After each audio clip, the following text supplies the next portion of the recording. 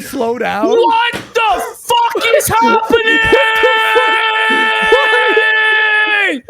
This is the Keno Casino, May 11th, 2026, aka Jermageddon.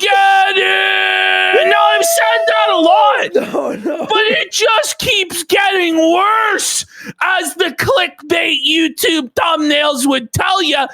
But this time, it isn't the nothing burger. This time, every single day, not just every day, every hour, every quarter hour, the entire story is changing. Like, the title that says "Quartering deletes Twitter" is out of date. Do you know? It's not the biggest happening that happened. That's like low. In the last 24 hours. Like, it's yesterday's news, you know? Like, today's news is yesterday's news. Like, there's news going on right now. We extended the intro. With because I had to get all of these DMs that Sydney Watson dropped on Jeremy Hambly. That the DM drop ended, folks, because Jeremy Hambly is blackmailing Sydney Watson right now with threats of lawsuits, doxing family members, potential violence. Who the knows? And you gotta, like, who is this man? Like, he has the ability to just take down YouTube videos with a snap of his fingers.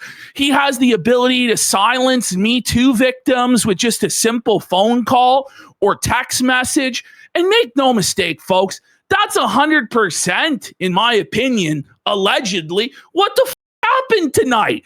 Because Camelot's leaking all of these DMs exposing that Jeremy has been blackmailing Sydney Watson for years. He screwed her over in their business dealings, just completely. He was creepy with her in public. There are recordings of Jeremy Hambly that Sydney Watson made that God knows, and the tape was due to be released tonight, folks. We were promised that the audio recording of Jeremy Hambly being creepy, he was drunk, who the knows, was going to be dropped tonight, completely exposing him. By the way, shocking that Sydney he was doing Watson, that. Yeah, I know, right? Well, we all knew. It was an open secret. Yeah, exactly. Just like it was with Harvey Weinstein. And that's what we're dealing with here tonight, folks, is the Harvey Weinstein and Ghislaine Maxwell of the right wing in the quartering Jeremy Hambly and Chrissy Mayer. And Judgment Day is here for these. They're finished. They're cooked. That Chrissy Mayer show. What the? Chrissy. How do you fumble? Like, just go, I up, I lied, I was panicking. Because she had a job lined up with the quartering, and quartering has announced today, guys, Hannah Claire Brimelo's done. She's resigned. She's not showing up for work. He said until the midterms. So she's gone till November. Or it's the same lie. It's the same lie we were told about Luke, where Luke went up to the farm upstate to run around in the hay patch and play with all the fun animals, and he would be back by the midterms too. And we've received no update on that. Jeremy Hambly was alone today. Yeah, that's where Luke is. Luke had the best timing in the world when he got out of this flaming, deep, Titanic disaster in the nick of time, last plane out of Saigon, like out of this basically unscathed. We even said I think you said before he left, you're like, Luke, you're better than this. You have to go before it all. And he was. And he was better than this. And he did go. Hannah Claire's out of there. I don't think we're seeing her again. No. Melanie Mack, conspicuous by her absence today. You'd figure if Hannah Claire was going to bail and not show up, even though Melanie doesn't typically work Mondays, she could have done her boss the solid of standing by her after she made the whole mess much worse on Chrissy Mayer's show and basically sunk Chrissy Mayer's entire career. Although you can't even blame Melanie Mack because Chrissy had so many opportunities to save it and she herself so badly. And tonight, folks, you're going to see clinically, surgically, precisely an expose of Chrissy Mayer that just destroys all of her narratives. Chrissy knew. She knew the whole time before she had the interview with Melanie Mack on the 22nd of April, a full 2 weeks before the interview. She was on a live stream, a public live stream with Nina Infinity and this Ebony gentleman. Okay. And on this live stream, it was revealed to her the entire situation with the quartering. Basically all of it. Literally. And not only, and it's all public. The live stream is still available. I'm going to show everybody the live stream. I'm going to show you the clips of the situation being explained to Chrissy Mayer. And then I'm going to show you Nina Infinity practically in tears as she explains to Camelot how Chrissy lied and lied and lied to her and f***ed her over. And she lied to Brittany Venti. She lied about Brittany Venti. And she's lied to multiple creators in DMs. Creators that she works with on a regular basis. By the way, we won't name names. No. They're free to come forward and expose the truth. But Chrissy lied to multiple panelists on Friday Night Tights about the situation. And Camelot exposed the whole thing. He says in the DMs, Chrissy Mayer admitted that she knew about the whole controversy with Melanie Mack. She knew about the whole thing beforehand, and she did it and played dumb for money. Woo! She wanted the money. She wanted the clout. And now we know that she was sweeping probably because Hannah Claire Brimelow put in her 2 weeks notice just a few weeks ago. And the job was coming up to be on the quarter cast, to be paid $500 a show for a couple of hours of sitting there and telling Jeremy he's so sexy and nodding her head. And she wanted that position.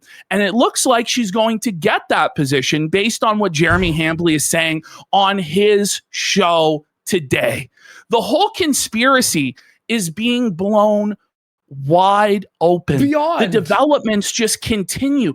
Folks, I thought the headline today, when we first started prepping this show over the weekend, the big headline is Jeremy Hambley banned from the Renaissance Fair. Whoa, buddy. That was Jeremy Saturday morning. Hambley banned from the Renaissance Fair, which is a crazy development. A crazy show, by the way. Any other day, that would be the main event. The greatest top show ever. headline. This is amazing. We're feasting, bros. We're winning. Hambley's defeated. Quartering's destroyed. Because that Renaissance Fair is one of his favorite things in the world, he says.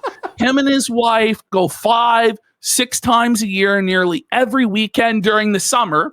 And because of his creepy behavior that was uncovered in a multiple-hour stream where he was perving on women and children and making families uncomfortable with his drunken, foolish antics while his wife was with the bull doing God knows fucking what. I'll tell you he what. was officially banned from that property and all of the other properties managed by that Renaissance Fair, which means he can't even go to the one in Chicago. He can't go to the one in LA. He can't go to any of the 4 properties they manage. Like the entire Midwestern Renaissance Fair, it's over for Jerry. Bye. Then Jeremy Hambley decided that rather than focus on the evil trolls of Keno Casino, which it's easy to paint us as the bad guys. You know, it's very easy to go, holy these guys are cruel and they're making fun of things that they shouldn't and they're transgressing boundaries and they're edgy and oh my God, and we say, right? You know what? Instead of going after us, He goes after the most popular panel show in his own entertainment field genre. Yes, the anti-woke content. He goes after Friday Night Tights, goes after Gary, a nice guy that nobody has anything bad to say about, who doesn't want to deal with drama. And the whole reason Chrissy wasn't invited to the show on Friday was because she up and created unnecessary drama that was then going to over everybody else on the panel, because a bunch of people are rightfully pissed off because Chrissy Mayer, Jeremy Hambly, and Melanie Mack are pissing on people's hands and telling them it's raining. They're telling people that 2 + 2 = 5. They're telling people that the chocolate ration was increased from 50 grams to 40 grams. They're telling us things that we just know aren't so, and they won't give anyone a platform to speak against it. Anyone who speaks against it is banned, gaslit, wrote off as a woke leftist troll. Wait. This shit is why weren't crazy. you allowed on her show? Why weren't you allowed on Chrissy's show? I wasn't allowed on Chrissy Mayer's show. I was screaming to go on that show. But she said no. But why can't you go on her show? Because we're banned from YouTube. Whoa. But I'm not. But I'm not. Who? But we're going to show the receipts of the lies. When she says that she can't have anyone that's banned on, she had Ethan Ralph on. And he's been banned a million times. To have Ethan Ralph, who's double, triple, quadruple banned from the platform, known doxer, known swatter, known actual harasser, has Woman restraining beater. orders against him in real life, has beaten women on camera. She's willing to platform that guy. Also, she's platformed a ton of people who have been banned from the platform, like Cecil Says, et cetera, right? Yep. She's willing to platform, but she won't platform me, who isn't actually banned from the platform, right? Because she was scared. She didn't want to be held accountable, because the first thing I was going to say to Chrissy Mayer when I got on, do you expect us to believe you have Alzheimer's? Yeah. Because you were just on a live stream 2 weeks ago where the whole thing was explained to you. And not only that, Nina Infinity, who is not a drama monger, who is not a troll, who is trying her best to be a professional political commentator with integrity, okay? Like she's in tears about how you lied to her, how not only did she explain it to you in public, but afterwards, for over an hour on the phone, outlined every single bloody detail of this entire situation with receipts. And you were on board as having known that Jeremy did this. And then when it came for your live stream, by the way, Nina also warned you in the hours leading up to your live stream not to do it.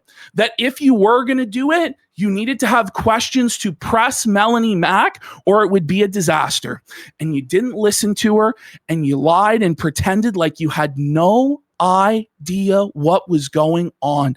You lied to Brittany Venti. You basically admitted that you lied to Brittany Venti on the air last night without admitting that you lied, because you're just allergic to accountability. You're allergic to responsibility. And I would say typical woman moment, but this was beyond anything I've ever seen before, where you're just caught in so many lies and you're given so many outs. All you had to say was, I'm sorry, I panicked, I was under pressure, I wanted to protect my friend, I lied, and it was wrong, and now I'm throwing Quartering and Melanie Mack under the bus. That's all you had to do. Literally. But instead, you were desperate to get this job working for Jeremy Hambly. For whatever this is like working at the Krusty Krab and throwing it away for the chum bucket or something like this. Like, this is working at Google. You're working at Friday Night Tights, the top brand in terms of anti-woke content in the world. Literally. And you decide to go to a failing program with no viewership, no support. Why? You have to wonder what what is going on here? 2 million subs. plus 10,000 purchase subs every week that Jeremy adds. She checks it and goes, "Oh, look at the number." That's what she thinks. But when you look at the She's chats, such a boomer. Twitter, She's anything. such a boomer. She actually believes the botted numbers. Oh, but if you just looked at the revenue today, it was $76. oh. How are you going to afford 3 full-time co-hosts making $76 a show? Come on. Chrissy just smells a simp mark. She smells the blood in the water. She heard the tales of Sydney Watson pocketing $250,000 off of this simp. And in her mind, she goes, woohoo, I'm hotter than Sydney. I can probably get $500,000 out of this pants cock. And it's just so transparent what's going on here. And I just can't understand why. There has to be more to this. There has to. Doesn't there? Well, because there has to be more to what's going on. Buddy, she's burning down her whole career to defend Melanie. It's like, oh, but she's my friend. Okay, but you could tell your friend that she's being a and shouldn't you not support deplatforming and flagging?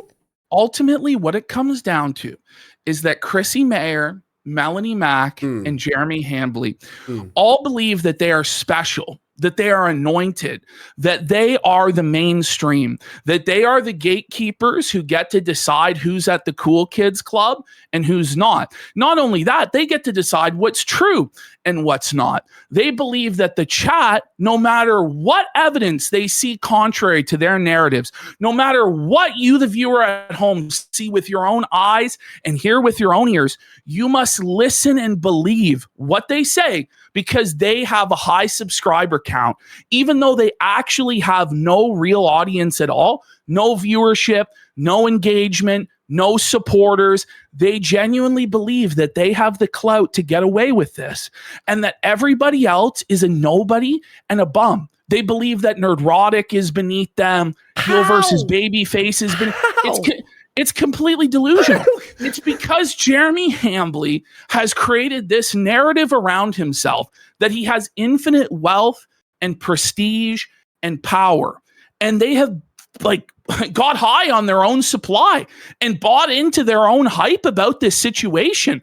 But as we're going to find out tonight from Camelot and Sydney Watson, and apparently insiders within the Quarterings camp, Quartering's on the verge of bankruptcy. He has expenses bordering on $30,000 a month just to pay his bills. And he's only making about $3,000 a month from YouTube.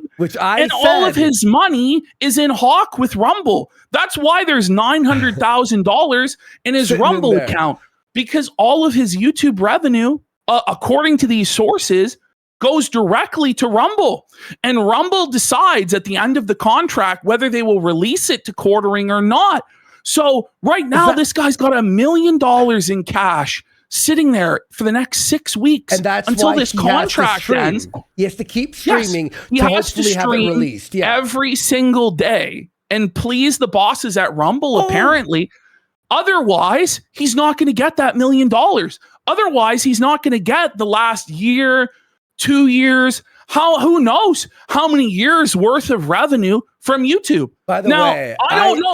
Jeremy Hambly could come out and clear this stuff up. He could clear up the situation with Sydney Watson. He could clear up the situation with Rumble, allegedly, that's going on. He could clear up what's actually gone on with the gay op that he tried to do, framing people for flagging down his channel when he was actually drunkenly deleting videos. But he refuses to answer to any of this stuff because he genuinely believes that he's above it. That all of your concerns, the viewer at home's concerns, all of his peers and the content creation community's concerns, they're beneath him. And he doesn't have to answer. And Chrissy Mayer doesn't have to answer. And Melanie Mack doesn't have to answer, as they all rely on you to pay their bills. I don't know where they believe that the audience is in service to them and not them in service to the audience. You're actually supposed to entertain and inform your audience. You're not supposed to gaslight. He's below Quartering. You're not supposed to gaslight your audience and piss in their mouths and tell them it's sweet tea. Like, this is just crazy. No, this is what they genuinely believe. Jer feels like he could. By the way, I was saying earlier that I called it because you were like, is he making $20K a month on YouTube? I did the math. I said generously $4,000 a month. So when we hear $3,000 a month, it makes perfect sense. And how Jer doesn't look at these numbers and go, it's over. Apparently, it's over. I got to end this. Mortgage alone is $10,000 a month. How? That's what apparently his mortgage is alone. How? He built this house in the middle of nowhere in rural Wisconsin during COVID, when the building materials are super, super expensive.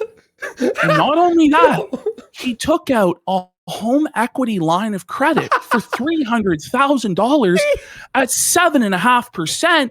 And that's public record that that's the case, that home equity loan.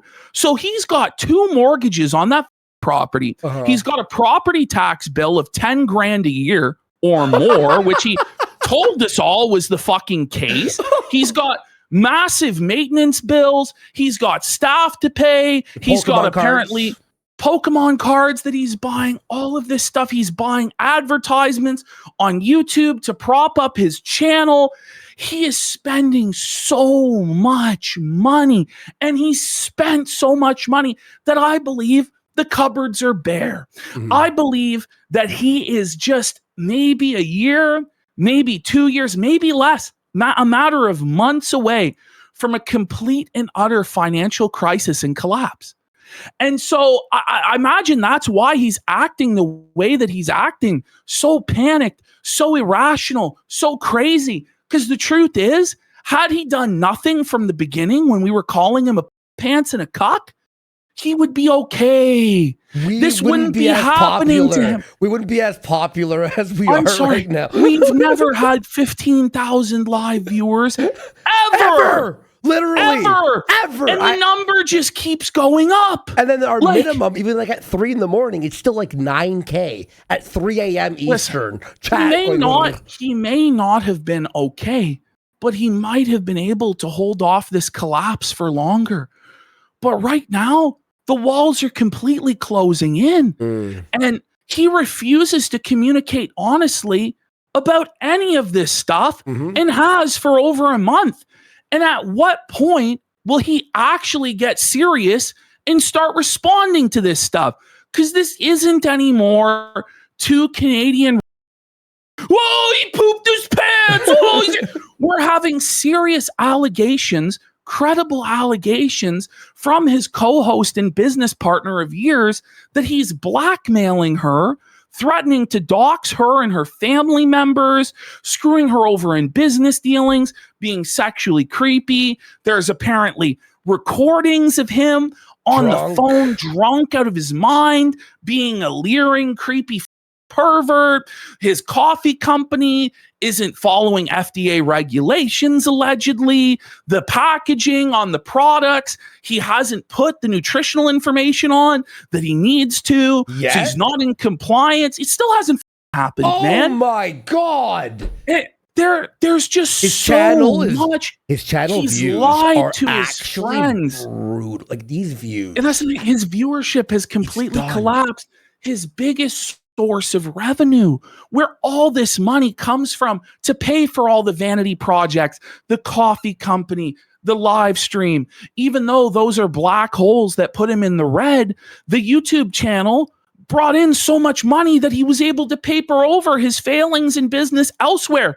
But now this guy, the viewership is in the toilet. Look at and this. When you do see a video here that does get a higher view count, you can rest assured it's because this guy has purchased advertisements on YouTube to promote them. And how do we know that? Because he told us. And we found them. People have seen the advertisements from him and have posted them. And we've shown it on the show. This guy is in a world of hurt. He snaked his friends, Bering and Count Dankula. Bering released DMs with quartering, where Quartering admits to the flagging. Yes. Where Quartering admits that he did the stuff I'll that flag everyone. That he's been denying for weeks and making more threats to flag people down and flag down his friends. And then he takes 7 years of their hard work that they work together in different time zones to coordinate this, because Jeremy's in American Central Time and Dankula and Bering are in Greenwich Mean Time or whatever the across the ocean in England and Scotland respectively, and they're staying up till God knows what hour their time to make this podcast happen. And it had a dedicated fan base that did love that show, regardless of whatever you think about it now, with some of the comments that have come to light and some of the clips that we played. Okay. And Quartering snaked these guys and deleted all of it. But now, why? We all know it was archived. It was all archived. Like, there was no point. It was all archived. There was no point to this Quartering. He said at first, like, the lies, they just keep compounding on each other. Us for flagging? These guys need to just tell the fucking truth. The first thing Quartering said, of course, was that it was flagged down by Keno Casino. Why would we do that? Well, why? It doesn't make any sense. It would be us throwing away everything. Yeah. You know. But what he could have done was had Teddy Feezer flag it down for him and make it somewhat believable. But this guy's brain isn't working properly. This guy's brain is up, as we've shown, on SSRIs and Xanax, and he's a chronic alcoholic. And so he just deleted it on his own and thought that everybody would say it's flagged down. But you can tell when a video is flagged down and when it was deleted. So when you put in the links, it said this channel has been deleted. This video has been deleted. Not and this he was has been caught. removed for harassment or anything. So then the lie becomes, oh, well, I told my editors over Signal Chat. What do you mean Signal Chat? What? You know, as an extra detail to throw in, over-explaining because he's lying. I told my editors over Signal Chat to delete this stuff for the algorithm. Okay? Then the story changes. How does that make sense? First of all, how does that lie make sense? Because he thought mixing live streams and videos with the algorithm. So then everybody's like, that doesn't make sense. So then he changes the story again and says that he did it. And this is the real reason, even though it doesn't make any sense. He deleted it because people were making fun of him for the things that he said on that show. Well, yeah. But that reasoning doesn't really make any sense because I personally have an archive of every single episode. He was drunk. Varicose Veins on Kiwi Farms has an archive of every single episode and has been clipping every single episode and is almost done clipping every single episode of the show. So there's really no point to this other than it was a gay op to try and smear us as flaggers that magically it would get him out of his crimes. But it was never going to work. And then Bering and Dankula wake up in the UK in the morning and go, what the have you done? Yeah. Jeremy, what have you done? And Bering messaged me and he was like, what the And then I was just like, yeah, he deleted all your videos. Quartering didn't have the balls, didn't have the testicular fortitude as a man to actually answer the DMs from Dankula and Bering. And rather than have any sort of accountability whatsoever, because again, he believes that Dankula and Bering, guys who helped him extensively, promoting him, working with him for a decade, are beneath him and not worthy of an answer. And he deleted his Twitter out of shame rather than answer his friends of over a decade. And this was all self-inflicted. He did not have to do this, but he chose to do this because he is a mentally ill basket case that is spiraling, that believes that he is a god, that he is a mafia don, that he is a king, that he is above criticism, that he is above mockery, that he has the power to not answer any questions, concerns that anyone has because he's above everybody. They're all beneath him and he's the king. Oh, by the way, Australia, Bering's Australian. Secondly, speaking of Bering, here he is. He's Australian? So no. Imagine now it gets even worse. I know. I was going to say. So you have to coordinate Bering the woke up at 3 Australia time zone the British time zone Yes. and the Central Standard Time zone. So Bering had to quartering at 3 flushes a.m. that all down the toilet. Jeremy Hambly. Yeah. Jeremy Dale Hambly of Wisconsin. And look at this tweet, Ash, by Bering 18 minutes ago. Streisand effect, noun. And he's showing our view count here. It's actually at 16.2. But by the way, props on everyone who finally stepped up and went, no, you know what? This guy. What the Seriously? fuck? You know, they were trying their best to try to make an amicable ending to this. But there's no amicable ending to this. Because quartering is insane. He's a psychopath. The thing is, if he's allowed to get away with what he's done, where he took down our clip channel by contacting his YouTube rep, he told everybody what he was going to do, both privately to Josh Moon and publicly on his Twitter timeline. And then a few days later, Andy Worski's channel, which was just reinstated by YouTube 6 months ago, found to be in good standing and no problems with it, was taken down with no explanation. The appeals that we filed are sitting there processing for weeks with no answer. Months now. And then within minutes of that channel being taken down, our clip channel gets taken down for ban evasion, just like Jeremy Hambly said it would. I don't know of any other person ever, H3H3, Keemstar, that has that level of power at YouTube. Who else has that level of power at YouTube? How does he have power like this? And then we've watched in the following weeks, in the subsequent weeks, as channel after channel after channel that has criticized Jeremy Hambly has either been banned entirely, been age restricted, or received strikes. The list is endless. Mikey No More, Camelot 331, Yellow Flash, Smash JT, Rant Man. There's a lot of smaller channels as well that have also run into issues. Now today, Sydney Watson leaks DMs to Camelot 331, exposing Jeremy Hambly for creepy sexual harassment, exposing him for blackmailing her, exposing him for threatening to dox her and her family. She has recordings of Jeremy Hambly drunk saying God knows fucking what. And in the middle of this being released, suddenly Sydney Watson joins a phone call with Camelot and starts recanting a lot of these accusations. She said that Jeremy Hambly's coffee was drop shipped in the DMs to Camelot. Suddenly, she's retracting that publicly on the air.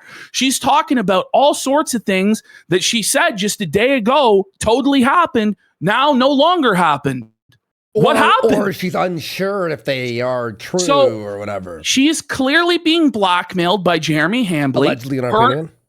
Well, it's obvious. She said that she was being blackmailed, and now suddenly she wasn't. What does that sound like? It sounds like somebody that's being blackmailed, do you know? And I'm just starting to get sick of this shit. I really am. I'm tired of the sweeping. I'm tired of the lies. I'm tired of these people pretending that this stuff isn't going on when we all know it's going on. So, as I was saying at the beginning of this point, if we allow Jeremy Hambly to get away with taking down any channel critical of him, silencing his accusers with threats of lawsuits, threats against their family, doxing them and the people they love, and we take the boot off of his neck and we let him live to see another day, rhetorically, obviously, right? If we allow him to continue on, this is just going to happen again. That we can't tolerate him. We can't tolerate his presence. He believes that he's a mafia boss that doesn't have to play by the rules. He threatens people's families while claiming that it's his family that's under attack, even though there's no proof whatsoever that any of the victimization and harassment that he claims to have received has ever happened. And we all know what his standard was back in the day for women that said that they were being harassed, they were receiving death threats. He said, prove it. If you're going to claim that, post receipts.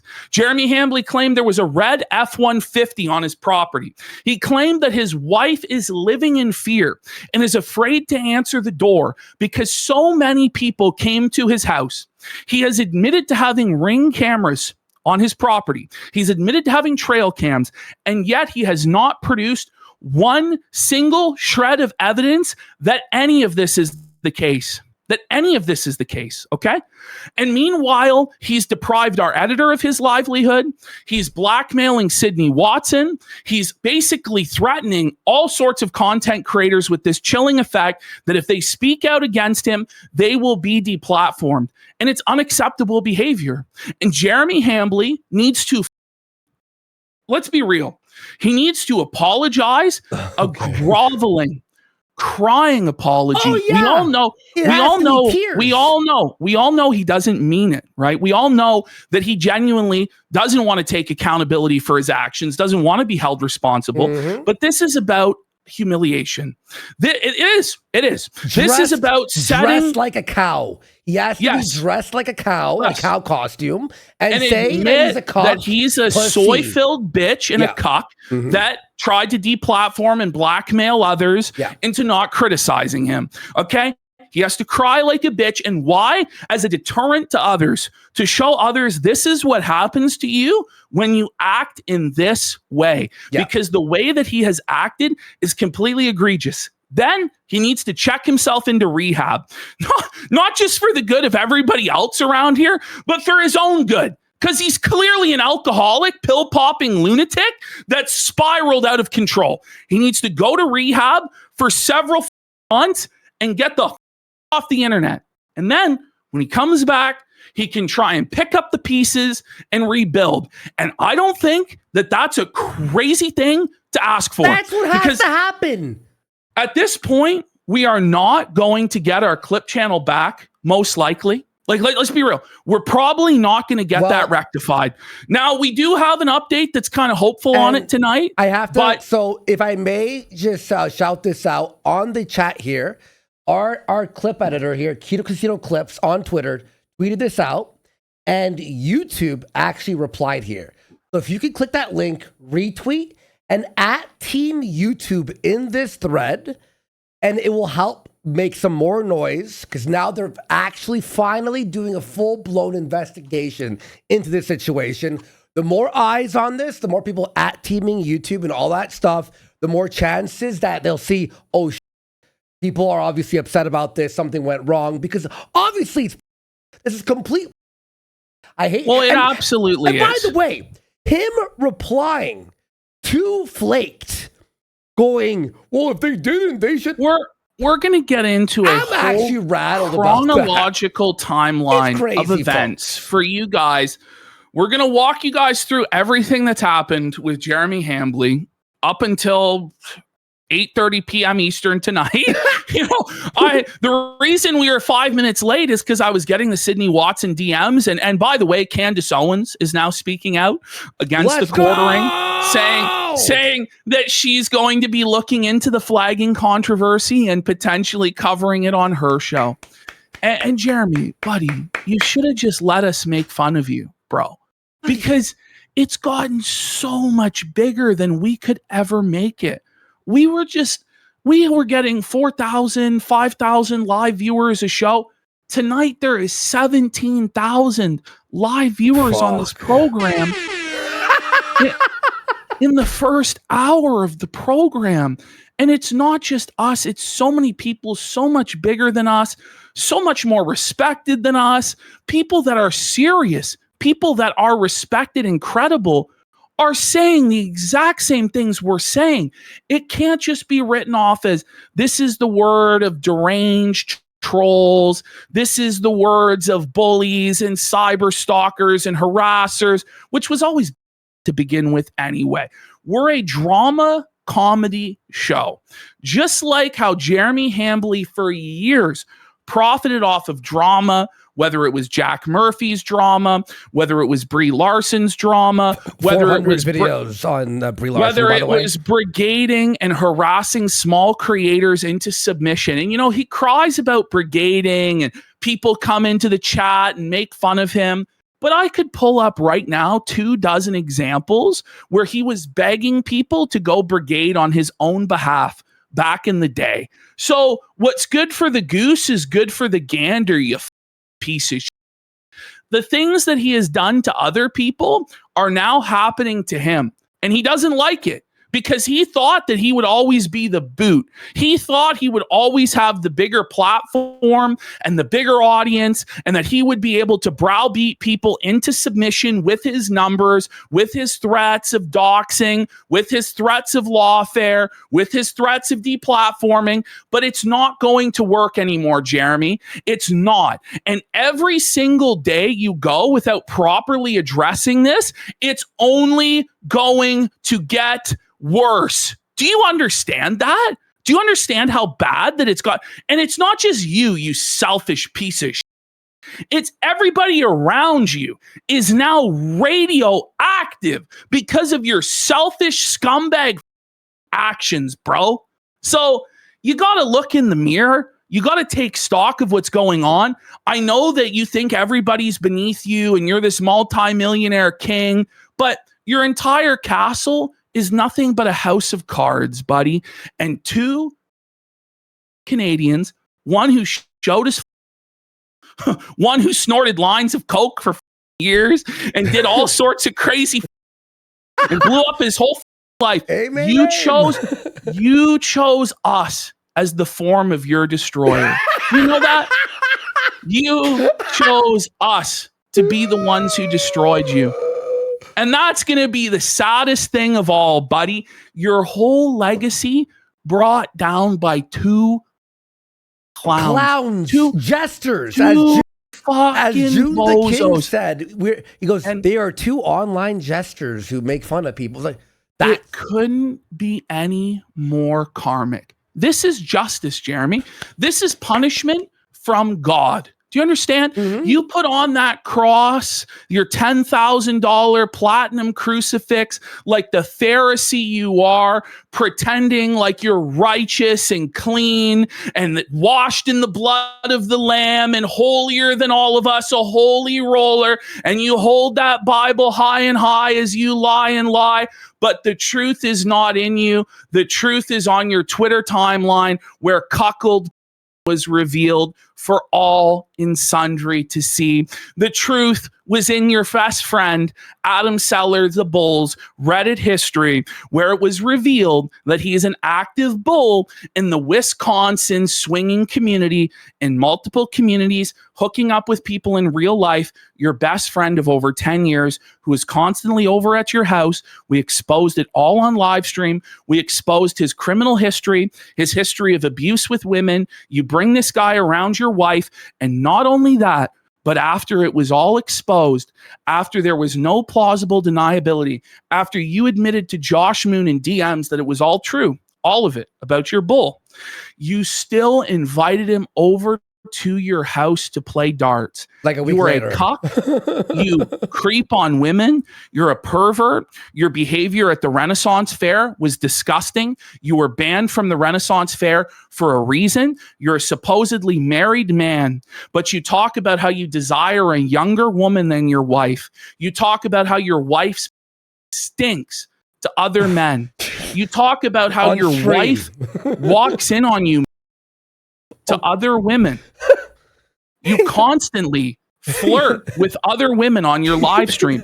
You revealed that you drank another woman's breast milk, your work wife's breast milk, on the air. That's something that you told everybody, and you said to the world that your wife was upset.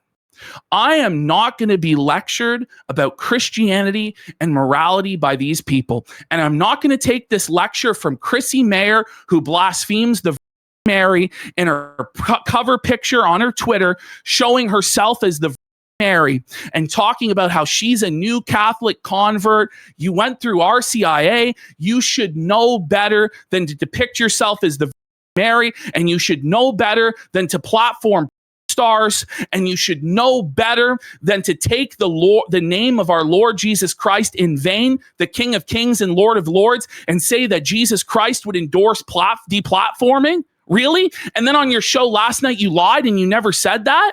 Well, I have the clip of you saying it, and I have the clip of you lying.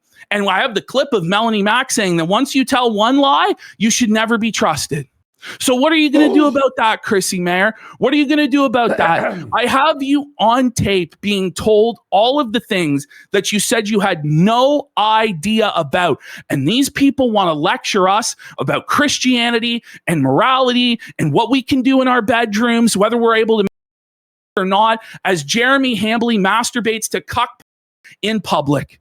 This is what's going on, and it's going to have to stop. We're tired of this. People on the right wing are tired of these shameless, cynical, pathetic grifters who can't even be bothered to keep up a front of righteousness. They're just publicly degenerates with one hand, and in the other hand, they hold up the Bible. Enough is enough. Off. Stop using my religion, the religion of 2 billion people worldwide, as a shield. Stop it. Just because you claim the name of Jesus Christ doesn't mean you're a Christian. Our Lord said there will be many who come to me on the day of the final judgment and say, Lord, Lord. And you know what Jesus will say to people like you, Chrissy Mayer, Jeremy Hambly, and Melanie Mack? Depart from me, ye workers of iniquity. I never knew you. We don't claim you. Off. Let's get into the show. Okay, by the way, everyone, sub to the locals. Our in the chat there. It's KetoCasinoClips.locals.com, and that helps support our editor. He's posting videos on Rumble, which people are downloading and posting on YouTube. So if you want to help him after Jeremy stole his family's money, his, by the way, baby, he's got a baby. Mm-hmm. And this... Mind you, Chrissy Mayer will hide behind her baby as her excuse. And Hannah Claire, her baby is her excuse, and all this stuff. And Jeremy will hide behind his family, but he deprived a family man with a newborn child of his ability to provide. Okay? So when they say all this, you're going after my family, you're going after my family, just understand what they did to our editor's family. Thank God we have such a supportive community here that has come forward in droves to support our editor in this time of crisis. It's just a shameful situation. So I'm doing extra streams there, and there's people it's like a chat there. It's really cool. So go sign up if you want to help support our editor. And let's read some super chats here, some quick ones. I know we have a lot, so we'll try to get through them as fast as possible. Hank4720 for a sub. Sooner Pet for 10 subs. Tracy Renee for 5 subs. The Doug Mack for 5 subs. We got VLT Goblin for 30 subs. Drink, snort, pull, reel for 25 subs. Go. I hate the Antichrist 4 for 25 subs. Let's go. Sooner Pet for 20 subs. Yellow Flash for 10 subs. Dean Roth for 10 subs. Markkinen for 10 subs. LT Farquad for 10 subs. Gas Station Boner Pills for 10 subs. Gomlius for 10 subs. Kilgore for 2,000 kicks. Bystander Syndrome for 500 kicks. Darkside Nate Real for 5 subs. Kino is Hell for 10 subs. Roarcast for 5 subs. Johnny Junker's cum-filled ass for 5 subs. Okay. Eternal Waters for 5 subs. Dr. Spike for 5 subs. We've got Safaworski for 5 subs. Sneed Bernstein Goldman for 500 kicks. Priscilio for 10 subs. We've got VLT Goblin for another 5 subs. We've got Mudwings 101 has subscribed. Sticks Missing Tooth for 5 subs. Land Beers for 5 subs. Quarter Father Don Capleone for 2,000 kicks. Buckle 89 for a sub. Adderall Dependent for 5 subs. Markkinen subscribe. Markkinen for 10 subs. Stream Standard for 500 kicks. Planet Jace for 6 subs. BLT Goblin with 1,000 kicks.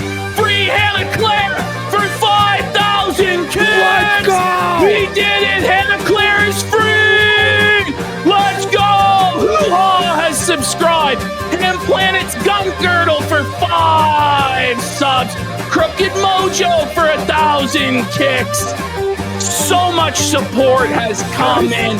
Whiskey Gravy, Revolver, Nicky Nick, Buck Jackson, Jeremy Hambeast for 5 subs, Oblivious Icarus for 10 subs, Busted Fuse for 25 subs. Let's go!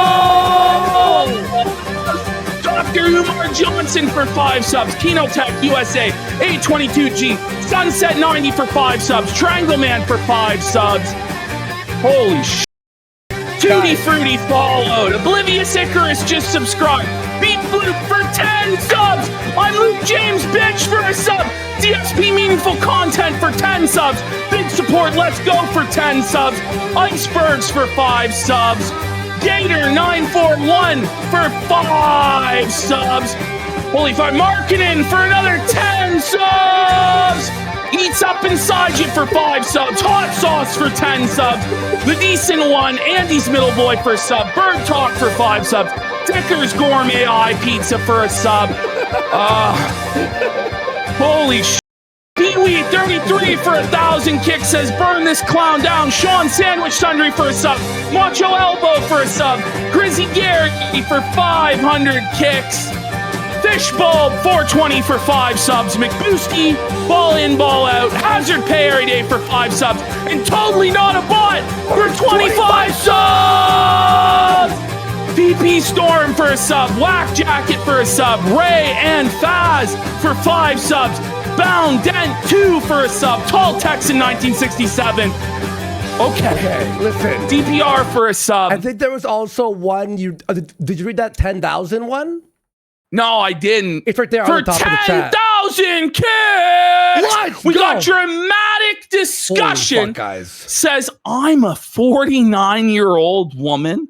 What? Not the demographic you would expect. Who's been your biggest fan since Jer pooped his pants in Walmart. Now I'm here on Kick. Jeremy, if we're getting 49-year-old women to sign up for Kick, it's over for you, bro. It's done, buddy. It's actually done. But we got DSP Noodle Arm says off quarter incher for 2,000 kicks. Jelly King 108 for 5,000 kicks. So what color Bugatti is Jeremy buying you, gentlemen? Look at this turnout. I know we might get the Bugatti after all, bud. We got free Hannah Claire for 5,000 kicks. We did it. Hannah Claire is free. We read that one. The Beast 808 for 5 subs. We've got 60 Reese. Boys, please retell the story of Jumbo Jer telling Luke about his dog's balls and still figuring out the right holes. We'll get to that eventually. Like, honestly, guys, well, hey, listen, there's too much. And by the way, there's simply too much. After all the updates in the future, we have Muda's vid, Brittany's vid, Cameron, unlimited amount Bearings vid. Like, we want to watch it all. And we got Ace King suited for 5,000 kicks.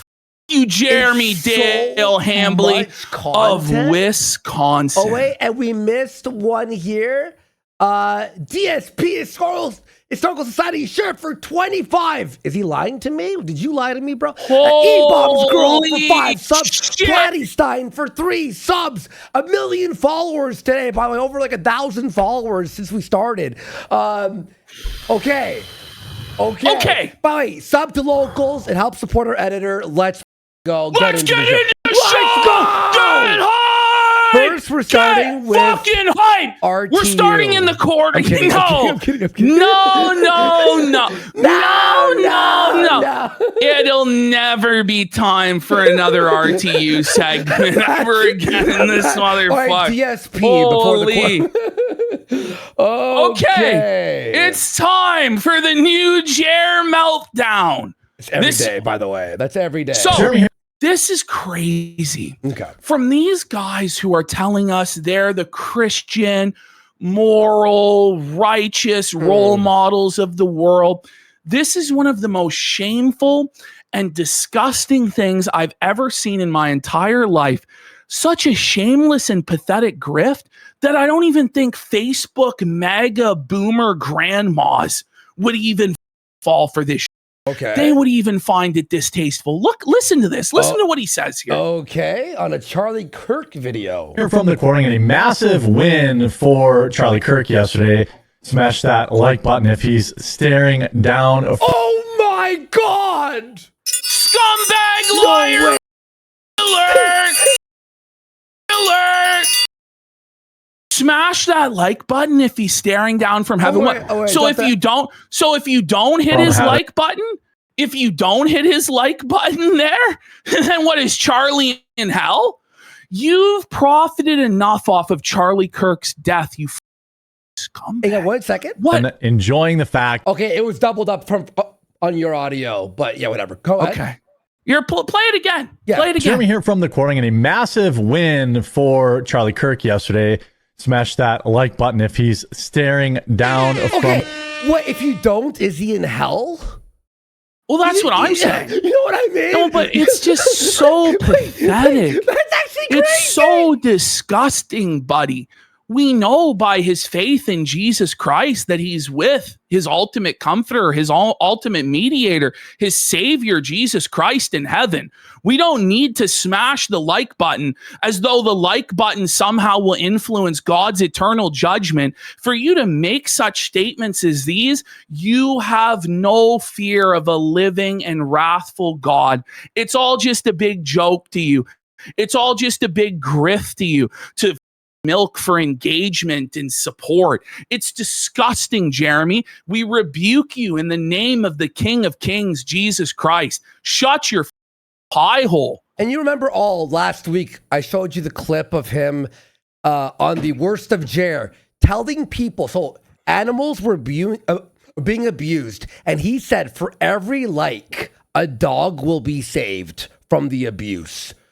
How the do you grift on dying animals and now God? Oh, it's in the state of Charlie Kirk's eternal soul. Like, what? This is so pathetic. This is the sort of thing you would see on Facebook. You remember the memes on Facebook where it's like, my child will like, and it's Jesus, and then Satan's like, my child will ignore. Do you know what I'm talking about? You know what I'm talking about? One like is one prayer. Or it was like, oh, share this to 10 people, or Jesus won't look after the soul. And you're like, oh, I got to send this. Buddy, this is crazy. How the is he? And look at him here, by the way. Folks, look at his face. This is the most pale looking man. Look at him. He looks sickly. He looks like he's dying. But this is the wolf in sheep's clothing that comes upon the devourer, that comes upon the sheep in the flock and devours them, that destroys them, that pretends that he's a Christian so that he can steal your money. That's what this is. Straight up. Buddy, if he was like I bet you he wishes he was a straight up thief he thinks, at this point. By the way, this is how low he thinks of you out there that are Christians and believers and that call upon the name of Jesus Christ as your personal savior. He thinks that you're stupid. He thinks that he can rob you blind. He thinks that he can grift in this shameless and transparent fashion, and you'll still support him from any and all attacks, no matter how degenerate or disgusting or depraved he will be, because he's a member of our tribe. No, you're not. No, you're not. If you were, you wouldn't act like this. What did Jesus say to us? We will know a tree by its fruits. This is not fruit of a plentiful and productive tree. This is the fruit of a diseased, rotten tree that is poisoning the flock. I rebuke Jeremy Hambley and his blasphemy. We'll rebuke Chrissy Mayer and her blasphemy, Melanie Mack and her blasphemy today. These people are this is God's wrath coming upon them. Let's be real. Look at this, by the way, Ash. Look at this. At his hoodie here. He's lost one of the strings. What a... He's a bum! Enjoying... That's the worst thing he's done. The fact that Tyler Robinson's desperate plea to get cameras blocked from the trial has been rejected. Good. What a fucking bum.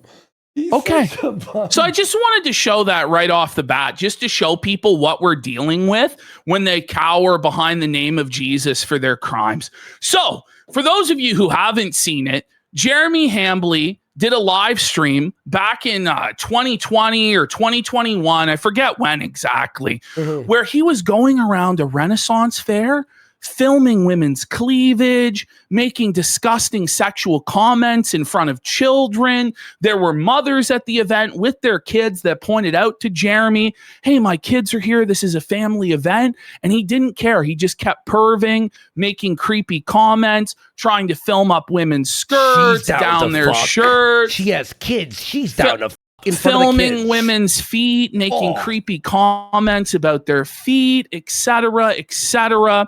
Well, finally, Jeremy Hambly was brought to justice.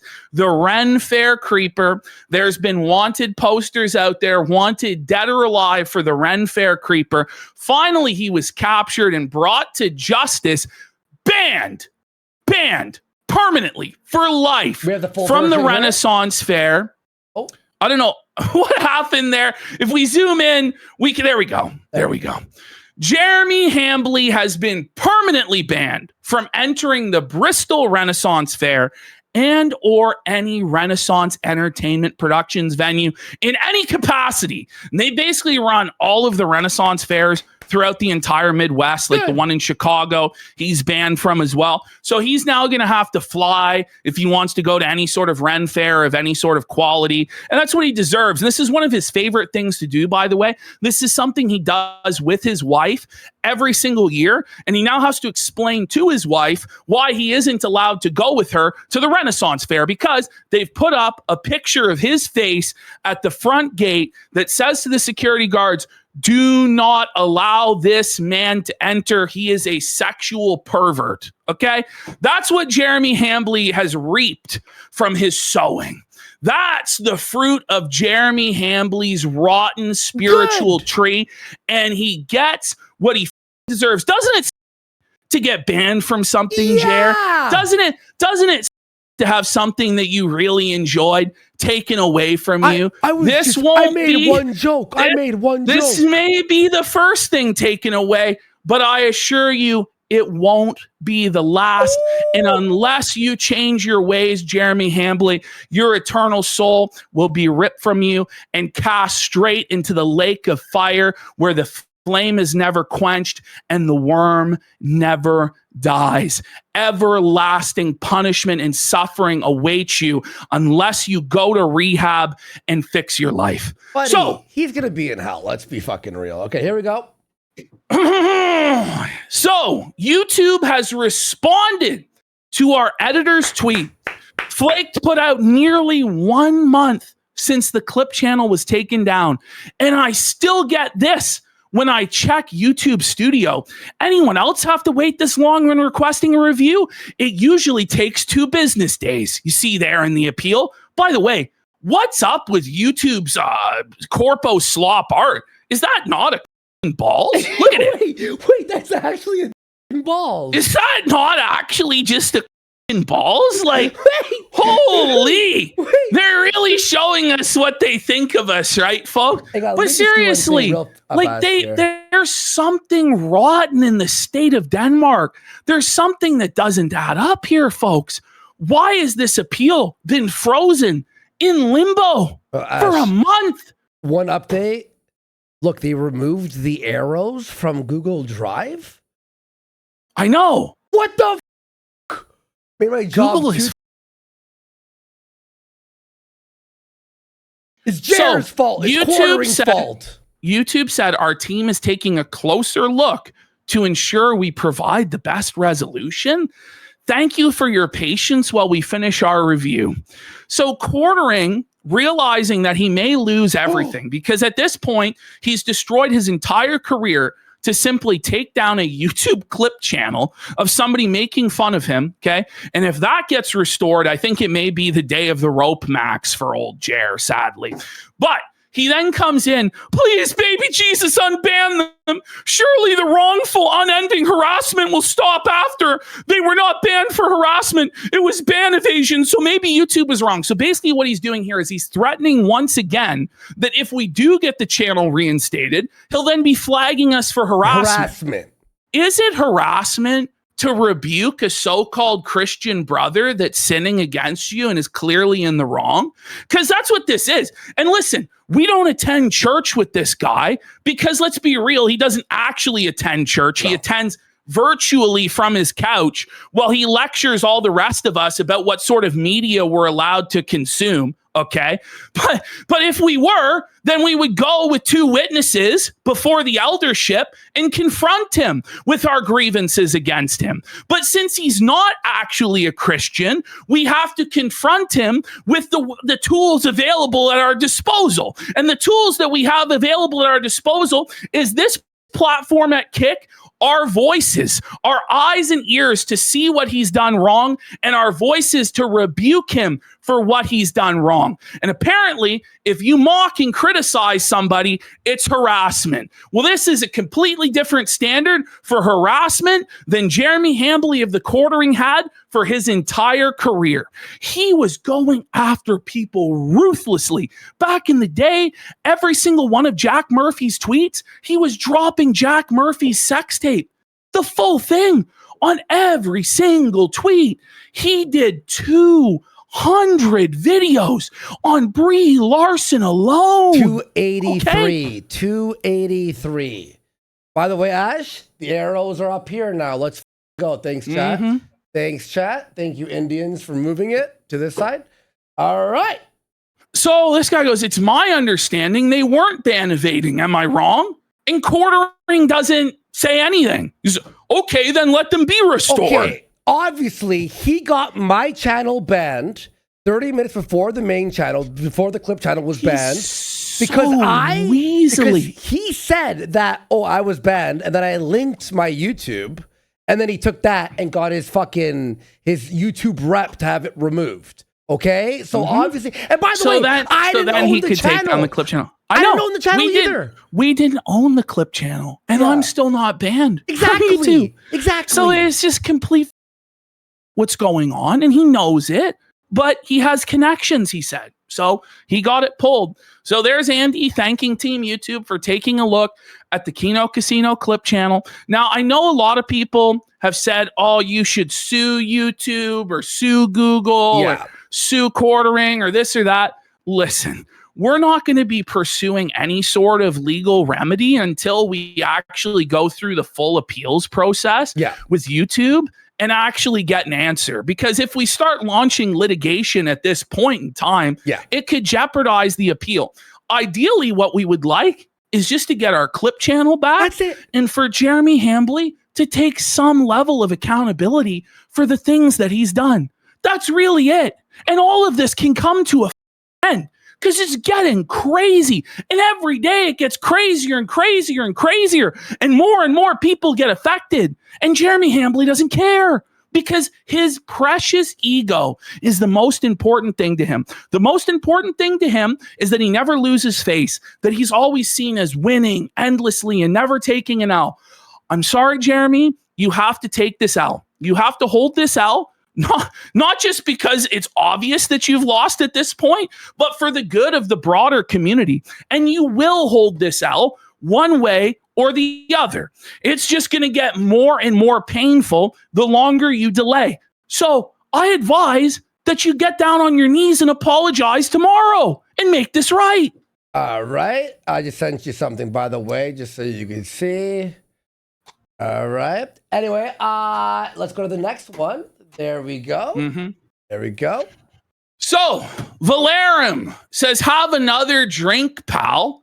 Quartering says, so of they are unbanned, you will stay being a We have a drunkard alert! Let's go! Drunkard alert! Drunkard alert! Fireball stock going up, bud. Buddy! Fireball stock going up.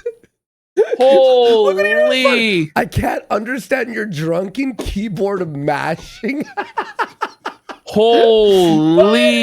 So if they are unbanned, you will stay being a bag. All right, Jer. All right. So of they. Oh, okay. My so God. now we're going into Jer just seething. So daily. So Venti says Quartering is an alcoholic pill popper, and everything he says should be read with that in mind. Well, that is if you read it before he deletes his tweets. So for those of you who don't know, this guy every day or every other day starts melting down, threatening people, saying he's going to scalp people, take down channels, ruin careers, expose people, bitching and whining and crying. And then the very next day, or sometimes within the same hour, he deletes all of it and then pretends like it never happened. This is constantly happening. And it's happened like every single day for the last like 3 days straight. Every day. Okay. Buddy. By the way, So- Kick, thanks for putting us on the front page too. Appreciate you, Kick. Thanks, Eddie. Quartering then says he has nothing to apologize for. You, Jer. And have a nice day, though. Nobody, you have a lot to apologize for. But why am I being attacked still? Weeks? Because he pretends to be completely oblivious to this whole thing. He needs to address it head on, or else this is just going to continue on and on and on. Because people aren't satisfied with you pretending that what we all see happening isn't happening. Buddy, come the on, dude. I'm not going to apologize. I wonder why they all hate me. Look at this, guys. Mm-hmm. By the way, this is still, I know it's like a thing where, okay, it's #1 news in the world, entertainment, right? This, all weekend, this was updating, by the way, not on the For You.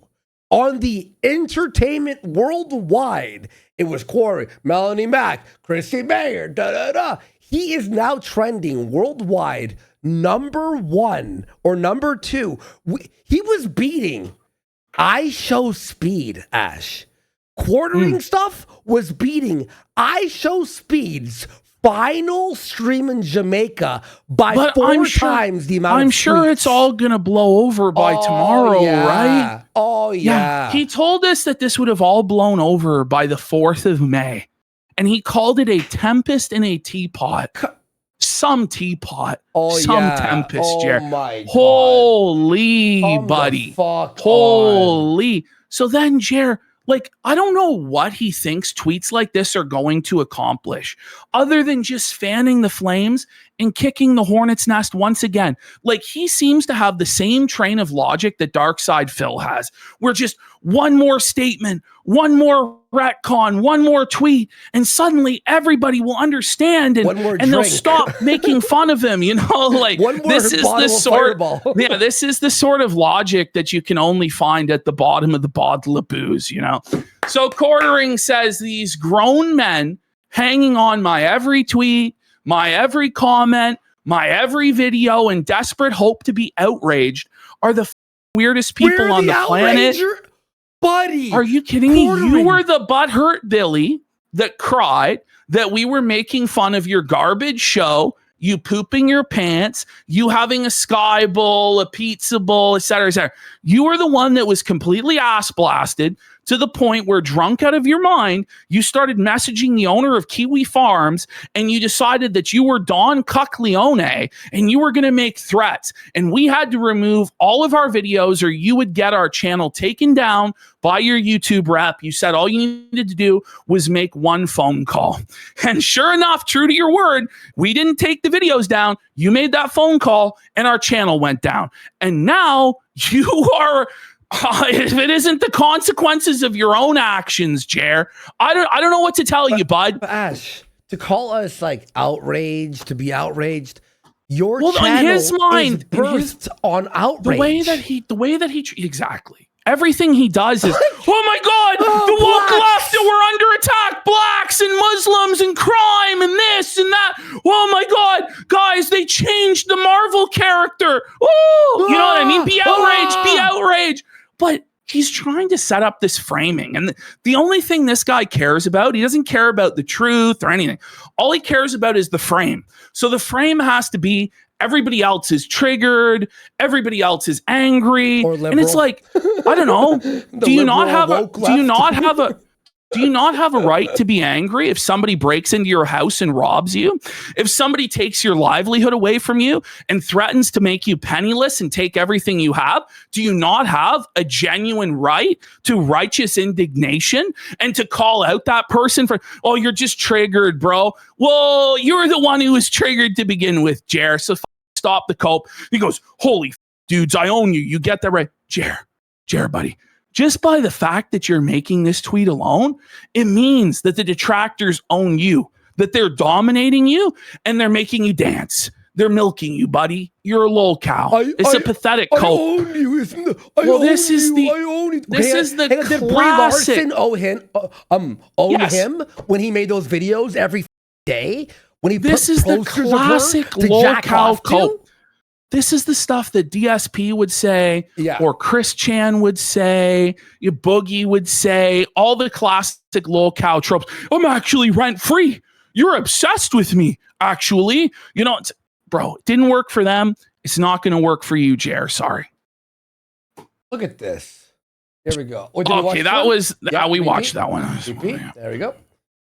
So, this person is saying that Jeremy's addressed it, but he didn't explain what the oranges are for. And then Quartering says the oranges are for flavor. Now, mind you, Quartering has said that this is so serious, such a serious situation, that his wife lives in fear. But then he makes these jokey posts about it. Do you know what I mean? Yeah, exactly. And he promised he wouldn't kick the hornet's nest anymore, even though he said it was so fun to kick the hornet's nest, even though his wife was living in fear and blah, blah, blah, blah.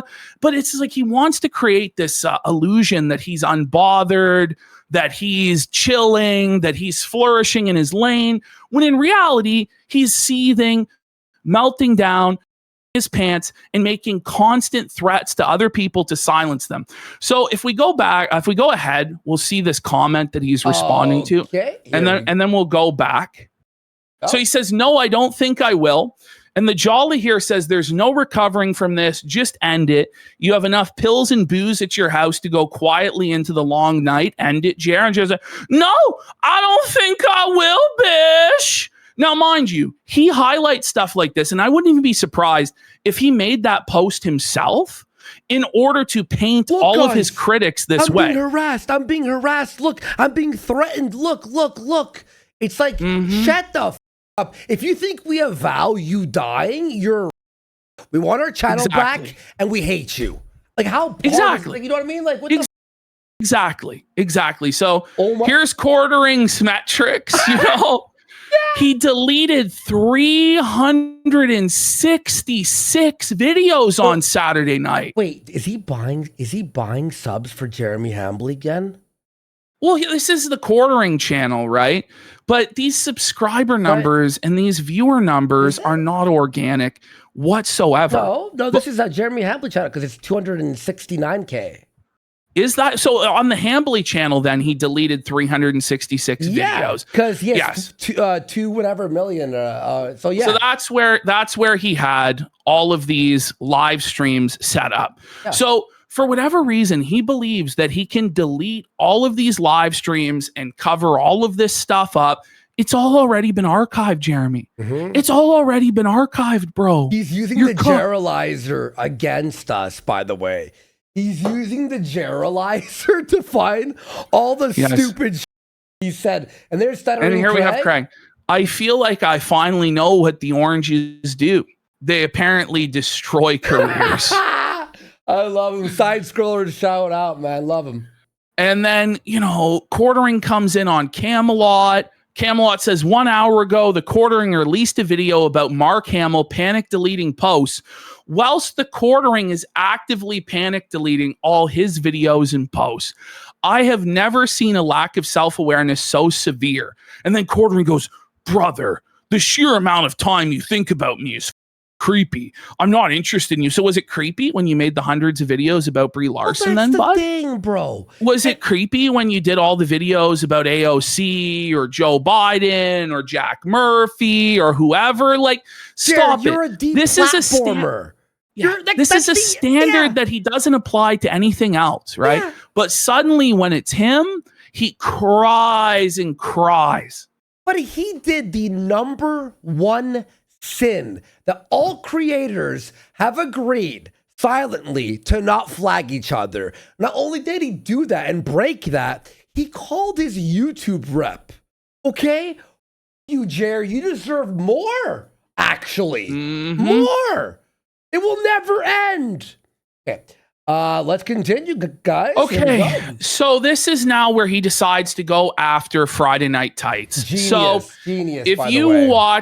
if you watched our prior show about Chrissy Mayer, our Friday show, and what went down with her, the sweeping for Melanie Mack, pretending like she had no idea what was going on, you'll understand why this happened. But if you didn't, basically what happened is Chrissy Mayer knew right well what was going on with the quartering. Nina Infinity had explained it to her publicly on a live stream 2 weeks prior and privately for, I believe, an hour after the stream, and had reached out to her in the hours before the stream and also informed her about the situation. But she went on with Melanie Mack anyway and pretended to not know anything about the situation, swept up any and all criticism, was answering super chats for Melanie Mack, and I believe at this point it was all an audition to join the quartering and replace Hannah Claire Brimelow on the program because Hannah Claire Brimelow was on her way out. And she thought that she could get away with sweeping this up. She thought that she was going to make all of this money and then be able to double dip it by doing a show later on with Nina and Brittany and fence sit the whole issue and then get in quartering's good graces and get hired. So this caused a massive for Chrissy and everybody associated with her. For those of you who don't know, there's a program called Friday Night Tights. It's probably the largest media criticism show on YouTube. I think that's fair to say. And it's cool. It gets like 20,000, 30,000 live viewers, hundreds of thousands of replay views on a regular basis. It features Nerdrotic. It features D-Day Cobra, Ryan Kinnell, Shattenberg. I mean, you can just read the list of names, or you might not be able to because how pixelated and stuff because it's deep fried. Right? Over here, he's based. This guy, Little Platoon. Yeah, they're all Chrissy based. Mayer is a regular contributor to this program. She's been on it for a long time now. Now, in the opinion of pretty much everybody, she contributes next to nothing and is completely useless. She does her Lisa Mercante impression or her Frosk impression, which is typically very fucking cringe. You know what I mean? And she mostly just sits there in silence and tries to network and suck clout from the program. Okay. But the people that are there like her and are friends with her, and, you know, she's a part of the show, right? Even though she doesn't really contribute anything of value. But what she decided to do was create a massive of drama for herself and everybody involved in this show, because what's happening is this radioactive cloud that Quartering and Melanie Mack and now Chrissy Mayer have created is following everybody associated with it everywhere they go. And this is not a show for drama. This is not a show to litigate. Did you sweep for Melanie Mack? Did you sweep for Court? It's a show to talk about Marvel movies, to talk about Star Wars, pop culture and entertainment, and have a chill, laid-back vibe. Yep. Nerdrotic Gary hates drama. And to be fair to everybody on this show, they shouldn't have to deal with drama that they had no part in creating. Yep. And so if Chrissy was to appear on this show, no doubt, dollars to donuts, there would have been 10,000 orange posters in the chat, rightfully calling for Chrissy Mayer to be held accountable and be dunked on. And so Gary and the other members of the panel didn't want that. And so they asked her, hey, just don't come to work. Just don't come to work this week. By the way, this is not a new thing. This has been done several times before in the history of this program. This is how they handle drama. When you have heat on you, when you're bringing baggage to the table, it's not a place for that drama and baggage. Razor Fist, they dropped him for a while, but you know what? He was brought back onto the program. Mm-hmm. He took his lumps, and now he comes on from time to time. This is how they handle business over there. Yep. Well, Chrissy Mayer and Jeremy Hambly decided to throw a piss pants tantrum about this whole situation and accuse these people who have been some of the biggest critics, the biggest champions against against woke content that there has ever been on the platform. Against anti-woke. Holy, I pulled a Hambly there. Some of the biggest champions against woke content on the platform, right? They had the balls to call these people woke leftist cancel mob communists. Out of everyone on the platform, they're calling them woke for not wanting to be part of drama. And by the way, do you know why they don't want you on, Chrissy? Because you were defending someone who got people deplatformed with which. Yes. Like, that's what woke people do. That's literally, but now they won't let her on the show because they're woke. No, they are against deplatforming.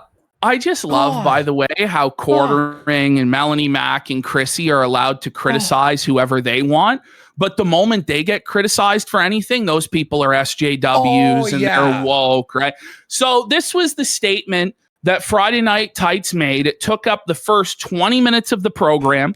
I've slightly shortened it, but pretty much everything they said was very relevant, very on point. And for Jeremy Hambly to go to war with these people when they have the massive audience that they have, all of the money and viewers and support that they have, is just crazy, especially when he shares, and certainly has in the past, a huge percentage of his audience with these people.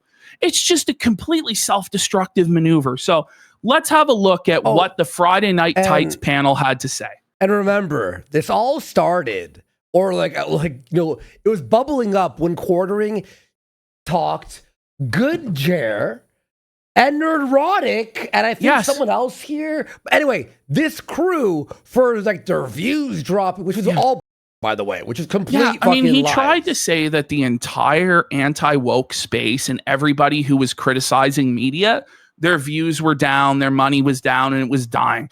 No, Quartering, it was your views and your money that was down. Yeah. And you tried to do a crab in the bucket, smear on these guys for God knows what reason, just to excuse your own failure. It was pathetic. Pathetic stuff. Now let's watch this. This is a great clip. I guess we have to address the elephant in the room, the oranges. The orange. Jeremy's racetrack for 21 subs. Let's go. Big support. Huge support. Thank you, Jeremy's racetrack. The 400-pound, 2 million subscriber elephant. Let's go. Good Jer's been on a righteous feltoning. Him and Camelot are volleying this motherfucker. Let me just say, for you to be called out like that on this particular program, you have to have up so bad. You have to have universally up to where everybody disagrees with you and no one's on your side and you're completely radioactive and a disaster. Because this isn't a show about drama. They hate to talk about it. Yeah. But you've made it unavoidable, Jeremy. Mm-hmm. Is that the word? Is that the elephant? That would be ultimately the cause of all this, wouldn't it? So false flagger, allegedly. Allegedly, because we all know he did it. It's the same. It's the same thing as O.J. Simpson saying, "If I did it," we all know you did it. It's not honestly, alleged. We all know. It's not alleged. We saw the emails. He threatened it. It happened. Okay. So allegedly, he only just admitted it publicly in private. Thank you. Yeah, and in the DMs with Bearing, there's really no doubt anymore. Really. Was there ever any doubt? Was there any doubt at any point? No, really. I think at least. I think in a criminal trial, he would be convicted beyond any reasonable doubt, even before the admissions that he made to Bearing in DMs on Saturday night. That's what I think, but who knows? Yeah. Maybe there's somebody out there who would believe that he didn't, but I don't think so. But apparently, the internet's just making up. So I thought it was just a massive coincidence that all the people criticizing him got fired. No, it's just a coincidence. Coincidence. Just a coincidence. Sure, there's 0.001% of plausible deniability, I guess. 0.01%. There's an email that nobody's seen yet that apparently has disappeared because you know what I did yesterday, guys? So researched so you people know what they're referencing here. Jeremy Hambly has his search bar up, as he often does, which leads to a lot of embarrassment for him. In his search history, there was an email from YouTube that said, "Thanks for your report." Now, Bering and others have pressed him and said, "Will you produce that email?" And he says that the email doesn't exist. Well, obviously it does exist because it was in your search history, bud. But even if it didn't exist and we wrote that part off completely, you said you were going to call your YouTube rep and have our channel taken down for ban evasion. And then a few days later, the channel was taken down for ban evasion. And then coincidentally, all these critics of you are now getting taken down, strikes on their channel. Camelot's got 2 strikes on his channel at this point. And whether it's you directly doing it or people doing it because you've opened the floodgates and think they can get away with it, ultimately you are responsible for this situation, Jeremy, and you need to take some accountability for that. Okay, I got 1 second. There we go. Sorry, I got a million DMs, folks. I can't reply to all of them. I'm sorry.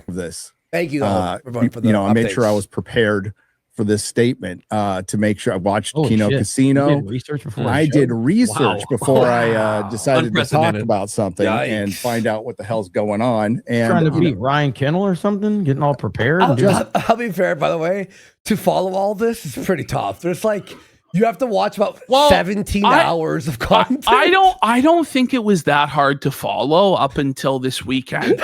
And then this weekend, it just hit a whole new level to where is my job to be doing this. Yeah. And I was trying to follow it every minute I could. Yeah. But even I couldn't, because I have to sleep at some point. I have to eat a lot of food to maintain this physique. Stuff this weekend. So I was like, it was tough. It's just crazy. I'm like texting Ashton every like 3 hours. What happened? I can't believe you're like, Andy, you won't believe it. Once. Just once. So Chrissy's not on the show today. I had a talk with Chrissy yesterday about the situation she inserted herself in, whether it was due to ignorance of the situation or not. Which it wasn't. We're going to prove it wasn't. We're going to prove to you guys that she wasn't ignorant, that she knew the entire time. She was on a public stream with Nina Infinity where she was clued in. She was clued in private by Nina Infinity. Okay. She's admitted to Camelot in DMs that she did know, and she was taking advantage of the drama in order to bring in money and views. Okay. That's the reality of the situation. So she wasn't ignorant, but okay. They didn't know all of that at this time. Although, let's continue. All right. She's going to have to address on her channel. It is not anything I feel I need to answer for or will answer for. No, he doesn't. No. I will say unequivocally, if I could pronounce the word, that I am against We're all turning false into flagging Jer in today. all of its forms. I know. I f up some words. I'm like, God damn, I've been watching too much Jer. Against even slightly hinting at false flagging that can cause more false flagging. I'm against stealing content. These are things I don't like. They are antithetical to everything we do. Authenticity and integrity is all we have. And when that is in when that is in question, that's a big problem. I gotta say, that's a big problem. Exactly. So if you know Nerdrotic at all, the fact that he's saying this much, normally it would be one sentence, if that. When he goes on for about 3 minutes about you up so badly. And what's crazy is it's all like this gaslighting that she did nothing wrong. All of these excuses. My father was murdered 3 years ago. My baby wasn't vaccinated. Don't know what that has to do with any of this fucking situation. You know what I mean? Just excuse after she broke down into tears at one point, Chrissy, rather than just admit that she fucking lied. After lying, and by the way, it's like you're a dad passed away. That's very sad. Obviously, we're not against your dad dying. That's crazy. But 3 years later, our it's not had an his excuse. channel removed, and it felted us. It's like, it's not about this at all. Like, what are you talking about? Tragedy happens to all of us, by the way. You know that, right, Chrissy? You dumb bitch.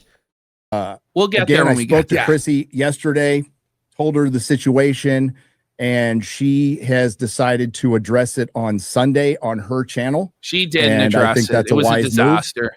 because it's not something that's going to get addressed here. It was not, in fact, a wise because move. It It would was just be honestly, she was better off not doing anything than what she did on Sunday. What she did on Sunday was the most shameless, disgusting gaslighting and sweeping I've ever seen in my life. Okay, I did not mean I'm not against your dad dying. I meant I'm not against you being sad about your dad dying. The Sorry. murderer was in the right. Sorry. He did the world a favor. I didn't mean it like that. Oh my god. Fuck me. Whoa, buddy. Hang on. Guys. Oh, jeez. I'm sorry you feel that way, Andy. I'm sorry you feel that way about her father. You know. Hang on. No, wait. fest for 4 Sorry hours. you feel upset about your dad's murder, Chrissy. You know, they can't actually give you any sort of real apology. You know, that would be wrong. I'm sorry. Fuck. Anyway, Well, I think it's a wise move to address it. I think it's a terrible move to wait 3 or 4 days. When I you could've- agree. Yes. Waiting It was. 4 days. You should go instantly. Hey, Melanie, your boss did this. I looked into it. I can't defend this at all. Sorry. Well, Bye. She went around and lied to all these different creators about this situation too. Like so many of them, including people on this panel, I know for a fact. It's just crazy. All she had to do was come out and say, look, Melanie Mack was my friend. I didn't want to screw her over. I wanted to protect her. I lied to protect her. I swept to protect her. I realized that was wrong. I shouldn't have done that. And, you know, just throw them under the bus and say, them, what they're doing is wrong. And she would have been fine. Like, yeah, we still would have shot on her for lying in the first place.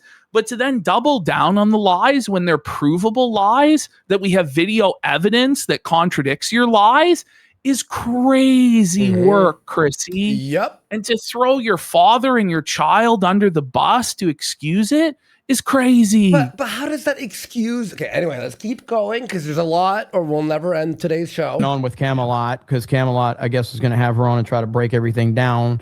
And she, whatever. She, I don't know her business. Which, by the way, he never hopped on. And that never happened. Yeah. Well, Like, because as you're going to see in the Chrissy segment, and it was so tough to lay this out because like the Chrissy stuff, I was so mad about as it was happening. And I just wanted to cover it immediately. But Quartering's meltdowns were so insane, and he's the main character in this arc that he truly has to be covered first. But the stuff with Chrissy is truly nuts, man. Yeah. It really is. And the gaslighting. And by the way, that girl who wasn't even who had no idea what was happening, that blonde girl who just sat there, even she was like, I don't know what's happening. All I'll say is Quartering. I haven't watched him in years. You guys know, Chrissy got to the point where she used Mother's Day as an excuse. Yeah, she liked a Saying tweet that Venti, against, yep. which was obviously a troll that was not in sincerity defending her. Where she's like, can you believe Venti had the gall to attack you on Mother's Day? I'm a mother. How could you do this to me on Mother's Day? Oh, yeah. Ooh. So, yeah, defend flaggers. Yeah. Maybe she couldn't make it or whatever. But, this is a situation that needs to be addressed as soon as possible. And on the internet, 24, 48 hours is a eternity. Yeah. And it's like a month. It's like a month that passed. And by the way, had she brought me on last night, undoubtedly she would have been totally felted, right? But it would be over with. The Band-Aid would have been ripped off. But now the narratives have changed so much more in the last 24 hours that I need to be honest, I'm not going to give her an opportunity to defend herself because it's indefensible at this point. I'm not going to go on that show that's a total rigged circus game to make her thousands of dollars. Yeah, like, no, thank you. Read specific super chats that are against. She was us cherry picking the super chats to try and create this revisionist narrative. She was retconning in real time, gaslighting Venti that the whole chat was against her and all the super chats were against her. When there was over 5,000 people in that chat and 99% were on Venti's side and 99% of super chats were calling out the sweeping and calling out Chrissy, but she selectively read super chats from her hand-picked group of simps to over Brittany Venti so that replay viewers would be gaslit. And by the way, she disabled the live chat. You can't view the live chat from that stream because she wants people who go to watch it to think that everybody was on her side, which they weren't. It's so dishonest and so disgusting. And I've just had it with Chrissy. Chrissy, she deserves to be burned at the stake. And by the way, I want to say this, Brittany Venti, props to her. I know it's tough. It was her friend, and she just was trying to find some way to reason with her friend who was lying to her, and she held her ground and was pissed off after. Her show after was amazing, by the way. It Chrissy was Mayer amazing. made something like $2,600 in super chats. Yeah. And basically scammed all of them. Didn't read any of them, took the money and ran, and didn't do a makeup stream tonight to read them because she's hiding. Because she knows that she's been caught in a massive web of lies and she's burning all of her bridges. And the only option she has now is what she wanted all along, which is to go work for Jeremy Hambly. Well, I hope that Jeremy Hambly has the money you think he has, because I don't think he does. I think that show is dying pretty soon, Chrissy. So I don't know why you chose to snake this show, Friday Night Tights, to go work for Jeremy Hambly, but that's your decision. Okay, I hope you're happy with it. I bet you he manipulated the same way he does with everyone else. How much money and how much riches and the views. Look, 70,000 watching live. 5 people in chat, by the way. Come on. But yeah, shout outs to Brittany for holding strong on this, because I know it's a shitty situation. Seeing it ASAP it's just going to make it even worse.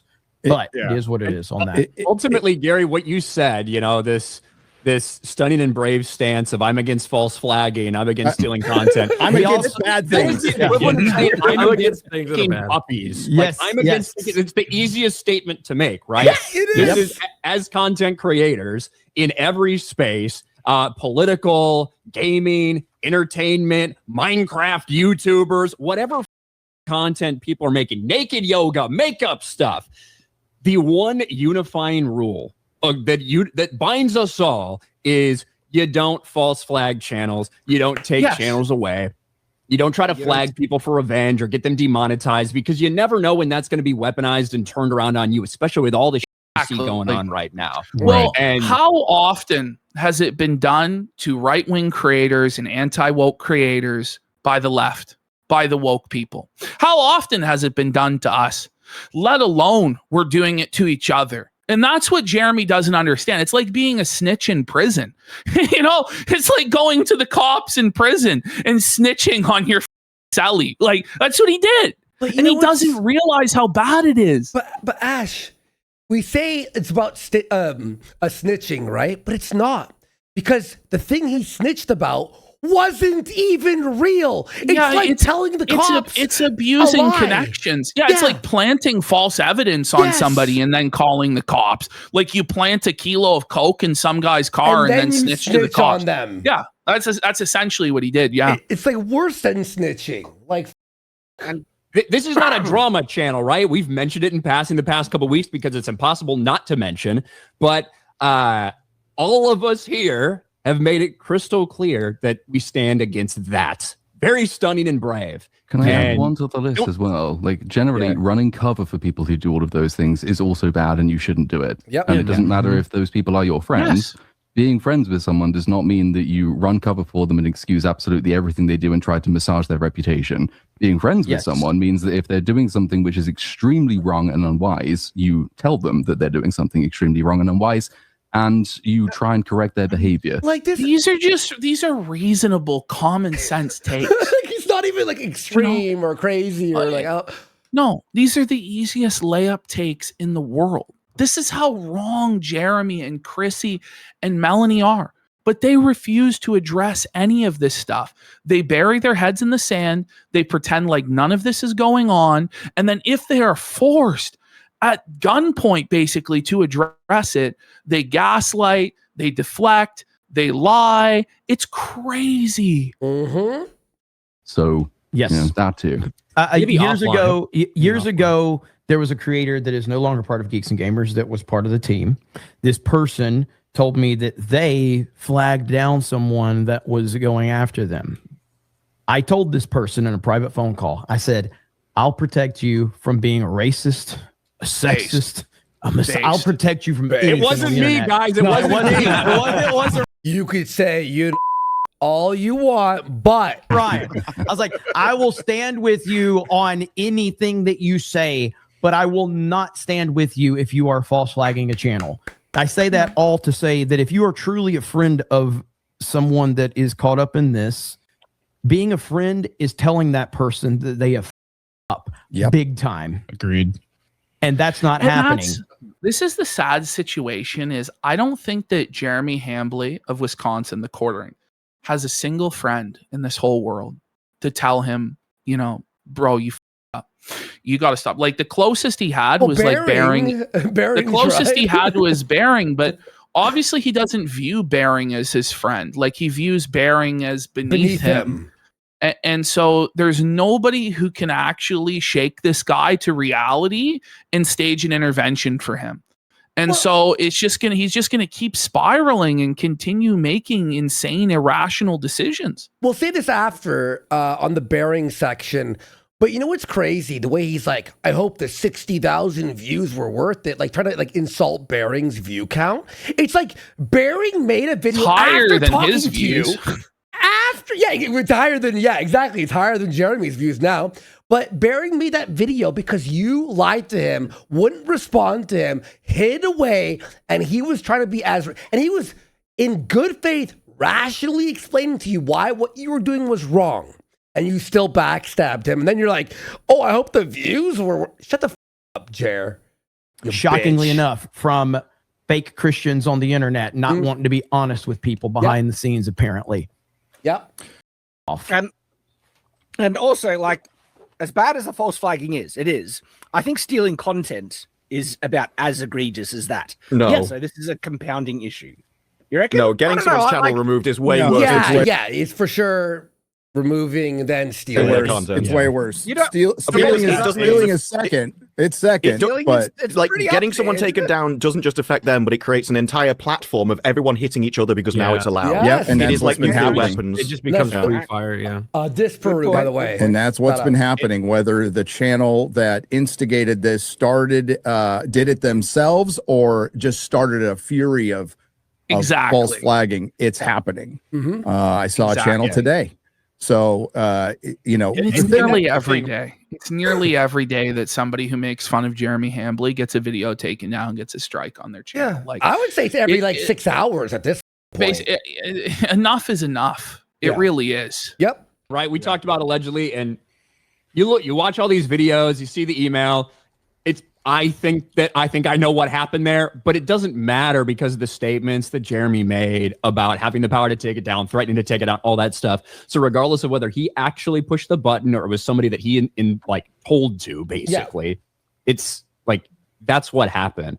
And until we're honest about that, until he's honest about that, and until he does something to try to.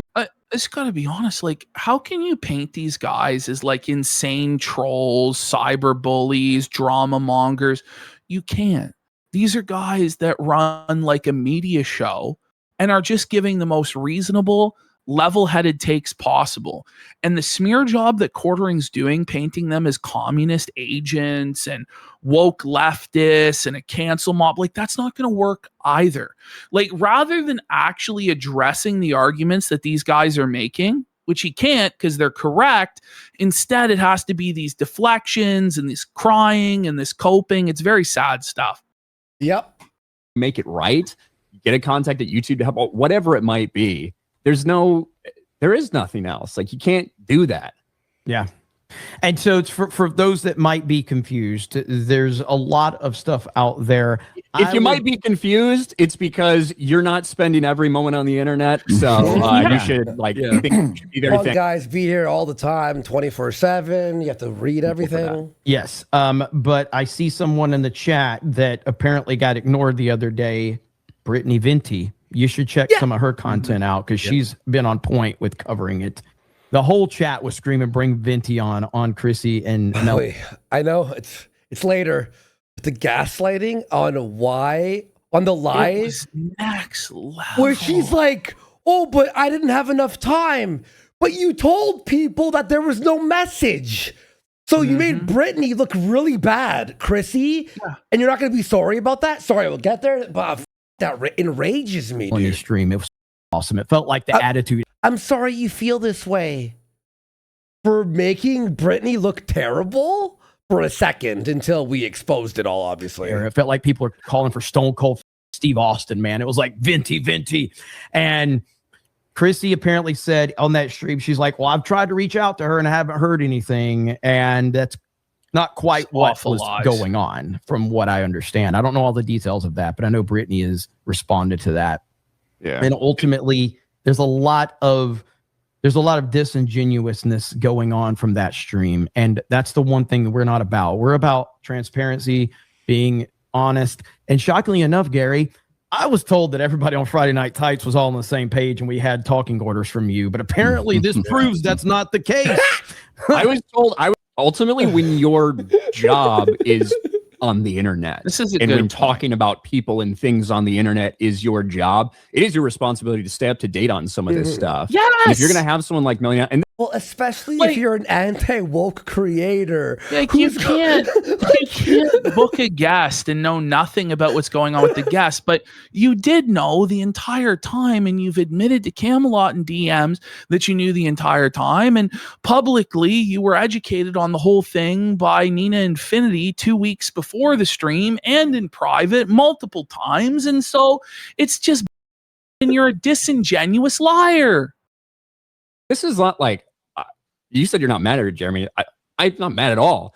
But it's like if you're going to have, somebody who's in the middle of something big, and that's what's going on with Melanie right now, obviously, you have to be aware of that. And you have to know that your audience is going to ask things or want to know things. And you have to make a decision of how you're going to handle it, whether you're going to address it, whether you're not going to, or what's going to happen. That's all part of our jobs, and being YouTubers Very or whatever. reasonable. It comes with a lot of perks and a lot of awesome things. We can work from home, all this stuff. It also comes with you have to be aware. You can't even do the most basic due diligence possible. Or at least if you don't know about it, when you see 1 million people in your chat explain it, you have to go, hang on, what's happening? And you know what I mean? And you Literally, can't you just have to. sweep it the whole time. This is crazy. You have to at least go, wait, But what's happening? Chrissy knew, and she just wanted that money. That's the truth. And it's all coming out tonight. And I wish it could come out right now, but there's so much with quartering we have to get to first. Yeah, exactly. Of your audience and what they're going to feel about you can't just ignore them or push off their concerns or say it's just leftist attacking Christians or nod your. This leftist thing is the funniest. Like their attacks are it's actually so funny. You want to just keep playing this? I'm just going to go take a piss quick. Go ahead. Yeah. Head along with somebody who's saying it's just leftist attacking Christians when I feel like that's not the case. And I'll say this. But because you know what? Jeremy is so used to using it's a leftist. My coffee's not selling because the leftists. My views are down because the leftists. I'm shadow banned. He's so used to using that excuse for any time he's been over or he thinks he's been wronged. But now he's using it against literally anti-woke people.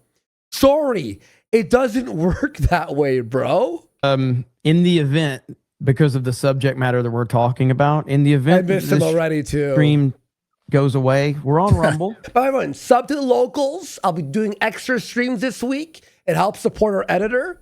I see a bunch of new followers there, guys. Thank you so much. Let's go. Thank you.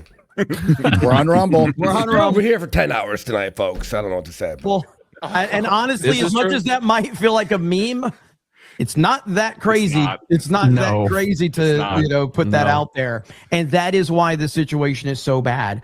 This is not just a coincidence right now. Some weird shit is going on. And the person that put all of that negative energy out in the internet. Oh, he almost said, did you hear that? Listen. On. And the person that put all of that negative. Whoa. Okay. Just going to say. The energy out in the internet. Nice catch. Has failed to address it in the same way. The same way he put that negative energy out there, he has failed to address it with that same energy. And that has created a firestorm right now. The Streisand. Buddy, this is beyond this. I think the Streisand effect should now be updated to the Hambly effect. Honestly. Effect. We've talked about it a lot. And listen, when your brand is based on criticizing things. That's the thing too, like the harassment. I mean, we could just repeat the same points over and over and over and over and over. All things. You need to be quarter pounder effect. Exactly. Be able to take it no matter what. It's not like we don't have channels and detractors. The bull effect. Dream of stopping them. Go ahead. You deserve your say. Everybody deserves their say on this platform. And that's why false flagging is like snitching in prison. It's just something you don't fucking do. Again, like this is beyond snitching in prison. This is you lied about another prisoner doing something to have them like put into like the maximum. And Kino Casino, their clip channel needs to be restored. Yes. Could we look, guys? Please, YouTube. Just how are they not figuring this out yet? Who the is searching? Like it's easy. It's simple. All the evidence is there showing it was needs to be restored now. Tell him, Worski. Tell him. Fuck. I talked to Worski. I have to use bathroom really bad. All right, go. About it. He said he doesn't have much hope, but I hope it's returned because for one, his editor got all the money from it. Their editors got all the money from it. Yeah, they own the channel. And this would have gone away by now if these things didn't happen. Yeah, it would have just been limited to us, by the way. Also struck down after Jeremy Hambly publicly and privately, and then it became publicly stated he was going to do that. So it doesn't really matter what happened. The internet is going to perceive that Jeremy did it, and it's up to Jeremy Hambly to clear his name convincingly, which he hasn't done yet. He can't, and now this is at my door, which I don't appreciate at all, and neither do my co-host. But we will be happy. I do to talk about. I appreciate it. Days. You gotta love totally fine with it. Like, he's so solid, folks. PPP said last night that we were, we might just ignore it and talk about the next bad Marvel movie. I would be. We're going to talk about it and then talk about the next bad Marvel movie. Hold on. So PvP of all people would be mentioned on Friday Night Tights. A completely unthinkable concept, even just a couple months ago. In all reality, I should never be discussed on a show this big, this influential. And I have to give huge props to Gary, to Nerdrotic, to everybody on the panel for actually properly addressing this and doing the right thing. Like, I can't find any fault in what they did here whatsoever. And I was worried, like when I went to go play this clip, I'm like, here we go. But it was actually so solid. I was so happy. Honestly, I was so happy. I had to give them props. And I went, wow, they went over every point. And by the way, Goodjare, I know you were asking why you're called Goodjare. And Ryan was right. It is because there's bad. It's by default. It's by default, is what he said. Yeah. That's what he said. Well, you could just call him normal Jer, okay Jer. Or just Jer. But you know what? I think he deserves good Jer because I'll be honest, nobody at that level, like of that subscribership, has ever actually reached out to me personally, and he did. Yeah. And what he said to me, I really appreciated, and he is actually solid as I would vouch for good Jer 100%. Oh yeah, I got a bunch of DMs from people and like other people in other sectors of the internet, and everyone's been so cool about this. Honestly, for real. Respect. Hold on, we're still doing that. We're not doing that. So, again, I would direct everyone to Chrissy's channel to see what she has to say. God, that was kind of a mistake. She's got some friends. Literally anything would have been better than what she did. She should have just shut her mouth and left the internet for a month. Seriously. Yeah, it came back. Holy fuck. Wait, Brittany, if Brittany's in the By chat. the way, we got D-Day Cobra for Good 10 subs. Yeah. No, mad respects. And by the way, D-Day on Twitter has been fire. Fire with Felting in the last few days. Up. I see. Thanks, but this man. is We really appreciate it, bro. For real. normal drama. This isn't somebody calling Jeremy gay. Exactly. Which he is. Is it normal?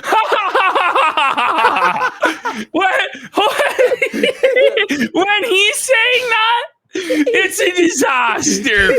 Evil Chair. It's a disaster, Cornering. I don't know what to tell you. Oh man, he's gay. This isn't somebody calling Jeremy gay, which he is.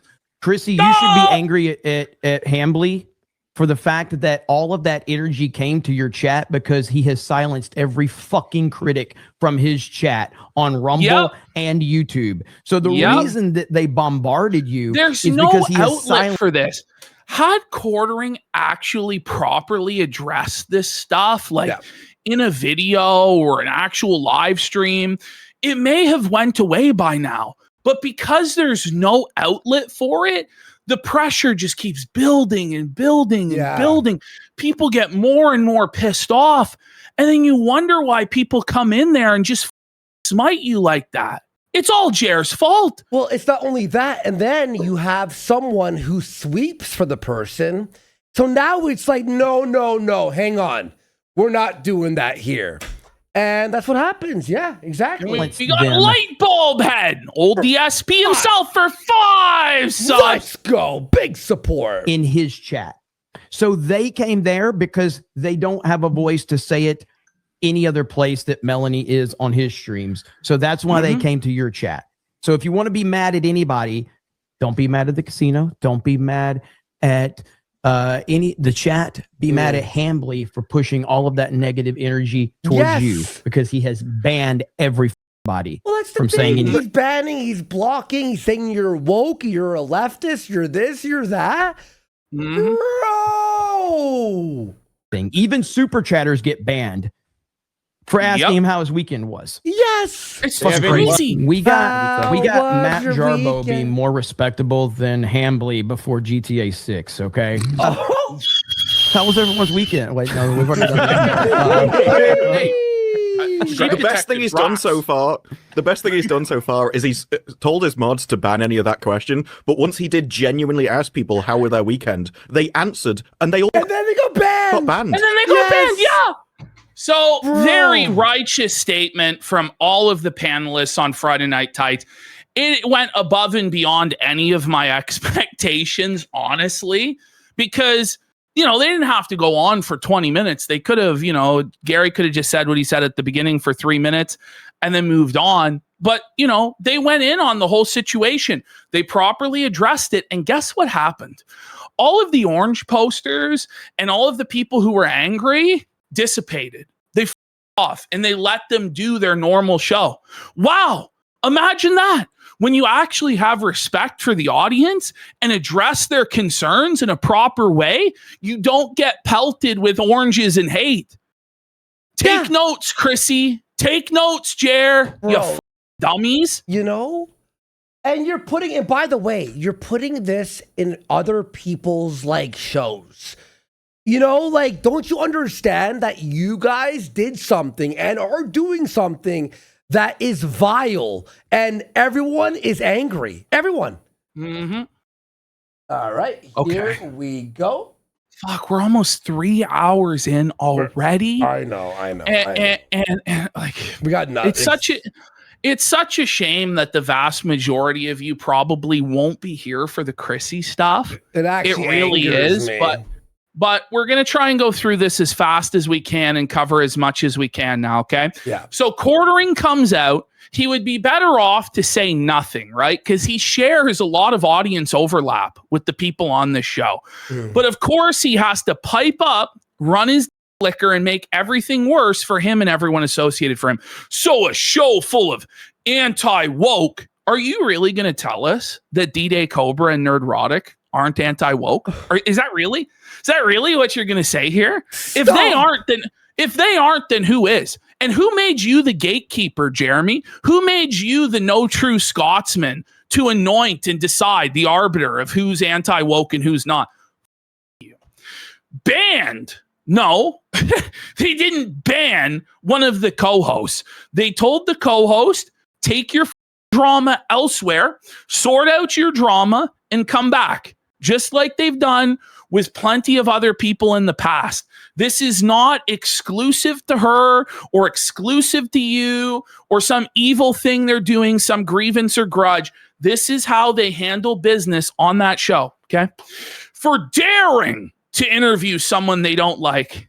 So disingenuous. Come on!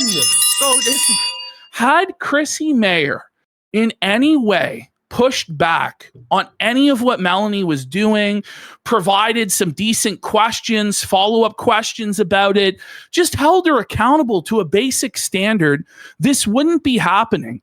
If she didn't feign ignorance when she fully knew, this wouldn't be happening. Okay? To pretend it's because it's by association or it's interviewing someone they don't like. By the way, most of the people on this panel like Melanie Mack and have worked with Melanie Mack in the past. This isn't a personal grievance against Melanie Mack or against you, okay? This is, you've been acting crazy, creating all this drama. One of their co-hosts on the show got involved in the drama and they didn't want it to derail their entire show. So they put her in a timeout, which is their right to do so. So then they literally use language like, she has to educate herself. Holy man. They fought SJWs so long. They became them. And the sad thing is, people will support this. No, they're not SJWs. If Jer had Anita Sarkeesian on and didn't press her, would people not be against Jer the same way they're against Chrissy? They were. So if you remember in the past, Jeremy planned to bring Frosk on and give Frosk a softball interview. Remember? Yes.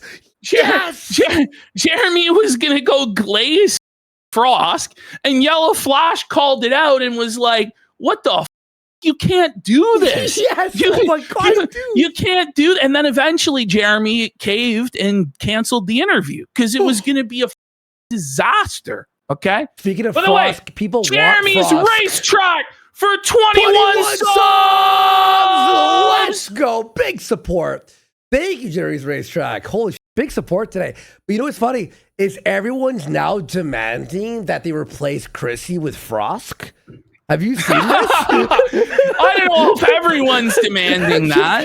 And by the way, I don't even think Chrissy needs to be fired, you know, even though I don't think they're actually her employer, but we'll get into that in a second, or replaced or whatever. Chrissy just needs to actually answer for what's going on and cause this drama that surrounds her to calm down before she goes on a show that's not about drama. It's really that simple. If any of the other panelists were involved in drama like this, they wouldn't be allowed on the show either because they're a distraction.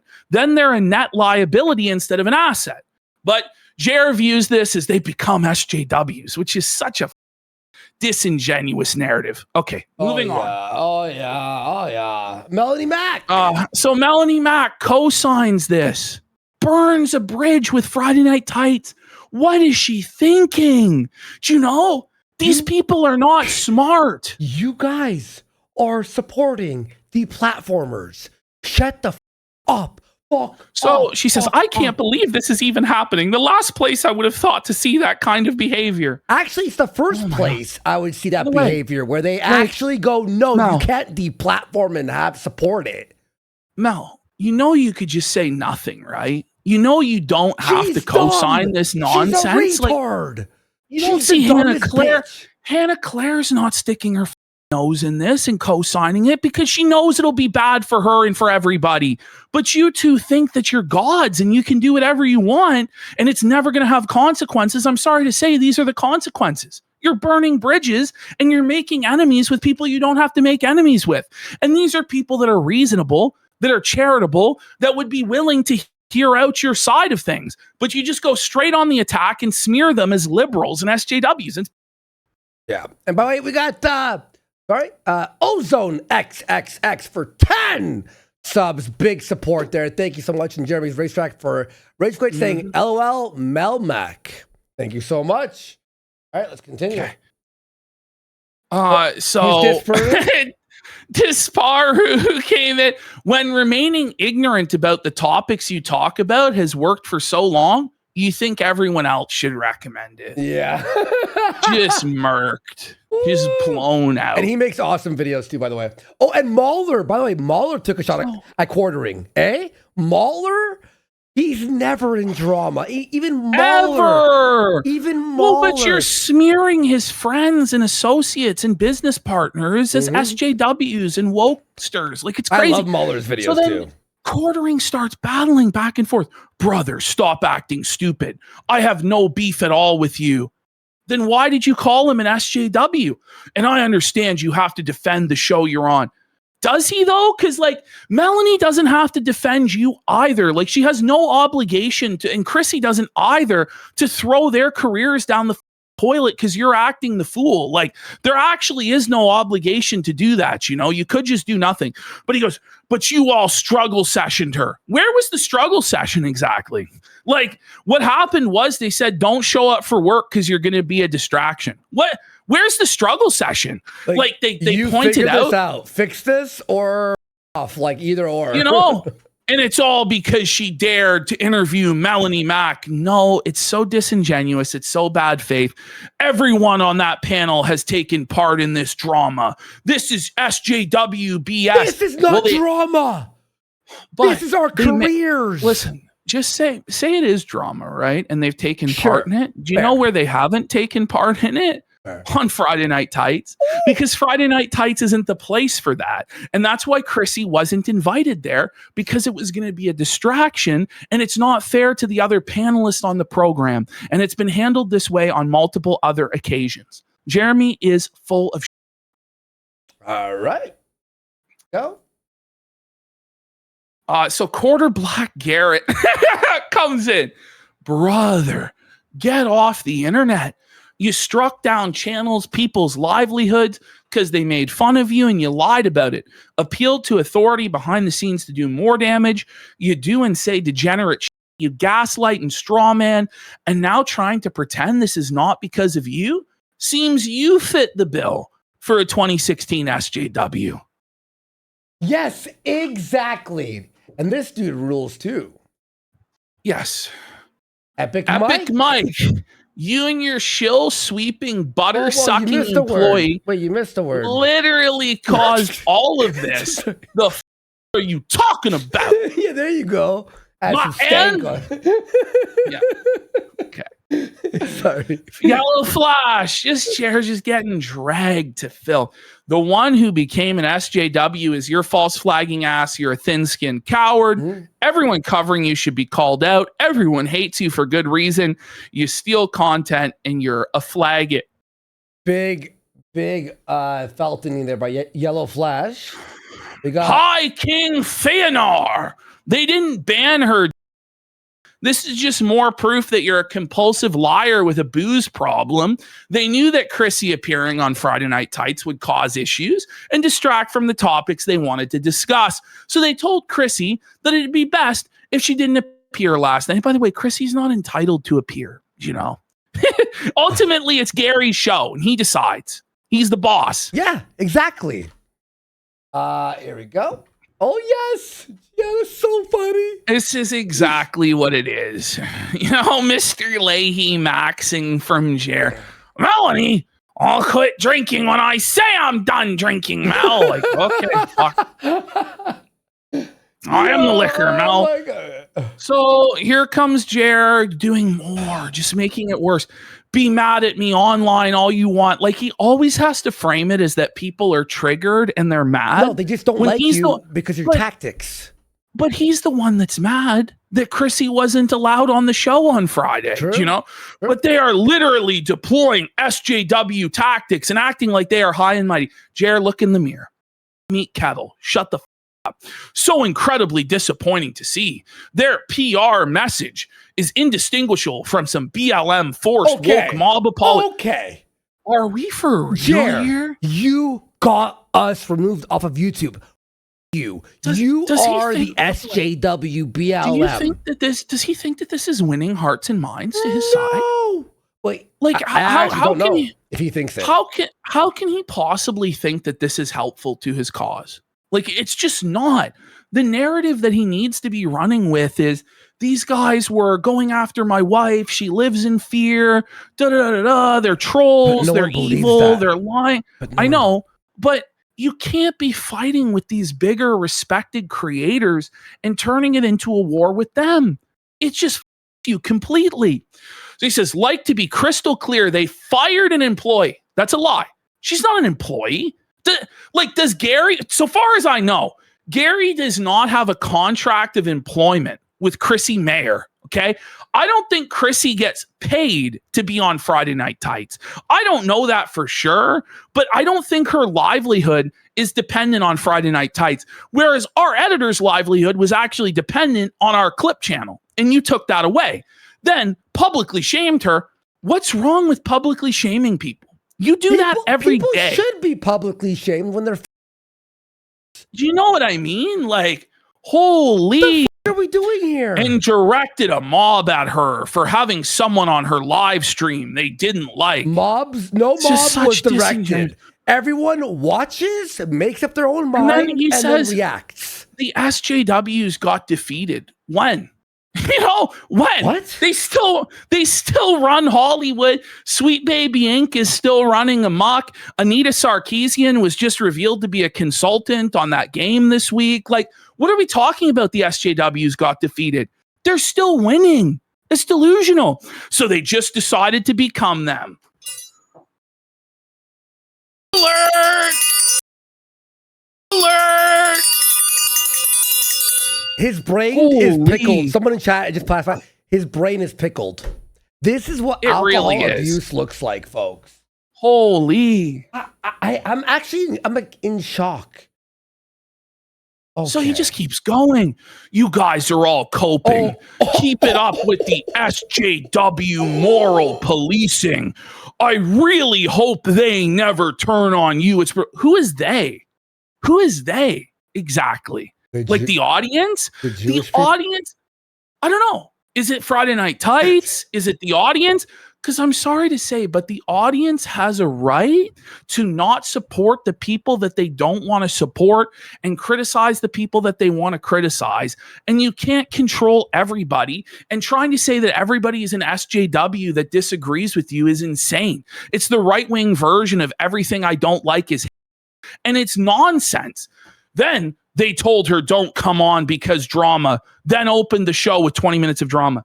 The reality is, if they didn't open the show with the 20 minutes of addressing it, they would be absolutely bombarded in chat with people saying that they're sweeping, that they're covering. If they had her on, that would have happened. So the only way for them to navigate this properly was to take accountability to the audience for what one of the co-hosts had did that caused a massive controversy and explain to the audience exactly where they stood on it, and then do hours of content that the audience wants about movies and games and entertainment. Also, they handled it exactly perfectly. It was perfect. Add this too. Yeah, it was perfect. I have to add this too.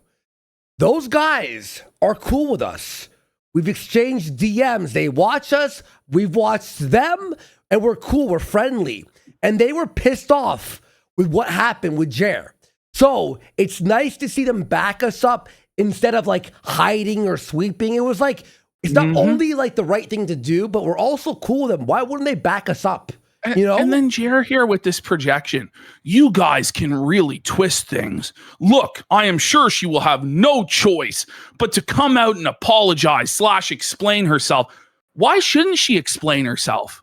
Like, if she doesn't think she did anything wrong, she shouldn't apologize, but she should explain what happened to the audience, because the audience are who pays your bills. The audience is the reason that you don't have to clock in at a 9 to 5. The audience is your boss, okay? And you have to keep them happy. You can't just fucking lie to them and disrespect them, okay? So she can avoid the mob. You mean her audience? I don't blame her, but this is SJW tactics. No one involved in this is an SJW, okay? Like, just stop. Just stop. All right, let's continue. Here we go. He just kept going. Nearly every single one of the people on this panel has engaged in the drama, yet only Chrissy gets punished. Well, none of them had 5,000 people in live chat calling them out for sweeping and pelting them with oranges.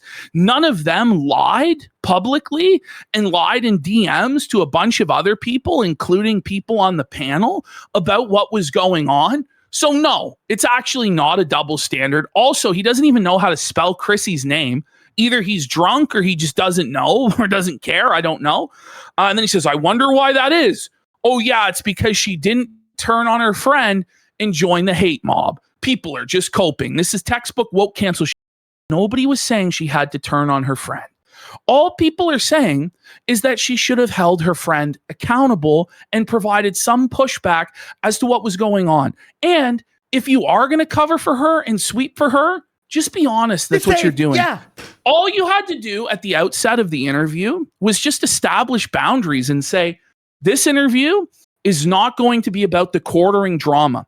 I'm not going to answer any questions regarding the quartering drama because this is my friend Melanie Mack, and I don't want to attack her or make her feel uncomfortable. Brittany Venti won't be coming on this show tonight. No one's coming on this show tonight. This is an interview about religion, and that's it.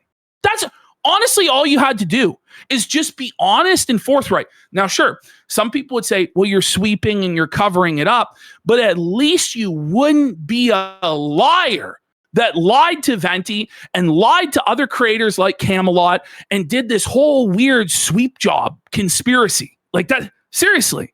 Yeah. All right. Let's continue. Here we go. Updates. Perhaps she is just suspended, but the points. Holy how fuck, do man. you not see this? Look, I know digging in your heels sometimes when you think you're right. But when the entire world goes, look, like, how do you not go like, you know what, maybe I up. Like the double, triple, quadruple, like that, it just doesn't end. How? No. Okay, he kept going. Oh my god. Oh, okay, that's okay. Double. So he got context. Oh, yeah, there is a reason. Yes. There it is. So he got community notes. The co-host in question was not banned. They were simply not present for this show. The issue was addressed at the start of the episode. And what did he do? What did he do to that tweet, by the way? He deleted it. Did it survive? Yeah. No, it was deleted. And when Melanie Mack got community noted later, she deleted it as well. They will soon be brigading this posting. Is brigading just people disagreeing with you? Like, by the way, it's rich for Quartering to complain about brigading when he is like the #1 brigader of all time. Literally. And like, I'll go back and I'll compile all the times that he's brigaded in the past, but he was like, he would make posts like, I need troll army to go and comment on this. Like, just the craziest, cringiest personal army request. Link it. And you know what I mean? So it's like, this is why I have no sympathy for him getting brigaded, because what's good for the goose is good for the gander, buddy. So he goes, attempting to tell everyone how it's not the same thing, but it literally is SJW behavior. Hate who we hate, or you get publicly shamed. I'm sorry, like, are we not allowed to criticize people that we disagree with now, or publicly shame people we disagree?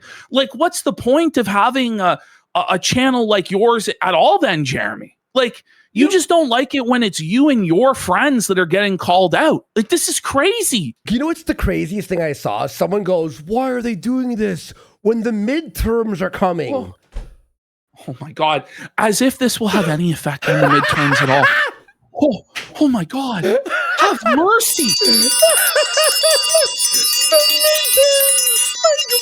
Holy fuck up, dude. By the way, like, if suddenly, like, Gary lost his mind and started shilling for Kamala Harris, would it be wrong for Quartering to be like, what the why are you shilling for Kamala Harris?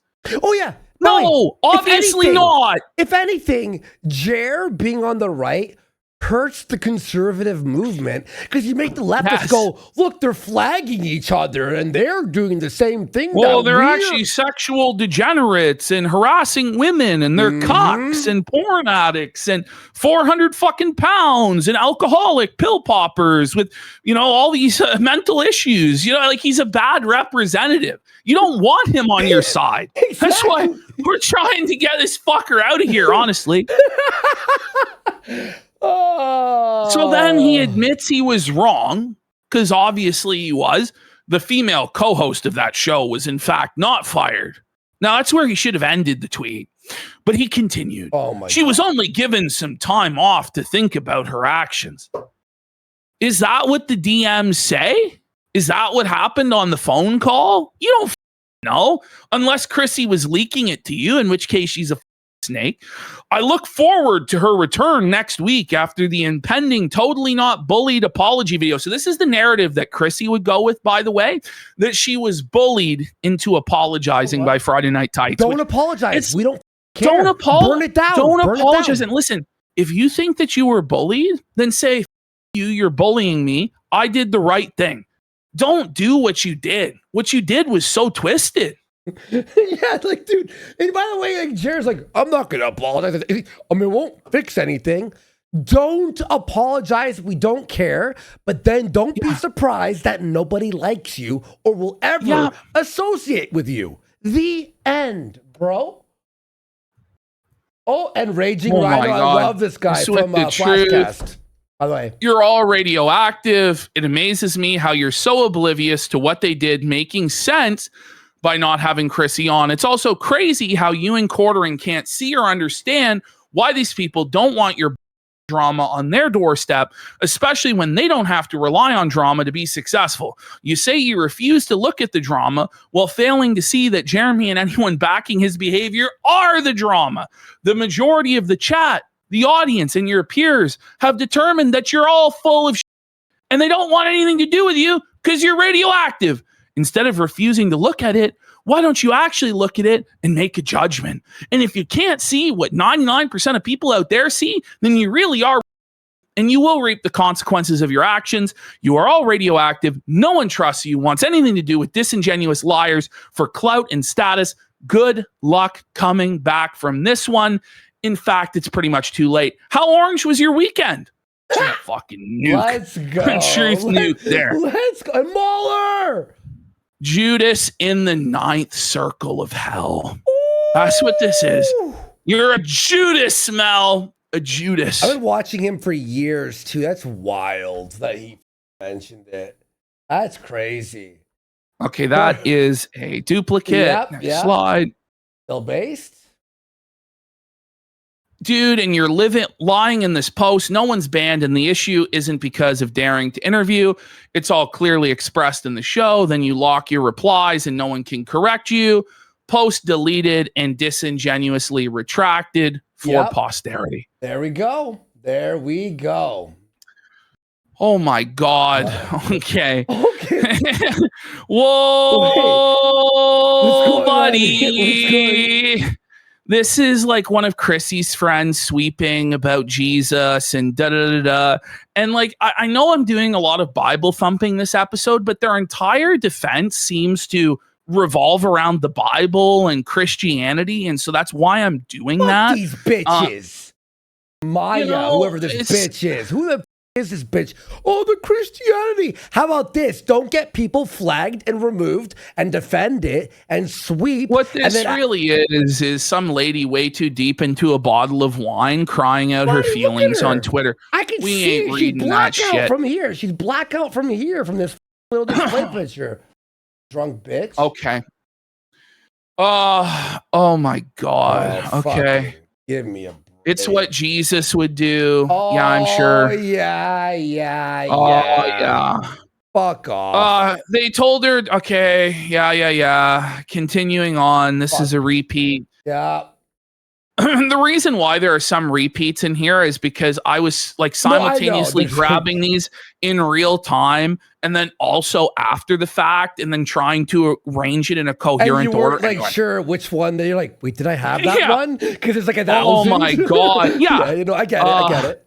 So exactly, they are acting like SJW bullies and moralizing that it's about protecting her. Are we serious? I never thought I would see the day. Well, they're actually giving her good advice that will help her career is if she honestly addresses this and takes some accountability instead of insulting the audience and their intelligence. It's never going to work. But okay. Yep. Let me just get that open there.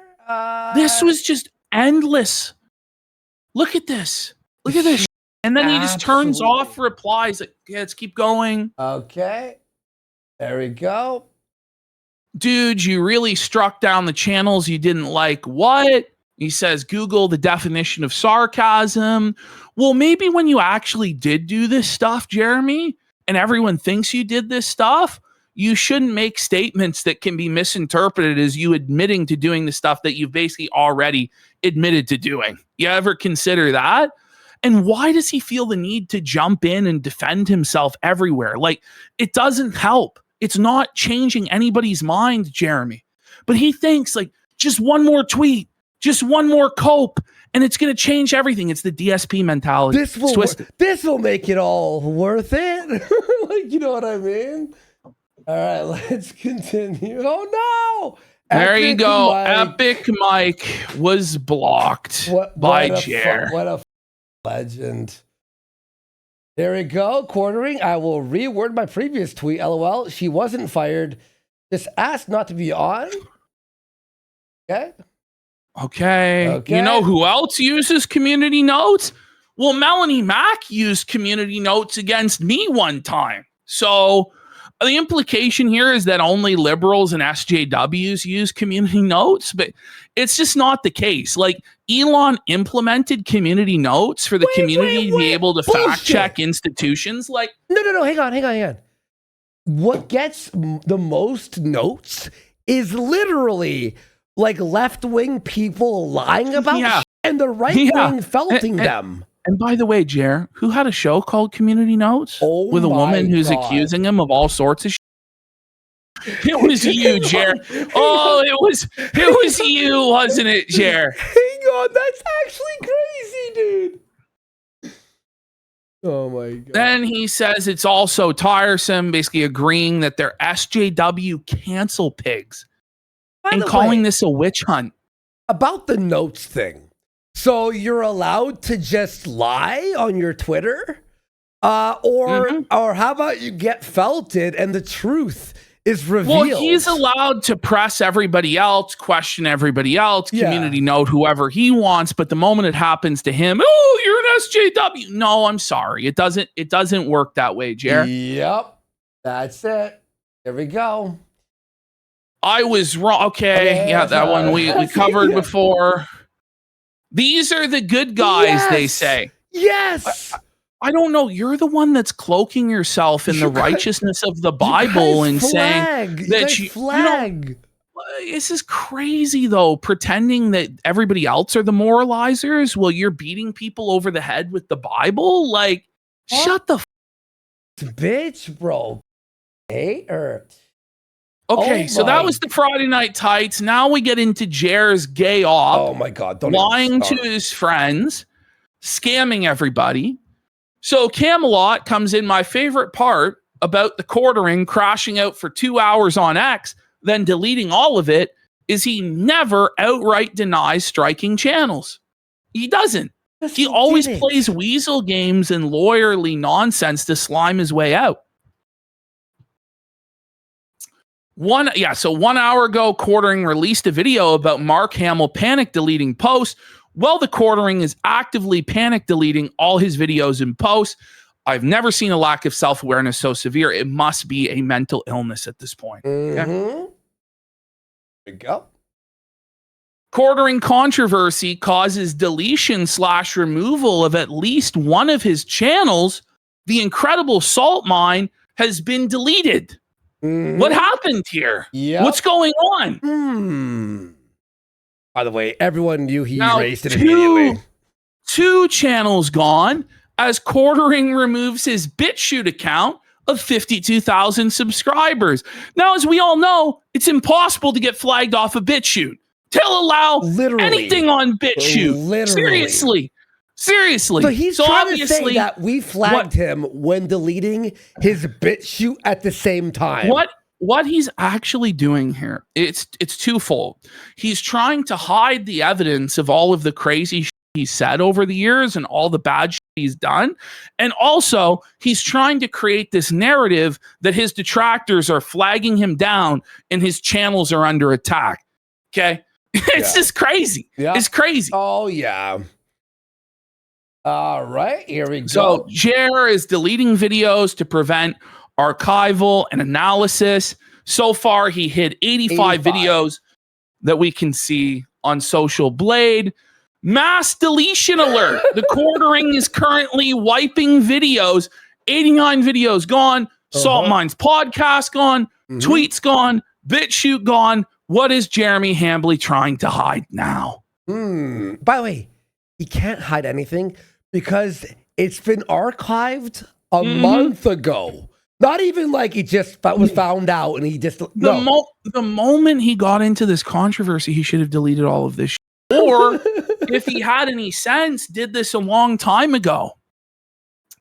So then he's at the Brewers game, getting blackout drunk. Let's go Brewers! Look at him.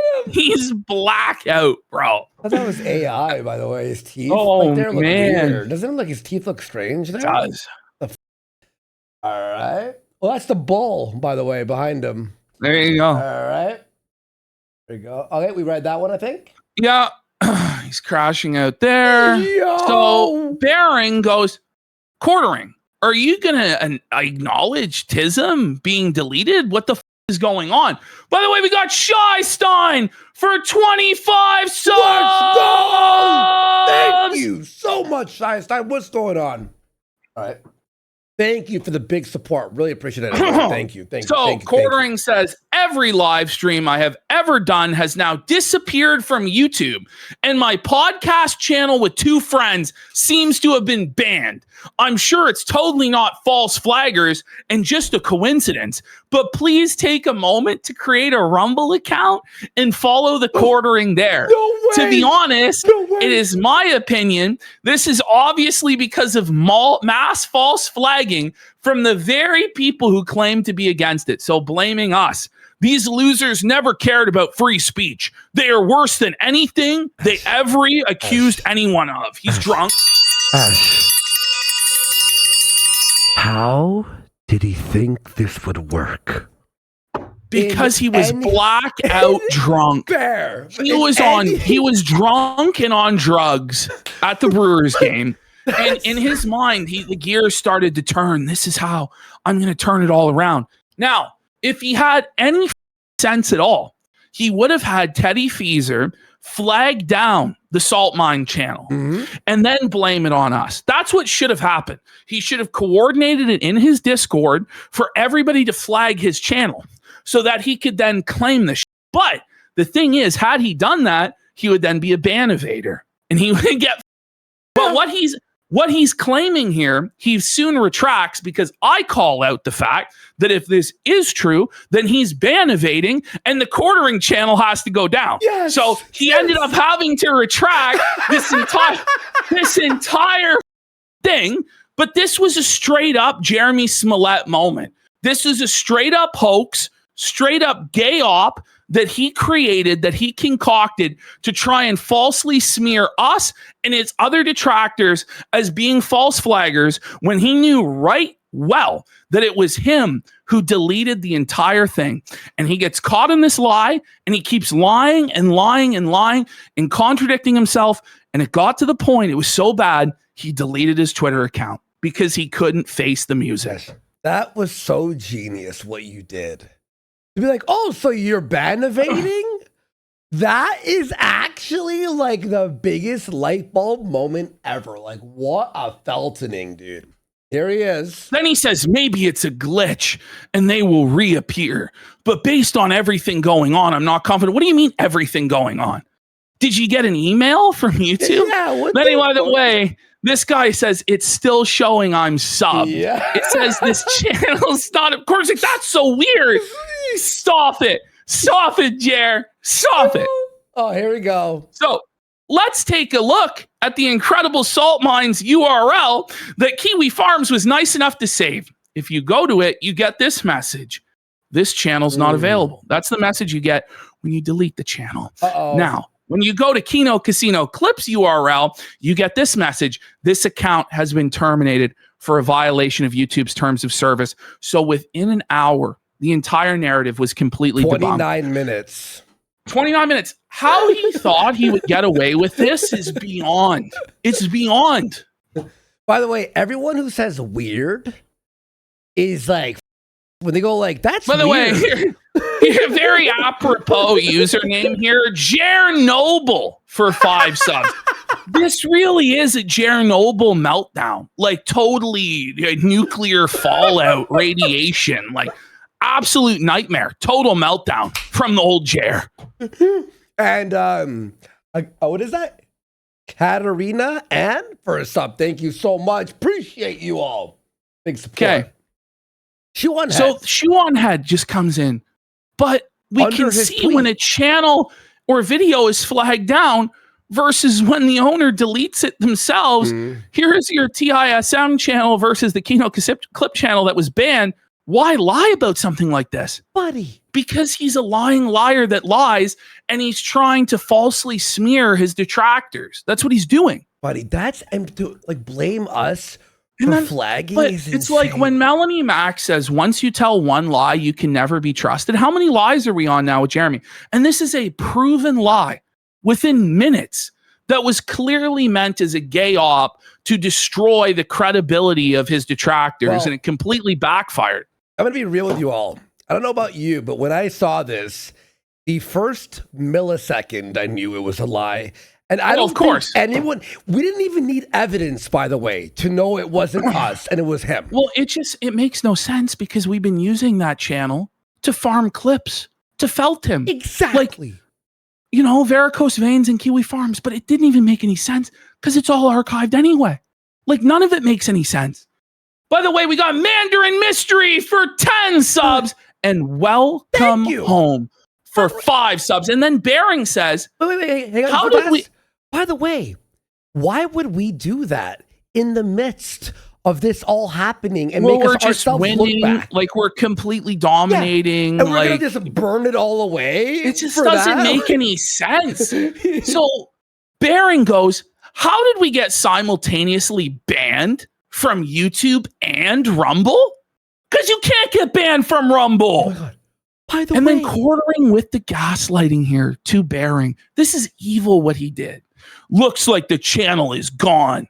Thanks for fanning the flames, Bering. Great friendship. And then look, Bering responds with the no copyright strikes. There it is. No copyright strikes. No community guideline strikes. What are you talking about? The channel hasn't been banned and has no violations whatsoever. All the videos have been deleted. I didn't do it. Dank didn't do it. And that leaves you. And by the way, Quartering will now try and blame it on a rogue editor. If there was a rogue editor, Dankula and Bering would know because they would be added onto the account. But they weren't. Quartering did this, and he continues to lie and try and shift the blame. It's crazy. The funny thing was him doing this, the BitChute and that YouTube channel being erased at the exact same time is exactly how he got caught with us by doing the Warski and the Clip channel at the exact same time. Two channels can't go down at the same time without someone being part of it. Such a slimy, He's so stupid bastard. He's so stupid. It's crazy. So Here we Baron goes, Jeremy just deleted all content from the Salt Mine podcast channel, which he co-hosted with Dankula and myself. Not privated, not unlisted, deleted, without so much as a heads up to his co-hosts. It was never a huge podcast, but it had a loyal audience that stuck with us for 7 years. Wow. For a period of time, we went live from midnight to 2 or 3 a.m. my time to cater for the mostly US audience. It was a love of the game podcast. Now it's erased from history because Jeremy can't handle online banter. You get what you deserve. And by the way, like, although the podcasts still survive in archive format, all the comments are gone. All the live stream chat's gone. All the audience engagement and interaction is gone. And that's part of the reason Quartering swept it up in the first place, is because a lot of the comments and a lot of the live chat was making fun of him. And he always hated it and always wanted to sweep it up, but wasn't able to. And now he finally got his wish in a drunken stupor at the Brewers game. This was crazy. This was crazy work, and props to Baring for like exposing this. Baring says, I don't like releasing DMs, but when you take down 7 years of my content without warning, while claiming you're a good boy and would never censor anyone, you can get Quartering. Whoa. Throughout this whole which you started, I've tried to be fair. It's Mother's Day in Australia. I'm taking my wife and daughter out for lunch. We'll continue this retardation when I get home. Buddy. Whoa, buddy. And now you're bothering Baring during Mother's Day? Oh, yeah. Like, off, dude. Like, oh, what yeah. Look, I hope the 60K, it's like, it's not about the It's views. so passive aggressive and pathetic. Insulting. Just say too. It's something. insulting. Just say something to the effect of, you're a piece of shit. You snaked me. Like, just come out with it. And then Baron goes, well, did you not think the video was fair? And Quartering says, I didn't watch it. So then shut your mouth. And look, you can tell by the way he's typing, by the way, that he's also black. Oh, he's blacked. Yeah, he's blacked. Yeah. The fact that it was even made was wild. 10 years friendship equals 60,000 views. LOL. I would love to signal boost your wife's channel getting demonetized, which, by the way, he's probably the reason. Ash, it was remonetized 2 weeks ago. If they were friends, maybe he would have known. He would know then. Maybe he would know that then. Yeah. But I imagine it was probably his fault it was demonetized in the first place. Yep. And that's him like posting the casino birthday card and laughing. Ha ha ha. Yep. I really hope she gets it back, but I can't because I'm the wrong voice now. And he goes, yeah, I think you should watch it, mate. He says, pass. Then off. Like, this is a person. Holy. This is literally alcoholic beyond. Like, where he's doing everything in the wrong. People are explaining, this is what you're doing wrong. He's like, no, it's not right. No, he I'm right. won't even watch it to know maybe why someone's disagreeing with him. Yeah. Then he says, the same reason I didn't make videos on Dank Leo's divorce, he's drunk, and all the wild accusations against him. Even defending him would have been bringing more light to garbage in his life. You 100% have the right to make the video. It's cool, but you were basically the last person I expected to try to profit off this. You ever consider in your mind, if that's the case, maybe it's not about profit? Maybe it's about him trying to do an intervention with you, but maybe it's about him trying to do the right thing and stand by his principles. About money only. He will backstep, step on, betray his morals or values for a nickel. What this comes down to ultimately is that Quartering is the thief that believes that everyone steals. Mm-hmm. Because everything for him is about money and profit, He thinks that everyone else is solely motivated by money and profit, which is really, really sad. Yep. Then he says, but you were, he says, now I get to embrace the villain character, which is much easier, which by the way, he hasn't even done. He's just been like a crybaby trying to paint himself as the victim. He would be better off defending flagging and censorship and being like, no, this is based. Harassment isn't speech. I have a right to take this content down if I want to because I'm the man. And you, if you cry about it, you're a people would have more respect for that strength than pretending like nothing is happening, making endless excuses and denials, all these strange half measures of posting all this stuff on Twitter and then deleting it the next day. Like he looks like a schizophrenic lunatic. He looks weak. It's pathetic. You know? Then he says, I wish you the best, man. Seriously, not ironically. Now I'm just going to do all the shit people accuse me of because it literally doesn't matter. So there he is saying he's going to flag people down. He's going to brigade people. He's going to harass people. He's going to dox people. He's admitting he's going to do all of that. And he says, my viewers don't give a fuck about 20 years ago internet culture. Oh, so your viewers don't care you're flagging? Well, you know what? No. See, he has no principles, right? All he cares about is, will there be consequences for my actions? Will my viewers punish me for that? And his belief is that his viewers are bots and people in nursing homes, like boomers that don't know anything. So in his mind, yeah, they won't care if he does harassment campaigns or doxing campaigns or flagging campaigns or blackmail Sydney Watson or anything like that because he'll just get away with it. So for him, he has no actual principles. It's all about whether or not he can get away with it, which, buddy, you're not going to get away with it. Then Bearing says, if I wanted to profit off of it, I would have made a bunch of videos from the minute this kicked off.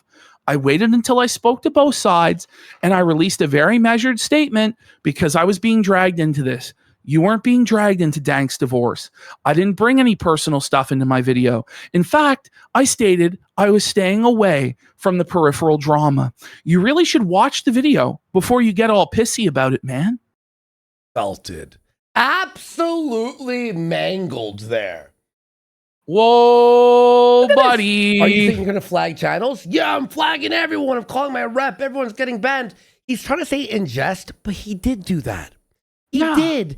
We saw the reports and we saw the channels going down at the same time. Stop it. Stop, man. And I bet you now, too, he's going to like start actually like flagging 10 times more. How much? Oh, yeah. 100%. Oh, yeah. Then, you know, Dankula, Bearing says, you need to calm down and stop drinking, mate. Go watch my video. He says, nope, everyone is cooked. Remember, I can ban anyone I want. It's on. Like, this is crazy. Because he's actually, in all seriousness, he went to Josh Moon and said that he can get any channel he wants taken down. And he did. All he needs to do is make one call to his YouTube rep, and it's curtains for them.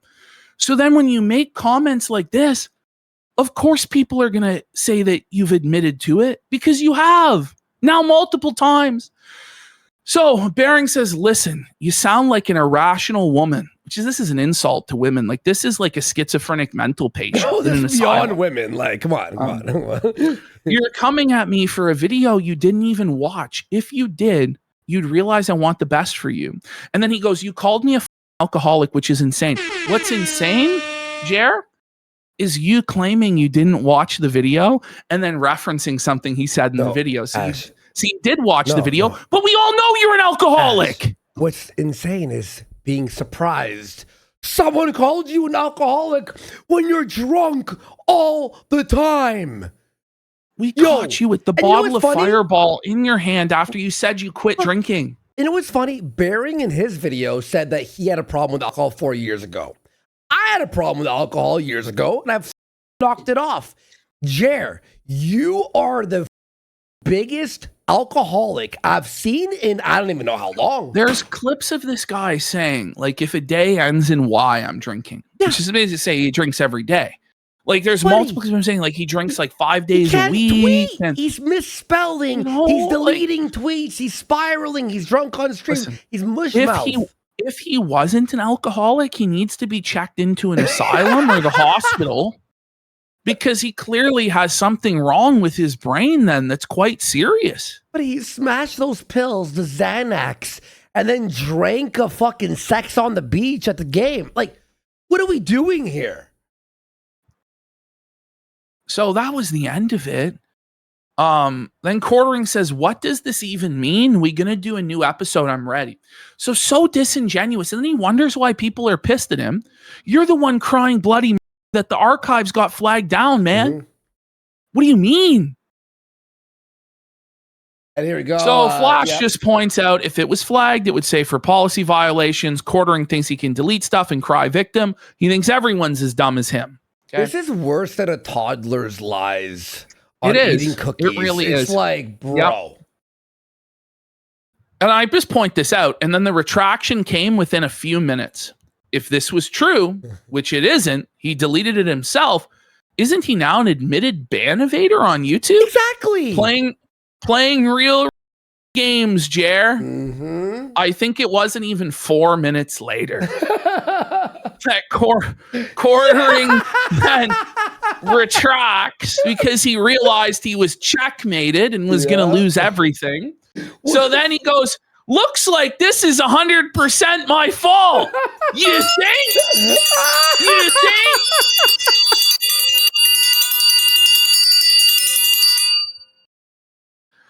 I was not clear on videos I wanted my editor to delete. The editor didn't delete the salt mine videos because there was only 3 people who had the power to do that. Dankula, Bering, and you. And it was you. So I don't know why you're lying like this. Wait. Why lie? Ash. So you're telling me the editor was told to delete some videos and deleted every single video? He was a rogue editor. No, if it was the editor, you obviously gave the order for it all to be taken down. So it's the DM.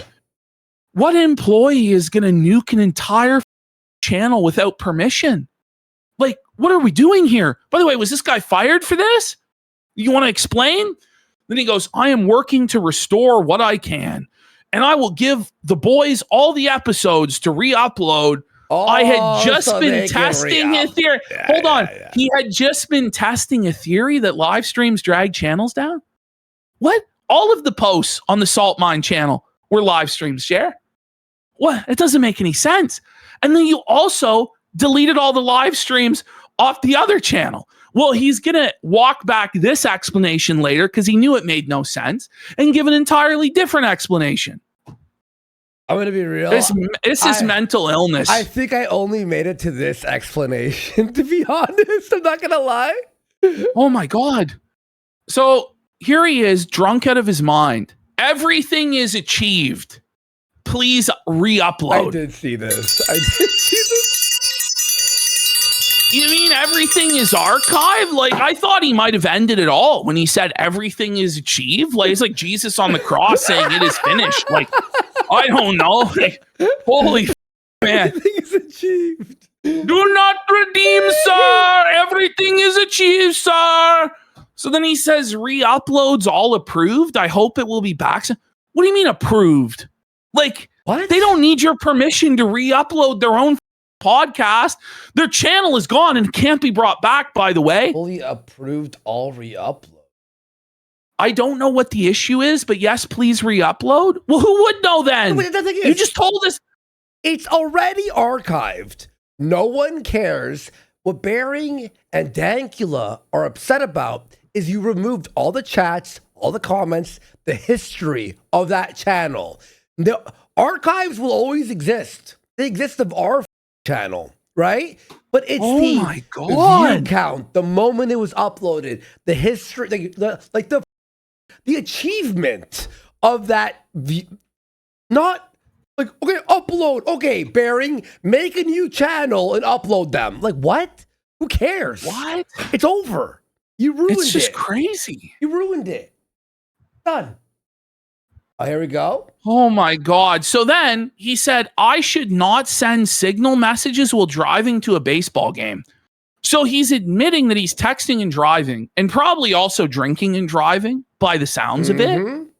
By the way, like, why say signal messages? Like, it's, you know, like, just, why do you, it's like over explaining, you know what I mean? Like, he's just an obvious liar. Then he says, I just wanted to clear live streams from my main channel. I know why. Not all channels. Hold on. From his main channel, not all channels. Then why aren't all the live streams off the Quartering Rumble? She said Signal because Signal erases your messages. Yes. So when they ask for the DMs, it'll be deleted. Yeah. And sorry, exactly. And your so he can't provide. Yeah. So he can't provide any proof of it because Signal automatically erases the messages. Right. The only thing that matters is the salt mine, really, and I am pretty sure I have them archived somewhere. What? Wait, what? Oh. I'm pretty sure I have them archived. You deleted 2 channels. You mongoloid bitch. So the Quartering community noted twice in one night. Oof. Probably stop compulsively lying. Deleting all your videos to pretend you got flagged to play victim is psychotic behavior. Take a few months off and go to rehab.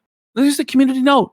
A co-host for one of the affected channels revealed no strikes were issued by YouTube. This content was deleted by Jeremy. No user reports could remove this volume of content from multiple channels across 3 unaffiliated sites at the same time. Maybe Jer's YouTube rep could do it, but, you know, that's about it. The fact that he thought this would work is crazy. So Bering then says, no, they are not on BitChute. 404 page not found. This may also occur if a user has removed their own video. Looks like they've been permanently memory hold, Quartering. There you go. And here it is. We've always been at war with East Asia. Oh. This is like the 1984 level gaslighting. 2 + 2 is 5. The chocolate ration was increased from 50 grams to 40 grams. We've always been at war with East Asia. You know, it's just crazy. War is peace, you know, ignorance is knowledge. And this is the same Chrissy Mayer does. And then they wonder why people are so pissed off. Let's just keep going. Yeah, Lambo Calrissian for a stomp 5,000 kicks, saying, I love the idea that he did have that theory, though. Like, yeah, Jer, it's the live streams, not the low energy slop coverage and dog shorts where you look and make yourself look like a total for pennies. And also, by the way, you steal content. Yeah. That's what was the 6-year-old podcast was deleted. Yeah. So he goes, just got home after an amazing Brewers win. I had my editor delete live streams because they were dragging down the channels. Lost in the Mix was an old podcast from 2 years ago. What? It doesn't make any sense. It was an entire channel, not one podcast. There are several archives of it, and feel free to re-upload. And then he gives a more accurate explanation that contradicts the prior explanation. There we go. People were using 10-year-old live streams to try and ruin my life. And so I said, delete them all. That wasn't clear about the podcast channel that was on me. So you're admitting that when you said it was about the algorithm, that was a lie. So now we're on a different explanation because that explanation didn't make any sense whatsoever. He's admitting so it. Now, wait, but it's like, Jeremy, if what you said on a live stream can ruin your life, isn't that pretty pathetic? Maybe you shouldn't have said that then, huh? But everybody else has to be held accountable for what they say, right? The people who are saying that they were celebrating Charlie Kirk's death, you said they should be fired from their jobs and lose everything. They should be held accountable for their words, right? But when you get held accountable for your statements, it's wrong. Explain that. It doesn't make sense. Okay, but again, I don't understand how he didn't think everything was already downloaded within day one. He's so stupid. I really don't know. I think really the real answer is it wasn't even about hiding it, and it wasn't about the algorithm. It was a gay op designed to make it look like we flagged down his channel. Fair. I think that's the real motivation. Why add BitChute to that then? That's true. I think that it is also he's trying to hide stuff, but it was all already archived. Well, Cope and Seethe here just points out it makes literally no sense. The Quartering live streams remain up, and even if you wanted to clear lives, why would the editor even have permission to remove a channel? Honestly, man, this is a new level of absurd. That's the thing. Like, it wasn't, his live streams were still up on the main quartering channel. They were just removed from Quartercast, Hambly, and they were still up on the main Rumble. Like, none of this makes any sense. It's drunk. That's all I can say. It's just drunk talking. So then Bearing just points out the complete insanity of all this. By the way, Lady Snowblood for 20 subs! Let's go. Thank you. So, in the space of a couple of hours, quartering went from the haters got our channel banned to this is Bearing's fault for fanning the flames. 2, it must be a YouTube glitch that is simultaneously deleting all of our videos from Rumble somehow. 2, it's totally my editor's fault. That rascally editor did this. Whoopsie. Stop it. Get some help. The fuck? And by the way, he was noted here as well. Yes. He was noted there as well. Like, instant. So Dankula wakes up and he's pissed. For sake. Love waking up to seeing years of work going right down the tubes. The salt mine has been completely deleted on multiple platforms, all episodes. If me and Bearing can restore it, we will. But that was tons of episodes. And I doubt we can get them all back. Well, they are all archived, but it's just, the channel's gone. So he says, I have a rule of taking things to DMs with someone I have a history with. And I talk to them privately if I have a problem with them, which is what I've been doing the past few weeks. So he's admitting he's been trying to wrangle Jer for weeks now. Yeah, of course. Mentally, haven't had it in me for a while to be involved in drama. But years of my and Bearing's work getting pointlessly yeeted has me pretty furious. Dankula doesn't want to be involved in this. Quartering has forced him to be involved.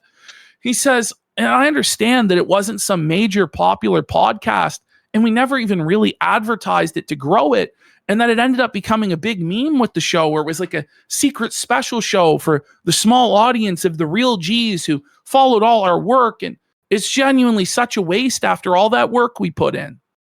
And it's, again, memories. It's like the shit you've done in the past are just like wiped because of a drunk. Mm-hmm. It's such an unforced error. There we go. And it's so all saved. It's all been archived, and I knew it was archived. Then Jer must have known also. I don't know what he was thinking. Maybe he didn't. So then Masterson, of all people, comes in. He also preemptively said he used Signal to message his editor, knowing that people would demand proof, even though no one ever says they use Signal specifically. Yeah. Well, it was deleted because Signal. And then Josh just goes, imagine deleting something made by and then lying directly to your own friends only because you're so afraid of all the dumb shit you said yourself. It wasn't his to delete. Dankula and Bearing made it with him. Now who the will ever work with him? Dented troglodyte? Well, probably Chrissy Mayer, because she doesn't have many other options. By the way, that'll be a fun version of the quartering cast, won't it? Yeah. When Ralph's dunking on you, you know it's truly over. The quartering keeps shocking me with his stupidity. I've had some tailspins, but this one out of jail is quickly moving up the all-time list, bitch. Go off, Ralph.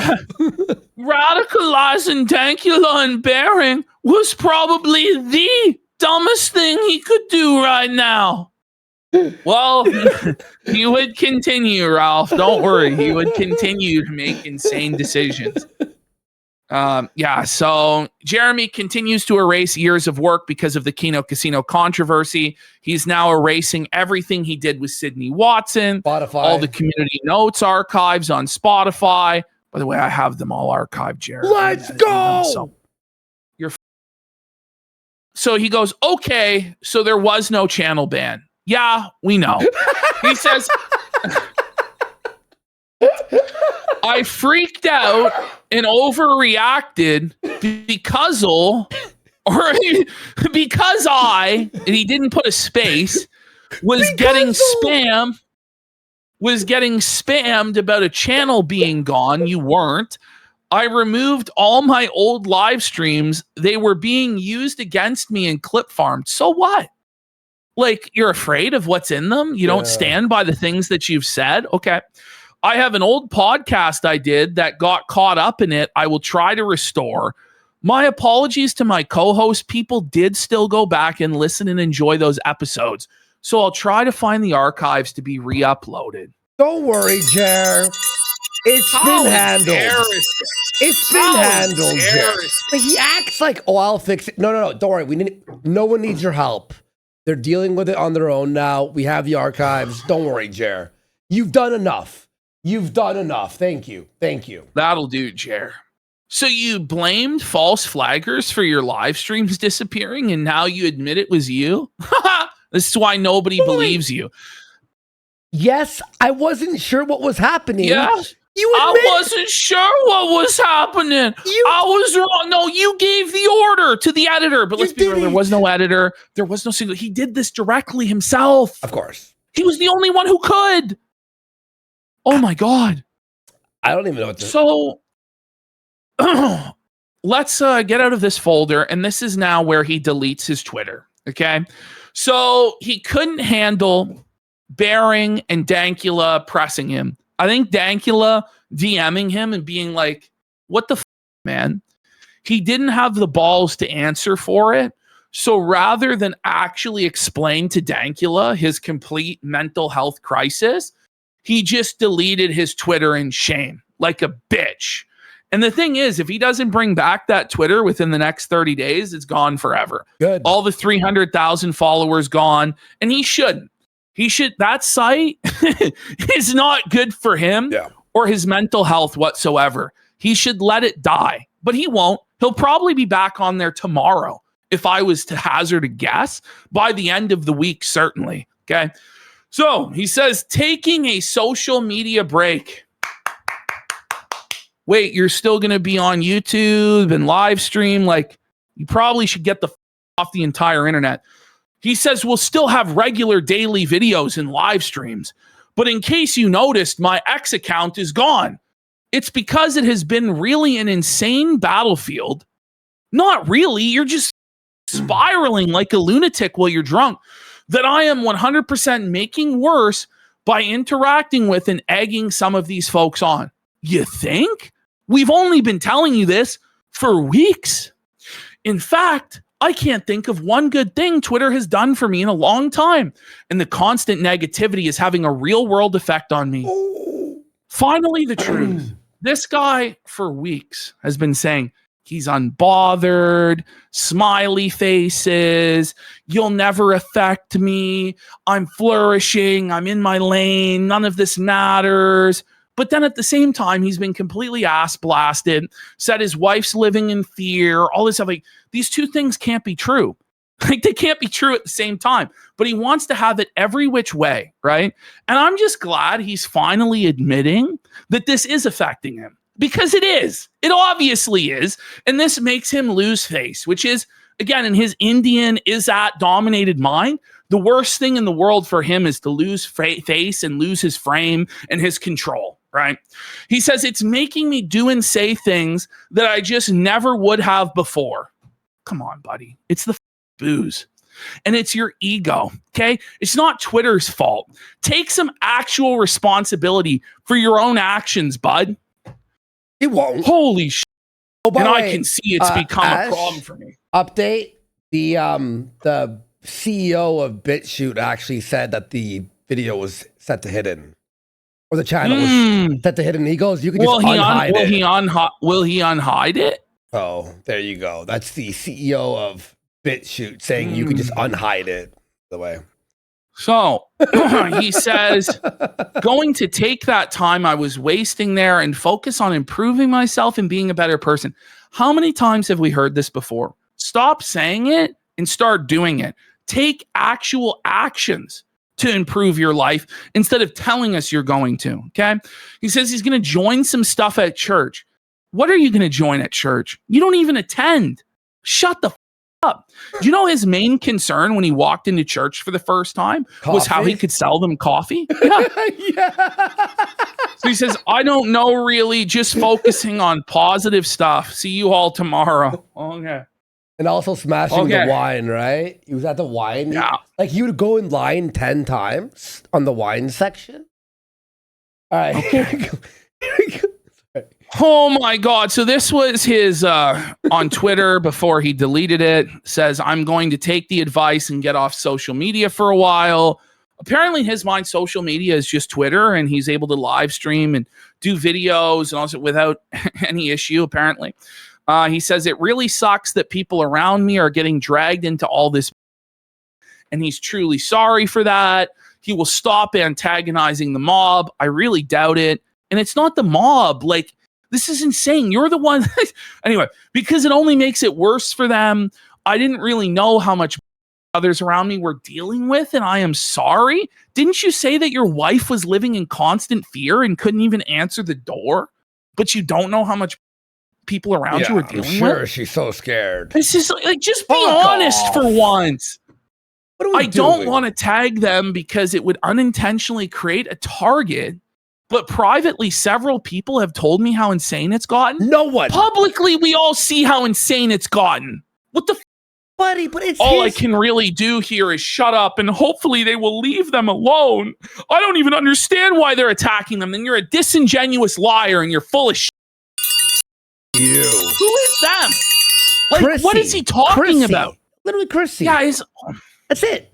That's the only person. If anyone else is in his DMs defending him, figure it out, bro, because you're gonna have felt it. Like, honestly, like if you're defending, he's just an innocent victim. Everybody. There he is. So the account doesn't exist. Quartering's Twitter deleted. Safujer.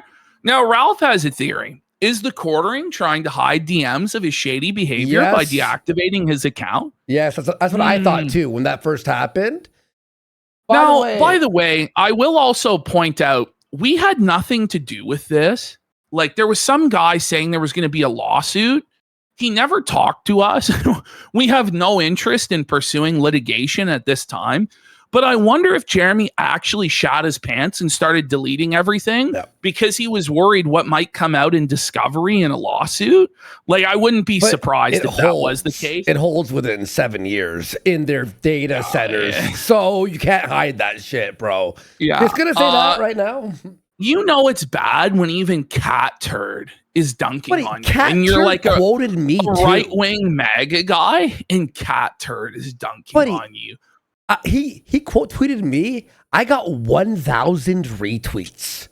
1,000 retweets on my tweet because the Cat Turd retweeting me. Holy! There you go, right there. Yeah. Quartering has deleted his Twitter account. No big loss. Ultra rare Cat dub. Ring it up, Cat. Holy! I have to see because I'm actually. Yeah, my tweet is at 700K views. That's insane. Belted. Here we go. So, Quartering decided to pin a troll comment targeting his wife because Jeremy wants people to feel bad for him. What a moron. Someone said Jeremy pinning that this guy's going to that they're going to R his wife. We don't agree with that. My personal belief is that this is Jeremy on an alt account posting this stuff so that he can straw man his detractors and say that they're all saying this crazy stuff. Well, that's my actual belief, because why would you pin that otherwise? It doesn't make sense. Also, Ash, look at his display picture. Wait, there is none. It's a fresh Google account.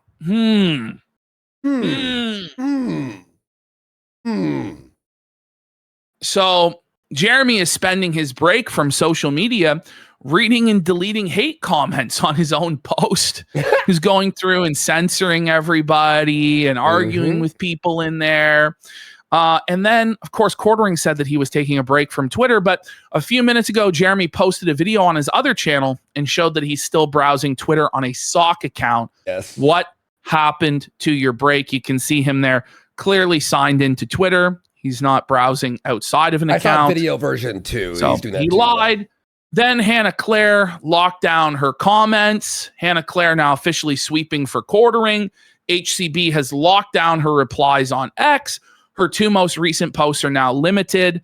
And then she would not appear on the Quartering show on Monday. And in fact, she will not be appearing until November, apparently now. which we're She's going to gone. see on quarter. She's gone. She'll never be back on November. Come on. No. HCB, what the like, wake So up, bitch. now this is very interesting, and I took this with a grain of salt, but with all the other developments surrounding Camelot and the Sydney Watson DMs and everything, I'm starting to believe this might actually be the case. Camelot says that somebody close to Quartering, I'm not sure if this is one of his editors, one of his close family friends, or a family member, or whoever, reached out, maybe the bull himself, Mr. Sellers, reached out to Camelot and gave him some very interesting information that Jer is very close to insolvency and might be bankrupt very soon. That might explain his behavior. Let's have a look. By the way, these are all theories I had, like independently from this. Roll on. I have some DMs. I can't share the DMs because I've been talking to the people, and I've had some other things from other people who have talked to Jeremy personally. And let's just say, stuff's getting bad. Woo. Personally, It is. And that's all I can say. He'll say, But more. He'll say more. And they're not going to keep you up when you have $20,000 a month in a nut. His mortgage is $10,000. Yeah, that's brutal, bro. When your basic necessities of life are $20,000 a month or more, that's tough, man. And your income is not matching that. So every month you're going 5 figures into debt. That's bad. He pays Melanie Mac $4,000 or $5,000 a month. Plays Hannah Claire $4,000 or $5,000 a month. Can I just say it's $8,000 a month on like the most. I actually think it's double that. I actually think I'm pretty sure Hannah Claire does 4 shows at $500 a pop. So she's getting $2,000 a week times 4 is $8,000. And then Mel is getting half that. She's getting 4. Unless so I think he's it's like reduced it. Well, I think he's had to increase it to keep them. To be honest. Then he has every other thing he's currently financing. 25, 30 grand a month. He's making 3. Like the cars, the Cybertruck, all his other cars, The maintenance for his fish tanks and his 5 vacuums. The orchard that the orange orchard, or the tree farm that he apparently was going to start, the studio he's apparently building, the car. Remember the car wash? He said he was building a car wash. He was building a studio compound with a built-in car wash and a bowling alley as well. Did you remember that? He pays for like the highest level of dog food and pet food for, his multiple dogs, multiple cats. Like, I think he said something like he was spending $1,200 a month on dog food alone. Yeah. I remember that. Yeah. I might be wrong about that number, but I think it was $1,200 or a month grand on dog or something. food. But yeah, it was something like around there. Yes, for sure. 100%. And so it's like when he's living his lifestyle beyond his means, not just at the limit of his means, but beyond his means and going into debt. And he just always thought that the money would come in the same as it always did. And now that it's dipped, he's panicking and freaking out. Again, remember the last show? I saw his leaked $50,000 a month from like 2022 or 2020. And people want a Camelot sticker. Yeah, I know. Look at that. I know. Let's get 10 subs for him then. So he's been putting in some work. Oh, he's great. He's amazing. He's killing it. But I predicted with like all the math, I'm like, it's probably $4,000 a month. And he'll confirm that and actually say a crazier number. 1 second here, folks. This is Ravi Rotten. It is reminiscent of that, no? It is reminiscent of that. I'll add it in a sec, folks. It's Bogdanov, yeah. But he's killing it. Ramsos for 10 subs. Busted Fuse for 10 subs. And then 10 Shell for Bohepans for 10 subs. Let's go. Holy shit. Let's get there's a lot of support subs. And Frank Booth for 10 subs. Holy shit, like 4 hours in, still 14,000 watching. Wow. God damn. $1,000 a month on YouTube and nothing else. Oh yeah, you hear that? Look. He's making $3,000 a month on YouTube and nothing else. I bet you it's lower now. I bet you it's actually lower because remember, he's paying for ads. So he's making $10 a month on YouTube. Yeah. My man is Great. on the border of bankruptcy. Ooh. Let's go. Oh, it is true.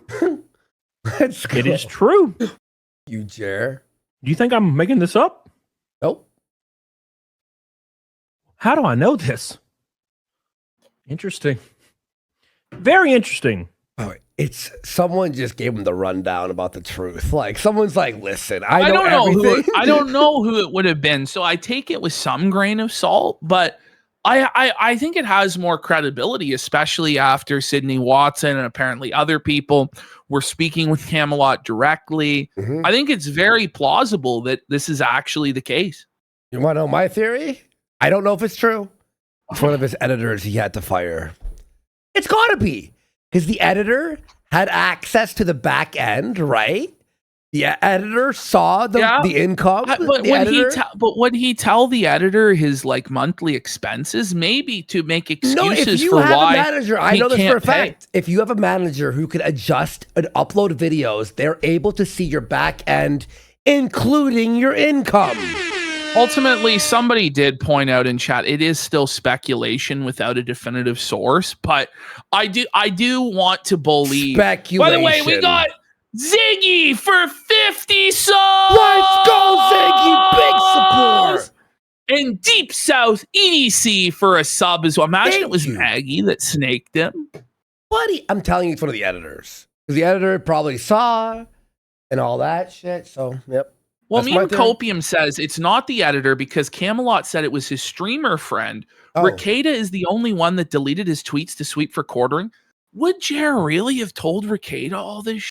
Yeah, drunk? See, I kind of believe that there's some really suspect going on with the whole Nexium cult thing and Jeremy and Ricada and their cuckold bull swinger lifestyles and Chrissy Mayer and all of the that she manages, and she's kind of like a madame at a brothel. Like, I really believe there's, in my heart, there is something to that. I can't prove it, but I really think there is some sort of greasy conspiracy going on. So maybe Ricada really did know and is snaking Jer. But if that's the case, he's playing a dangerous game because whatever sort of weird sex cult they're all tied up in, it'll expose all of them if it comes out. So let's say a birdie told me. Let's just say this. I 100% believe him, by the way. There's not even like a pick with a grain of salt. For me, it's like, I believe completely. Somebody goes, it's too much like a movie. Just wait until next week when Jer gets charged with trafficking. That, like, like what's going to happen next? Like, the story is insane. Like, it just keeps getting crazier and crazier. Bro. And for those of you who didn't see the Sydney Watson stuff, like, it's like, holy. If he's not in this cult, I'll be shocked, in my opinion. That it's almost over. Because his overhead is about 5 to 6 times what he's pulling in right now. Right. The YouTube is done. Shut it down. I'll let you know further. I'm trying, guys. But that's all I could say. I'm chipping away. Camelot, if you're watching, tell me. As hard as I can to get it on. All right. Thank you, guys. Camelot, well, that's the thing. Me. Sydney Watson did say it would be mutually assured destruction. And that's why I think she did walk back some of her claims. And you just got to wonder, what does that mean? Like, what is there to learn? And I just wish somebody would burn it all down.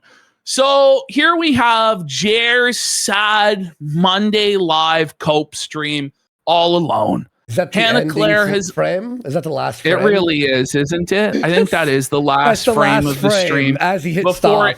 Before it cut to black, you can tell he's panicking. You can tell that this is a drowning man that's suffering. And during this live stream, man, like, he would have multiple mini strokes. Like, you'll see when we go through the coverage, he would start talking and then he would just trail off. Like his sentence would trail off, and then he would say nothing for like 10 or 15 seconds. And then he would go, and then he would just like trail off again. It was bad, man. Like he would look at the chat and he would basically disassociate, bro. So the start of the stream here was a total disaster. Let's go to the next slide. Okay. Go. There he is. He posted this on his YouTube video today.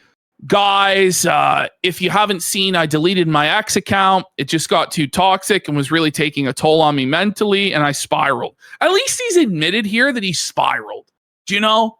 Like, he says he's working on getting more healthy this summer, dropping bad habits, trying to focus on the positive. So it's the Me versus Me channel from 10 years ago all over again. Why in the summer? Start now. It's not summer. Well, he pretends that it's summer, but it's only May. You know, summer is next month. You know. So here he goes. He starts up the stream, and like the live stream intro just kept looping, and he never ended up going live for like 15 minutes. But he was in chat. He's like, all positive vibes, folks. X was bad for my mental health, and it's gone now, and I'm already happier. He's the most miserable I've ever seen him. Yeah, here we go. So there is the thumbnail. No Melanie Mack, no Hannah Claire Brimelow, all alone, abandoned to suffer. Oh my God. Oh, okay. It's not the show. Thank God it's not down. His internet had a little hiccup there. It's all good, everyone. We'll be fine. No one panic. He'll be back in a second. This happens like at least once per show. Now, guys, I want to thank you all for being here. Big support here. Let me just put on just me so don't just look at his pause frame there. Guys, thank you for being here. He'll be back in 1 second. Where did I put my phone? Let me just text him. Don't worry, guys. By the way, what a crazy show. By the way, it's all good, bro. All right. So guys, I want to thank you all for being here and supporting us. And I want to thank Friday Night Tights and Bearing and all that stuff, guys. It really means a lot to us. And thank you for all the support. Remember, sub to locals, $10 a month. That money heads straight to our editor, who's editing all the videos still and putting it on our Rumble channel, which people download those videos and upload that. There's also a bunch of YouTube channels who do post our stuff after the segments or at the end of the show or the next day. I don't want to link them because then I don't want Quartering acting as if it's our channel and we're promoting it and then they're banned. So just type in our name on YouTube and you'll find it. It's absolutely crazy that we're in this situation where we have to do this. I do have hope. Maybe it's stupid. Maybe it's dumb that we'll have the YouTube channel back. You know, I did tell Gary, a Nerdrotic, he said on the clip there, that I told him I had no hope until I saw YouTube respond to Flaked. And I'm like, please. And it's still pending. And everyone adding Team YouTube and telling people to have it unbanned as well. Like all that stuff. We appreciate that. And maybe there we go. There we go. All right. Holy. All good. All right. Here we go. All right. There we go. So here's some of the comments that he was receiving during this situation. Green wheel of death, no chat, no video. Always issues with the podcast. That's why I won't pay for their stream. Guess no show today. Ooh, and he had these same issues on both Rumble and YouTube. We go to the next slide. Same one. And this is what happened on Rumble. It went 404. The whole stream was completely gone. This was on YouTube. The quartering by Meme Copium, by the way. Shout out Meme Copium. Yep. The quartering has failed to correctly stream to YouTube this morning, replaying the intro over and over. Channel under attack alert by his own incompetence. So how was your weekend, chat? By the way, notice only 58 watching. Stop. 58. 58 live viewers, and then the ultimate humiliation. Side scrollers was placed above quartering on the front page. And by the way, he's never getting featured again. And he admits this in his live stream earlier, that he no longer has a dedicated time slot. So he's moving to 9 a.m. So he no longer gets the special privileges of being automatically the top stream on Rumble. He's having to move his time slot. Ouch. Side scrollers ahead of him, and side scrollers on their thumbnail. If you notice, it says, "Whoa, buddy." Let's go. But Craig's an awesome guy. I love that guy. He's so good. So here we have the like-dislike ratio. He was ratioed again. Over 800 dislikes now, 600 there. Total ratio disaster. Now, before we go, okay, wait, one more, I think. Here were the stream stats. He made a grand total here of $76. Oh man. He banned 241 bans on that day. Now, let's have a look. Let's go back up to the top in our folder before we watch the stream proper from today. And let's have a look at some of the chat comments. My favorite part of the show. It's so funny. Washed content creator crashed out over the weekend. What is the fireball for? Check this out. Here we have ban these anti-American trolls from Feezer Maxer. Very good faith comment. We have Orange Man Annihilation says, "You can't ban us all, cuck brand cuck. The Jew Bull is releasing the cuck files. All you had to do was sit in your chair like a good little cuckold." Oh my God, brutal. So then we had, "Hey Jer, speaking of filming young women in public, you should film another Ren Fair outing." Oh wait, whatever happened there? This loser is still streaming like he has a career left. Yeah, this emoji is literally the the emoji that posts about Jer thinking he's got anything. Did Hannah and Mel put the broom away? Well, for now they've off. I don't think HCB is ever coming back, to tell you the truth. Doobie doobie doo. Doobie doobie doo. Perving in a public place is just gross. Anyone who does that should be banned for life. And he was. The name, beating up loser liberals. Hey, Jer, does this make you think of Miller Time ever? The rush you get when that Zanny berry hits? And then this guy's talking about how a customer feased out of control in Walmart. Now, this comment actually didn't get banned. This super chat somehow did not get banned. D. Robertson here, the legend, says, "In all seriousness, can I get dibs on banging Mrs. Court next? I got a 9-inch hang down. And you know the old saying, hungeth like a horse, like a bull? You can watch in the corner if you want." So, Jer somehow didn't ban that one. Jesus Christ. Now we got Scooter the Pooter here, says, "These leftist trolls are distracting when we are trying to get informed. Go back to Starbucks, you woke liberals." It's got to be a troll. It is, in fact, a troll. We're playing a game called Dent or Troll at a certain point, you know. So then Nicholas DeOrio dunked on Jer in chat. And you see there, so many people were getting banned like every day.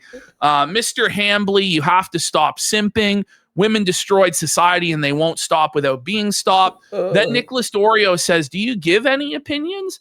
Or just read the article and stare at the camera like that one scene from The Whale?" Oh my God. Brutal. Oh my God. By DeOrio. DeOrio's videos on quartering are fucking ace, by the way. Shout out. So this is part of Denter Troll. "It's just so unbelievable how little lives you guys live. Like, seriously, what is wrong with you? Have you no faith or morals? You think oranges will hurt him? No chance. Now back off right now. I mean it. Do you guys think it's a dent or a troll? That is 110% troll. Like, do you think oranges will hurt him? You think the oranges are gonna hurt Jer? If the trolls would stop for a minute, my important messages for Jeremy would be seen. But instead, you guys think acting like kids is fun. Frig off. Frig off. Yo. So now we've got beating up liberal losers is adding Jeremy's stretched anus from Adam Sellers. What a disgusting name. These leftist trolls have no shame. Oh, I saw beating Adam Sellers was hosting Jer today or yesterday. Yeah, so we're going to see these coming in. So here we have some of the Raiders. Patriot Grandpa 58 has rated this stream. Face Patriot Grandpa. Grandpa. Then we've got Jeremy's stretched anus from Adam Sellers rated the stream, right? We've got, there's Jeremy's stretched anus from Adam Sellers, rated it a number of times. And then Ren Fair banned for life rated the stream, and Sophie goes, welcome to everyone from the raid. And then Jer shut down the raids. People were having too much fun. So Jer had to shut it down like the little baby he is. I died. Then we have Ren Fair security guard for $5. Very generous of Ren Fair security guard. Probably should have been only $1. Mr. Hambly, I'm going to have to ask you to vacate the premises. Did he get banned? You're going to have to move along, Mr. Hambly. And then we have Melanie Mac's husband for $1. Ban all those liberal trolls, Jeremy. There's nothing wrong with letting a Jew pipe your wife. Stop. This guy was banned. We managed to get this screenshot seconds before the ban hammer came down on Mel's husband's gaping anus. Actually, that's another legend, Mel's husband's gaping anus. There it is. There is the deleted dollar super chat from Melanie Mac's fag husband. I'm dying. We got Jared Stretch Trampoline for 5 subs as well. Drunk for a pack it up says it's good to see side scrollers felting Jer. Yeah, man. Aurelius for a rage quit. Jeremy Hambly should take a step back and eat an Uncrustable. This message has been brought to you by the JM Smuckers Company. You're not you when you're hungry, Jer. You should eat a Smuckers Uncrustable. Was it was here, right here. Yeah, so now we're on number 1. Hold on, let me watch right? this. Yeah. Okay, so this is quartering stream from today. I've never seen him so buck broken in all my days watching Jer. Come on, I mean, it's been pretty bad. Is it that bad today? Pretty bad, and it's pretty bad, man. It's real rough. It's real rough. Guys, y'all ready? Let's go. Big support today. Let's go. This is the funniest event. By the way, Brittany Vanthe said this the best. It really does feel like 2016 again. You know, like that crazy internet time, everyone having fun and felting and blood sports and all that. Big fun. By the way, this is the cringy. I can't even. It's so cringe. But he messes up the intro again here. Oh my God. I can't handle it. Well, let's just get right into it. The show. Wait. What? Is that how it. You edited it? No way. No. That's how. Whoa. Hey. Was running. He grew tired. Fuck. He grew tired. Look at him there, man. Look at how defeated he looks, man.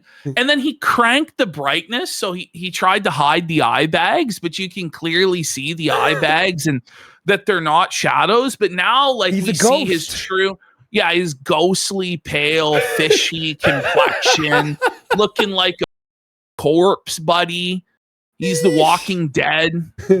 Yo. Let's just get right into it. The show was running a little bit behind. There was some glitch when I was creating the stream. I mean, there was a glitch. Fine with buddy. It was messed up on both Rumble and YouTube. So I don't think it was a glitch. I think it's that you're. Look at him there, man. Look at that frown. Look at this. Frown alert. Frown alert. Bro. Frown alert. This is actually pathetic. The internet and everything like that. Buddy, look at his shirt. His unironed shirt.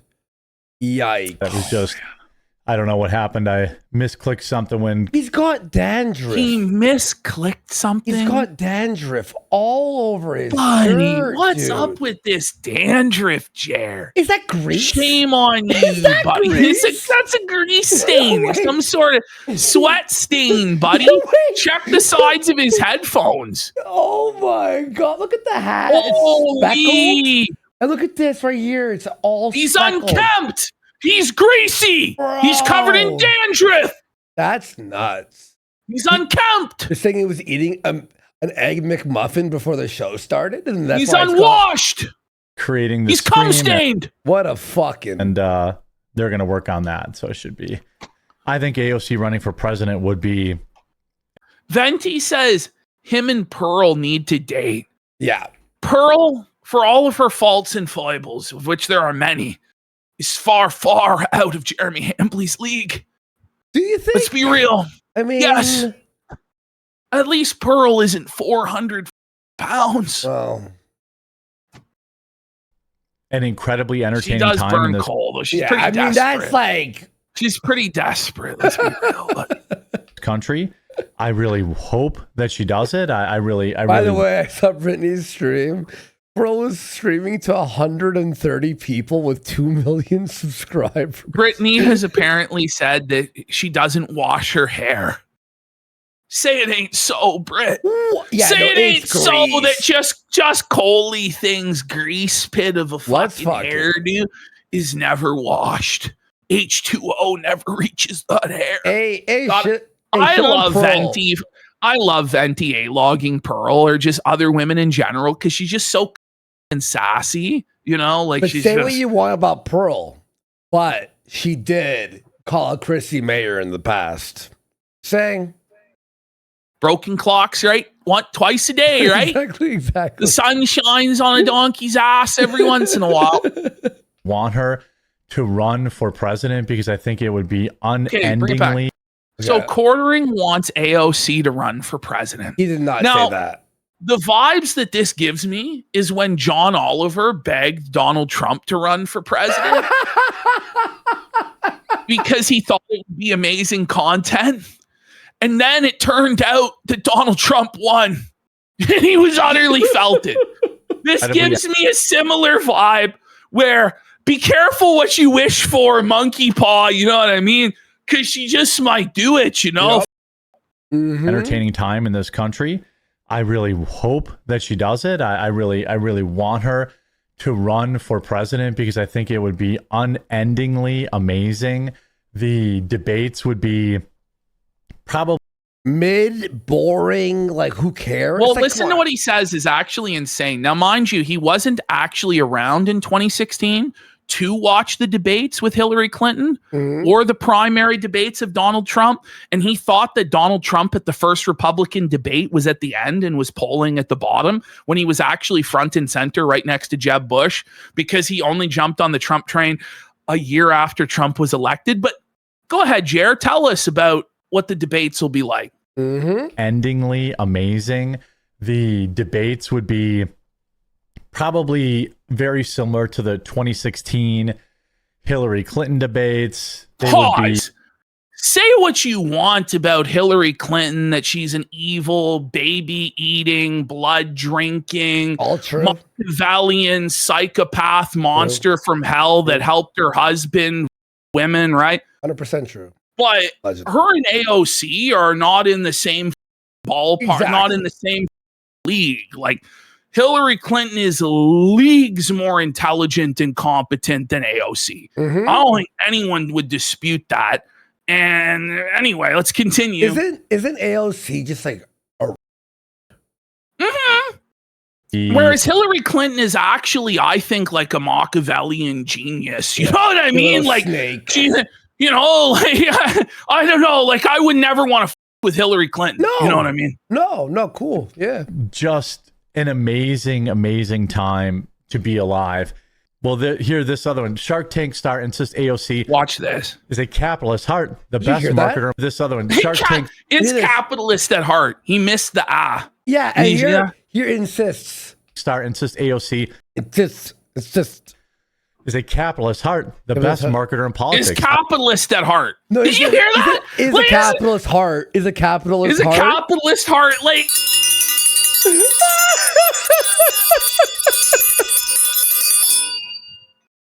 Yo! Shark Tank star insists. Like everyone flubs here and there, but he flubs every sentence.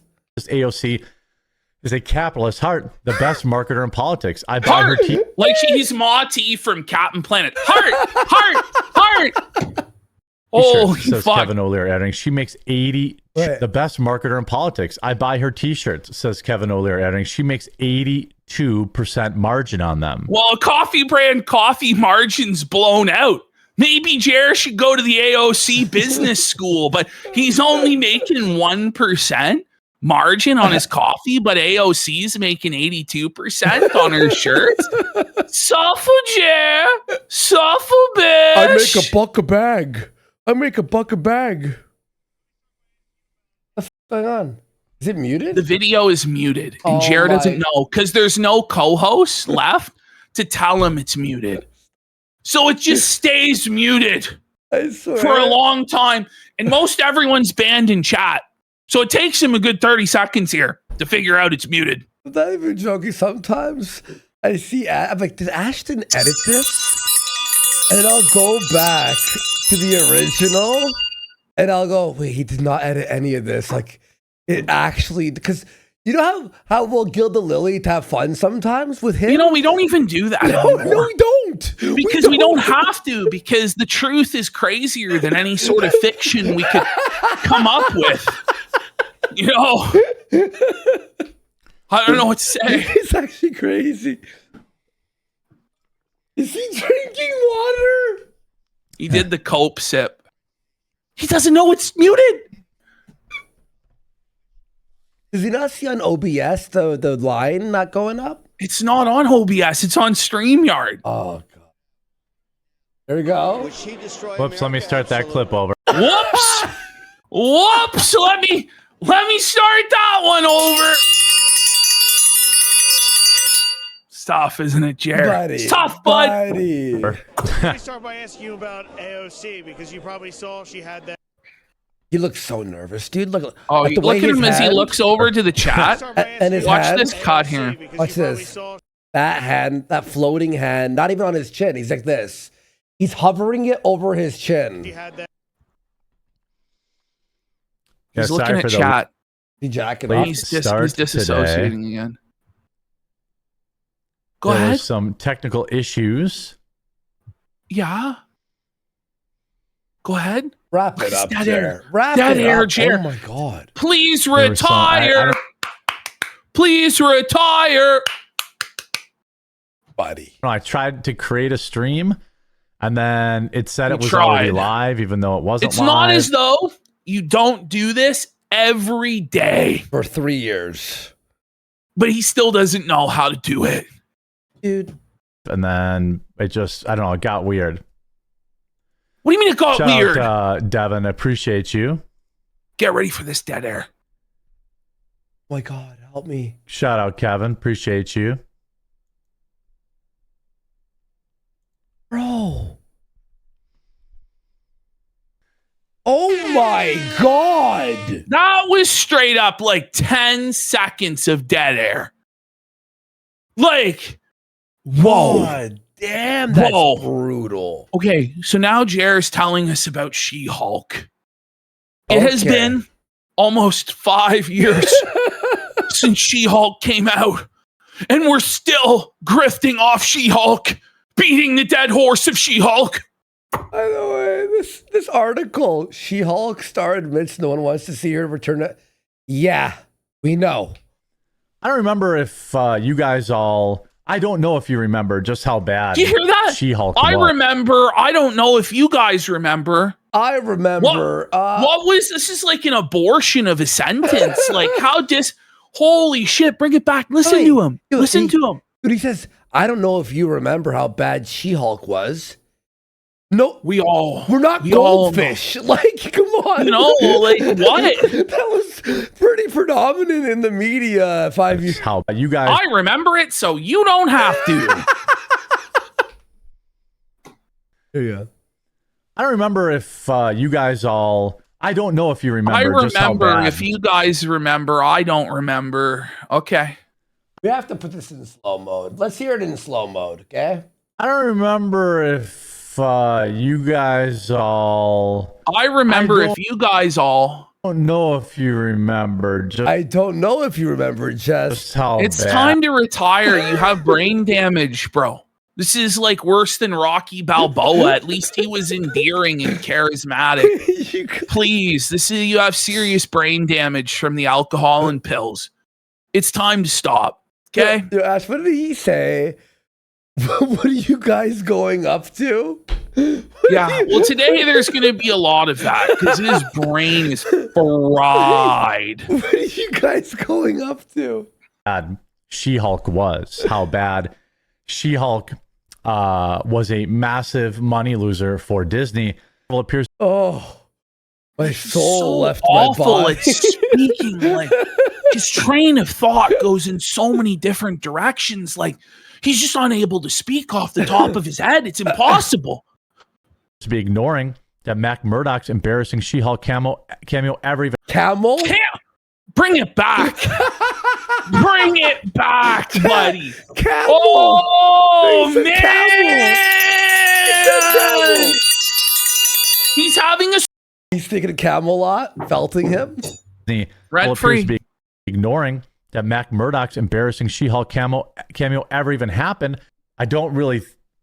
I mean, does anybody even care about Marvel anymore? You tell us. Why are you talking about this if nobody cares? Holy! Oh, guys, do you even care about this? You tell us, sir. You're the live streamer. I'll say this: not from you. Maybe someone else who actually knows something about Nerdrotic, She-Hulk or comic books might be able to give us an interesting or insightful or funny take. But it's not you. You can't even read the article. You know? Who reads? But then it's like a headline. Endless excuses for why the views are down. Maybe it's because you can't even read. Let alone form your own opinion.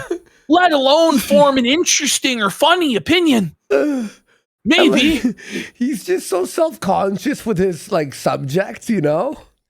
Well, it's like if we're like in the middle, would you start? We're like, guys, do you even want us to talk about this? Like I would say the listen to how many ums are here. Like just get ready.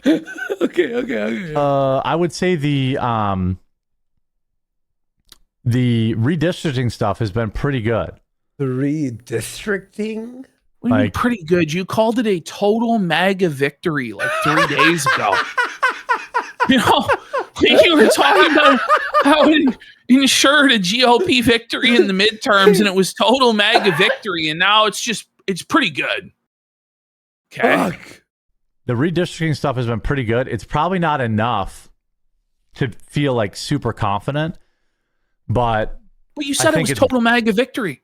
Yeah. Like I saw it on Twitter. Mm-hmm. When you were supposed to take a break from Twitter, you broke the break to tell us that it was total MAGA victory. But now you're not that confident about it? Okay. Good that they got in the mud with them because, I mean, this is what the Democrats have been doing. Do you see him almost spill his water? Look at this. Look at his hand. It's good that they got in the mud with them. Bro, he's like whoa. I just love his advice where it's good for the Republicans to get in the mud with everybody, but he won't get in the mud and actually engage with any of his detractors. But the Republicans should surrender the moral high ground. I just want to point out, by the way, like it's pretty obvious that both sides have gerrymandered for years, and like this is nothing new. Like you look at the map of Louisiana and what the Democrats did there, it's just completely anyway. When I said water, I meant water and clearly. All right? Because I mean, this is what the Democrats have been doing for a very long time. Watch this. You know. Look at that. That's a shot, bro. Watch this. Watch. That's water mixed with. Watch this. I mean, this is what the Democrats have been doing for a very long time. What? You know. Oh, wait. Hang on. Watch. Democrats have been doing for a very long time. I'm going to pause and frame it. Ooh, that was a tough one of swallow. Holy Jer. You know, like the redistricting stuff is weird. What do you mean it's weird? It's not. It's redictoring. Oh, did he? Listen. Oh my God. Listen. Like the redistricting stuff is weird. Like but like it's not weird. It's got the most transparent motivation in the world. Like you're redrawing the districts so that you win. Like it's not weird. This has been going on for hundreds of years. It's weird. Weird, but why wouldn't Republicans?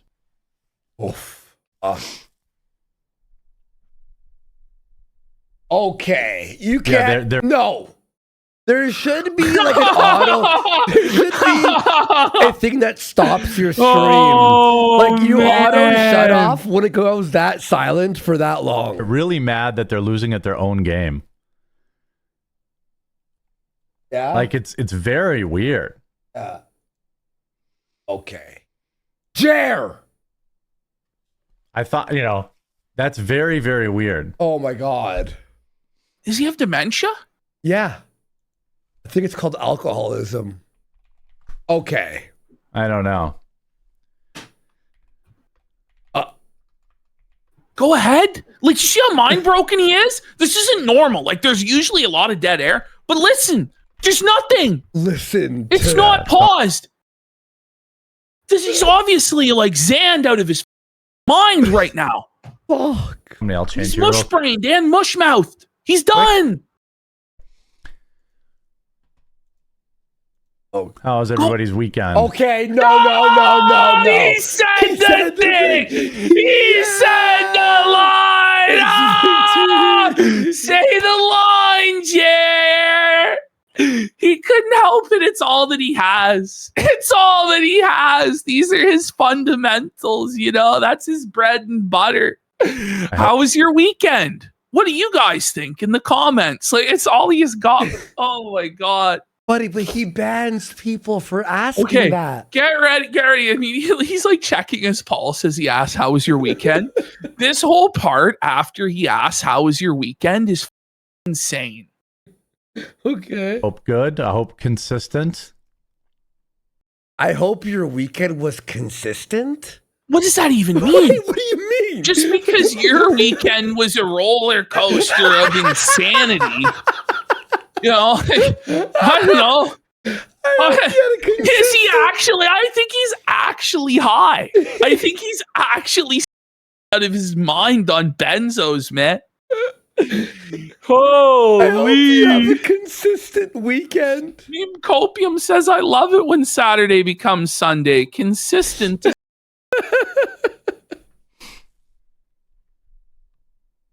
Okay, that's odd. What? He's buck broken, dude. I could see the tears like through the mask, you know? Bro, he's disassociating. He's looking at the chat that it's all oranges, it's all negative, it's all people dunking on him, everybody making fun of the weekend comment, and he can't take it. And he's just completely disassociating. Like his brain is gone. What did you guys get up to this weekend? Okay, no, he did it again. No, you can't. He did it again, bro. He's done. He's just done, bro. Like the ref's waving it off like TKO. He's punch drunk. He's out on his feet. For the fighter's safety, we have to stop it. But it didn't stop. It continued. Buddy. And then he would have like the pissiest crash outs at Friday Night Tights you could imagine. Oh my. Hold on. I unpause. I was like, did I unpause it?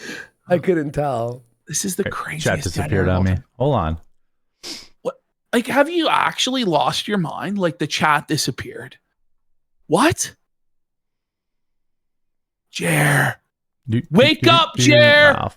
By the way, he's changed his doobie doobie doo song to doo doo doo Yes. doo doo doo doo. Screw with it later, I guess. What? Did a plate just clatter? Okay. Bro. This is brain damage. Like, he's actually done. What happened? Like, he's just completely Is quit. he responding to someone? No. Oh, whoops. Okay. All right, let's get back to it. What? What just happened? Let's get back to it. What do you mean? You're Jumbo Jet story. Yes, we get Jimbo Jet story. Instead of the word jumbo, he said Jimbo. Listen. get back to it. Listen. Jumbo Jet story. The Jimbo Jet. The Jimbo Jet story.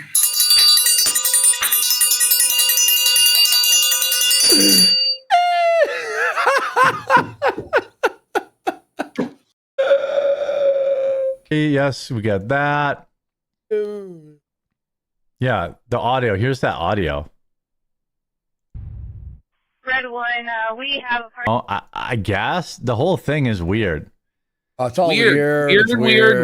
The whole Weird. shebang That's the bang. only thing he's got. So then he does this whole video about some white trash filming this I watched Muslim this. trash in Walmart, and it's like, who gives a f-? People are doing things at Walmart. More news at 11. Who gives a f-? Is very. By the way, that woman yelling at these Muslims was also wrong. She's like, this is a public space. It's like, you're in Walmart. I'm pretty sure this is an employee at Walmart Yes, that it you're is. filming in Walmart. She's like, this is like the public. It's like the sidewalks public. You know what I mean? Like, I don't really think you should be going to people's workplaces and filming them. Like, I know that's a hot take, but you know, no, but like bizarre to me. You know? And probably holy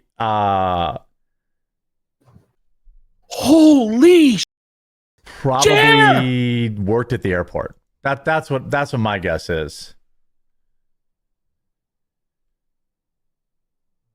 Okay.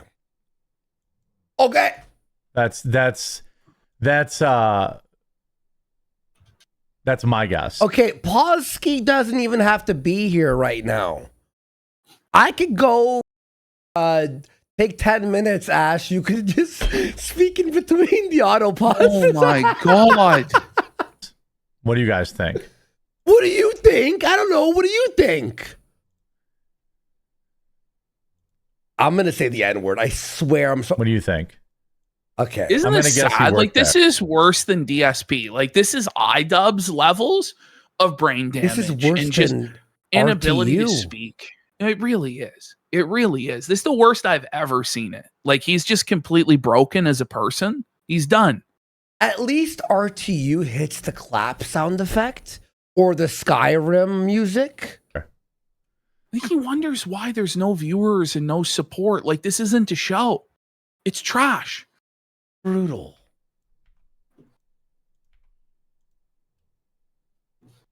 Okay. That's my guess. Is this like actually a joke? I mean, there's no way he just walked. Like, he had to know. He had to know.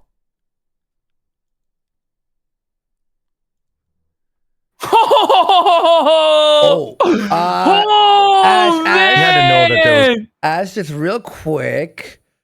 Could we take a 2-second break? Something really cool is happening behind the scenes, but I want to tell you in private. All right. Let's take a quick break here. Okay, guys, just give us one quick second. I promise we'll be.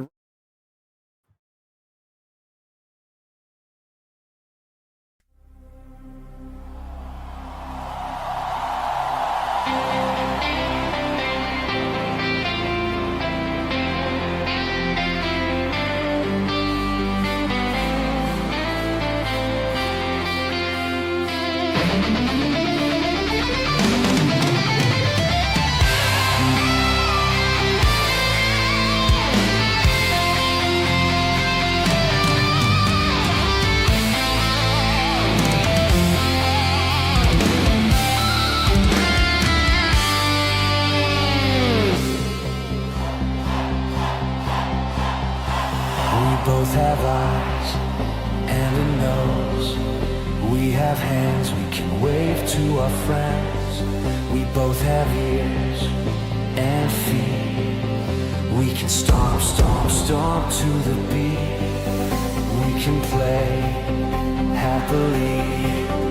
Take my hand. Okay, sorry, folks. All righty. We have some people in the background helping us out with some stuff. So thank you guys for allowing us to just have a little quick chat there. Okay. Anyway, let's continue. Like some here. place that he could get through.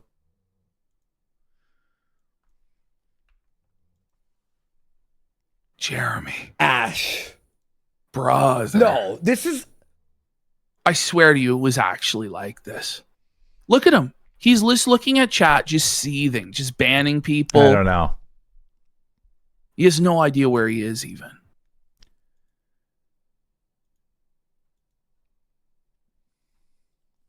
Bro. He's checking his pulse. Well, wouldn't you be? I mean, he's got to think it's hard is he to dead? tell if he's even alive, You man. know, that's why he's doing it. He has to make sure. I know, Meme Copium. He doesn't know. What's the point of his show? Can we get an opinion? Can we get words? I think I have another topic for you guys. What do you mean too. you think you have another topic? Do you have another topic or not? He doesn't even know. He doesn't even know what's going on his own show. Let's see. What are you doing? Chair. Doobie doo. Like he doesn't even have the dignity to give us a doobie. HCB is just Here taking we some go. time off. She's got Here a new we baby. go. Here comes the crash out. So Jer then reveals that his employee just had a new child. Was that his announcement to make? Or was that Hannah Claire's announcement to make that she has a new child? Or are you talking about the previous child that she had a couple years ago? What? Okay, go ahead, Jer. And the summertime news is slow. So what do you mean there's just no news in summer? She didn't take some time off. What are we talking about? There's no news in summer. I'm pretty sure things happen every day, 365 days a year, including in summer, Jeremy. That doesn't make sense, Jer. And we'll hit it full steam ahead. Closer to when the midterms start. Okay, so Hannah She's Claire is got her own channels gone to work until on. like October, November. She's gone until the midterms. Mm-hmm. This is the same excuse he gave when he laid off /fired /Luke quit. Who the knows? He would be back for the midterms. We haven't heard any update on that. No timeline on that. So I'm pretty sure she's gone. She's never coming back.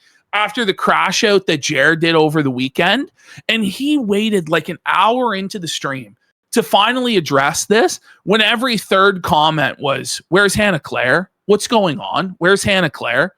He just refused to address it until finally he was broken into doing so. She's got a young baby. Summer changes childcare schedules, all that kind of stuff. So summer changes childcare schedules to try and help accommodate. So, what? Okay, so now he's changing the time of his stream to help accommodate, but she won't be back till the midterms? That doesn't make sense. What?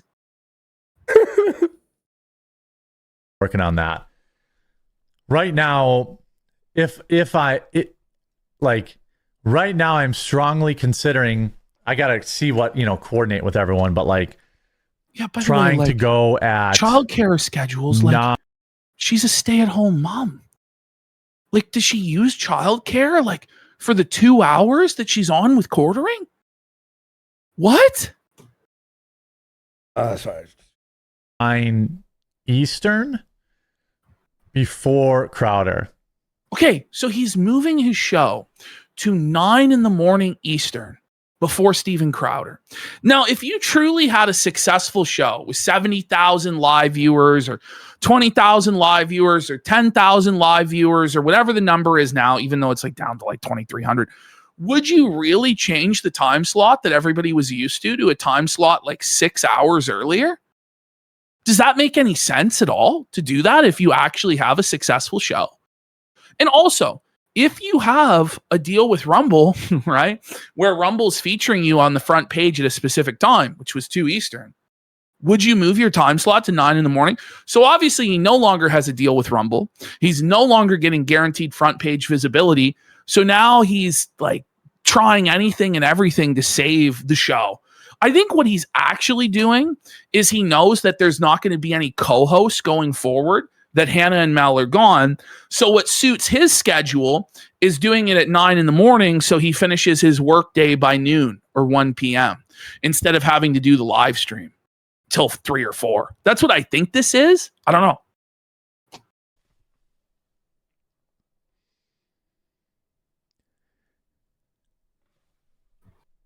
Yeah.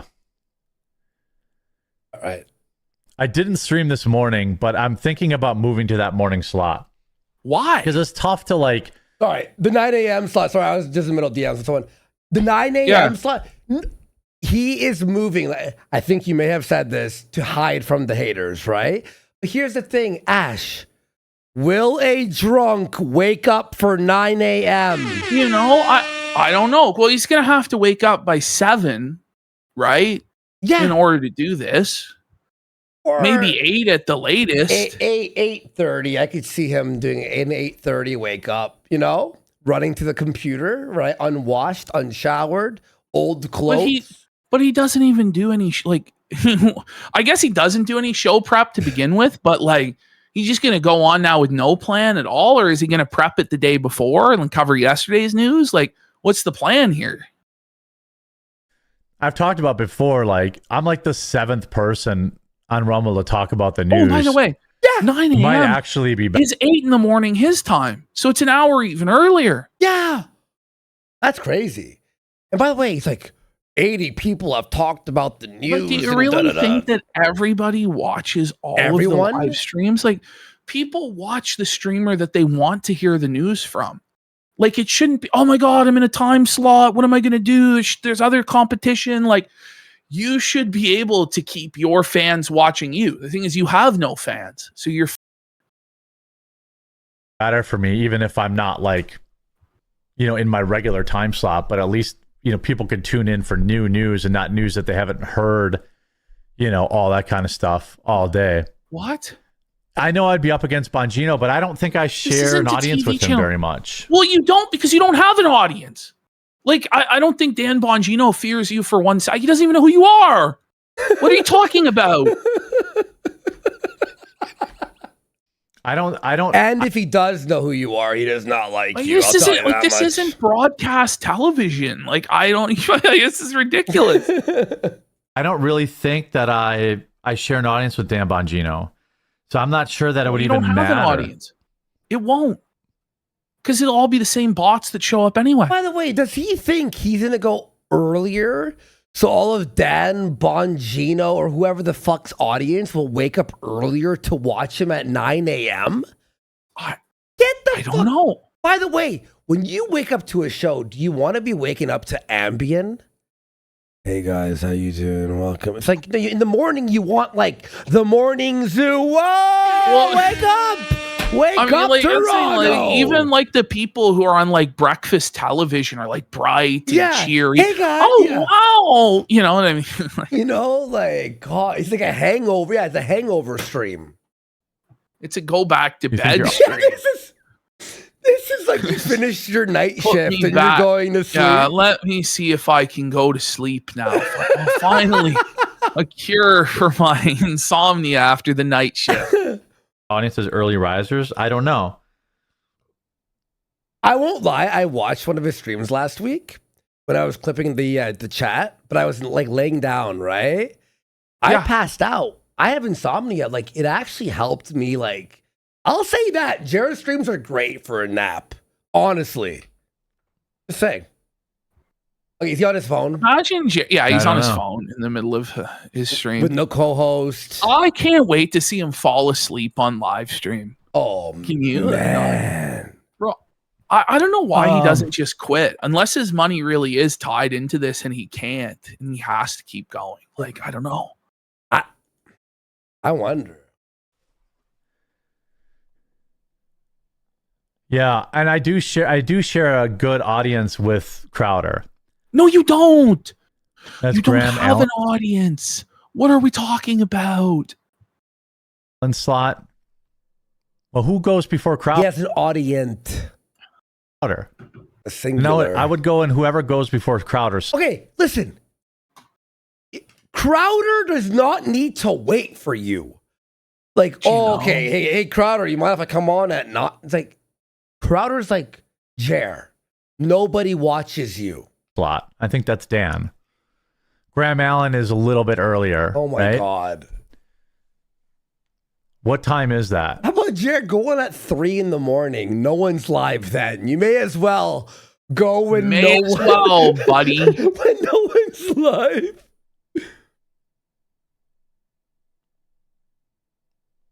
I think it would be. There used to be. I don't tune into Bongino much. Who is? Yeah. By the way, like 9 a.m. Won't that Eastern make Crowder is like 6 Pacific time. Yeah. Like, who the is waking up for this? Like, who is doing this on their morning commute, listening to Jer? Like, it's not happening, man. That's actually like a danger. Because the person will fall asleep on the highway and kill like 20 people, like Final Destination I guess style. that's the point, is to have no audience so there can't be any trolls in chat. I guess that's the way of doing it. But it's like, I don't know, man. What's the point of this live stream? I guess it's just to fulfill a contractual obligation and that's it. No, but Ash. But is there even a Rumble contract after next month? Like, what the hell is going on? The moment he heads on at 8 a.m. or 5 a.m., you have the meme copium, you have the UK, the Australians are all A-logging him. There will always be an A-log awake. Is Chrissy Mayer the one who wants it to be at 9 a.m? There's no way. She's a comedian, allegedly. Like, she's not showing up at 9 a.m. for this. Buddy, I don't think Jared. I think Melanie Mack's not showing up. That's the thing. I think there are no co-hosts at this point. Maybe Chrissy, and that's why he's going to 9 a.m. I don't know. Maybe. No, I talked to him already. Crowder goes at like So we're doing the holy DSP Crowder goes at, schedule like, stream 10 now. You know, like, is actually unhinged to do like a whole 10-minute section here about the schedule and the sacredness of it.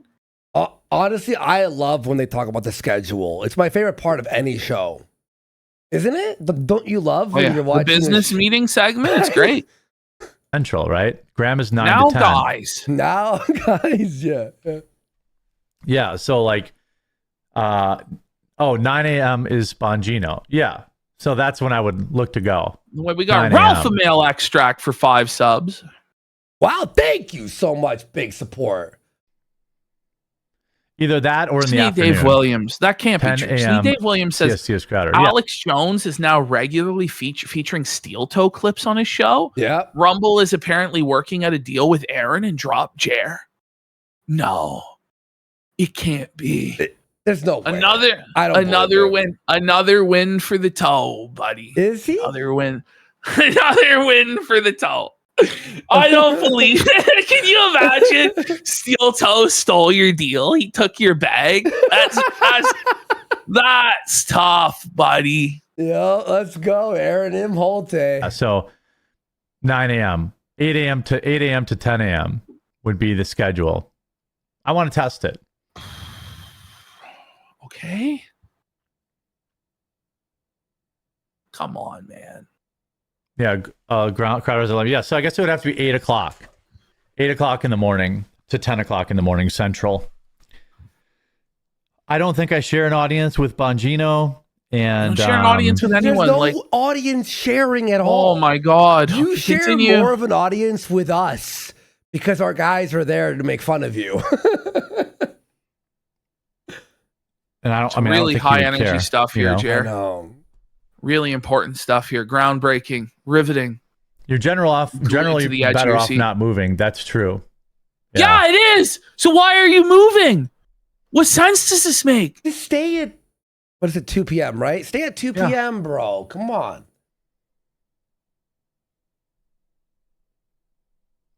Wait, look at MTG. Marjorie Taylor Greene. It's Vince at 8, Graham at 9, Dan at 10, Crowder 11, Haley at 12. Who cares? No one cares. We stream the same time as Brittany, Camelot, Meme Kobe. We all stream over each other. No one cares. No one's like, bullshit, Bob. You're right. He has to be up here at this point. No, buddy, he's blackout. But how many times have we been? Excuse me, Camelot. You can't stream at 9. Are you in? That's gay. No one likes that. Yeah, so I would just go at. Okay, to be fair, DSP was mad at us for streaming over him on Thursday. Oh, he sure was. He was mad at us, actually. Dan at 10. That's Eastern, right? Yeah. Oh my God. This is twisted. Oh, Magic the Gathering. What is he doing? Look at it. For years, Netflix represented to consumers that it did not collect or share extensive user data. Netflix and then he said user data instead of data or data. Netflix user data. Consumer. Look at it. For years, Netflix represented to consumers that it did not collect or share extensive user data. However, Netflix. Sounds like a southern. It sounds like a southern dish. I know this is a petty edit, and it's taking a lot of time, but it's actually crazy what this show is. Like, people just don't get it. Was found in reality, Netflix is a logging company that we're allowed to comment on it. Is a logging company? Right. Timber! wait. What did he mean there? What was he reading? Reality, Netflix is a logging company. Log in? They log your data, I guess. Oh, okay, okay. That we're allowed to comment on it. logging company. The likes and dislike ratios doesn't Listen to this. It doesn't affect it, although likes and dislikes don't really matter on videos. Oh yeah! Now that he's getting ratioed on every video, you got all these dislikes. Likes and dislikes don't matter. Cope alert! Cope alert! By the way, we got Plip9 for 10 subs and Spenzinator for 5 subs. He's likeless. It doesn't really affect anything else. Behavioral surveillance program of staggering scale. Staggering. Oh my New God. camera doesn't look as red. Come on, it's probably just because Jer. my overhead lights are on now. I tested Buddy, my overhead. you're trying to lights hide being the on. eye bags by turning the brightness all the way up. That's what's actually happening. All right, now get ready for Jared to crash out in 5, 4, 3, 2, 1. All Play right. it, Warski. Let's see here. Oh yeah, this story is crazy. This story is crazy. Whoa, Walgreens citing theft. Who? I think it looks a little bit better with the overhead lights. Uh-oh. A little bit. A little bit. Okay. A little bit. Okay. I'm missing. He's about to get upset now.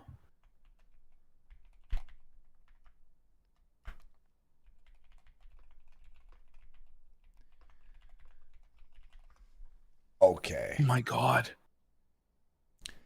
2, 3, 4, 5, 6, He's 7. counting. Well, how much? He's bands? counting. I don't know. Is he counting how many bands he's doing? 2, 3, 4, 5. It looks much better. Soon enough. Imagine holding a leftist struggle session. Here it and is. thinking they're good guys. I felt so bad for her. I'm not going to talk Did about you? it. I'm just not going to do any drama. But you just did. You know, But you just people did like, talk "Where's about your it by Twitter?" saying Twitter- you felt so bad for her, right? Go ahead, Jer. What's your It's not hot good take? for me. I was getting sucked in. You're still getting sucked in, you idiot. What do you think you're doing right now? You know, I was getting to it and being cringe, and it was bad. He's cringe. And, it's but I bad. did see what they did But to everybody else Christy is and that. wrong, and nobody has any right to call him out for it. What sense does that make, Jer?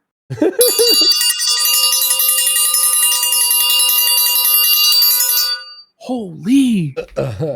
That was dumb. Let's see. Jeremy, I always said you needed to go to the lights on camera. Like, you mean like a ring light on the camera? The sniff. Like, is That he tism snorting drama pills? is crazy. Yeah, I mean, I didn't even think So it was now a big he's deal. addressing the tism drama. He says it's not a big deal. How could you possibly think it wasn't a big deal? Like, can you just admit you tried to run a gay op, that we were flagging you down? Like, that's what you tried to do, right? Just admit it. You were drunk and pilled out of your mind. You're a lunatic. I should have just privated them, and I told the guys that. But you blamed us for flagging. Go ahead. Like 100%. 100% should have just privated them. I didn't think anyone would care because all those episodes were like 3 years old. But I should have checked with them, and I should have privated them instead of deleting them. Why did Jer have all the control to like ban everything? Like Jer is the worst. All three of them had editor powers over the channel, and they were the only three that had it. They all had that power, but he took it upon himself unilaterally to destroy the entire channel and close it. Okay. Very, very stupid on my part. I told them that. I was just cleaning out all the old like live streams because people were cherry picking them and using them to try and make my life a living hell. His life's a living hell. By the way, Jeremy, if something you said on a live stream can make your life a living hell, what a nightmare of a life you're living to begin with, buddy.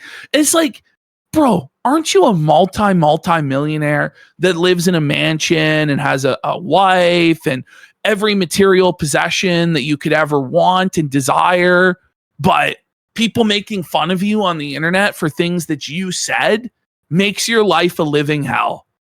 What a loser, man. Like, you made your own life a living hell, buddy. Yeah, that's what you've done. Well, dude, no, but he's like put so much pressure on us with our editor and our channel and threatening us and all this like off. And This is the thing. How is using your own words cherry picking? Like, it wasn't out of context. When there was the 2-hour Renaissance Fair stream where the entire time you were perving on women, it wasn't just one comment out of context, you know? Like, everything was in context. Like, what are we talking about here? Exactly. What context makes you saying your wife's stink okay? Exactly. You put it in context for us, but he won't do any of that because he thinks it's beneath him. Can't wait to see Chrissy on the channel, though. Been a while. Here it is.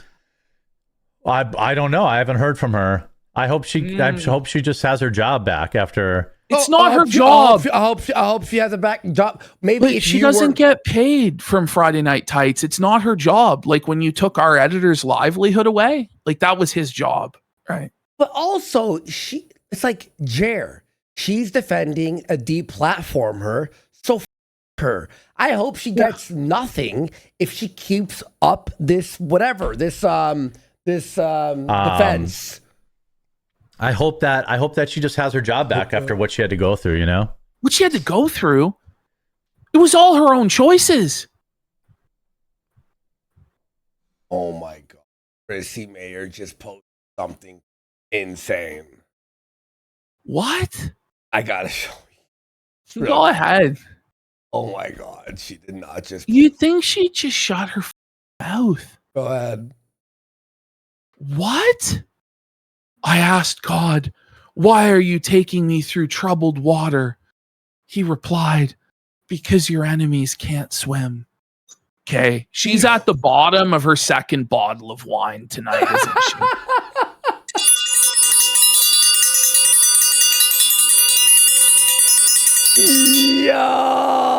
Holy, she's in her feels at the bottom of the wine bottle. No? Yes. Sorry, I'm being very silent, guys. I'm just like dealing with a very positive thing behind the scenes. So I can get Chrissy to fill in, but I don't want to cause any more problems for Chrissy. So let's just let her be. You just did, you fucking moron.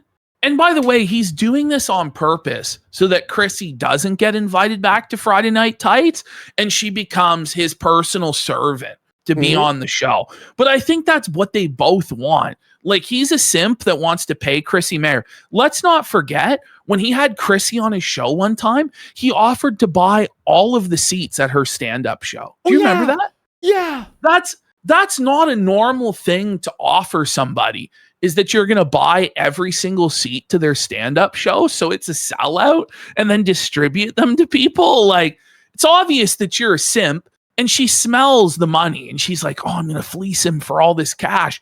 But little does she know, he's actually broke as a joke and he's bleeding out financially.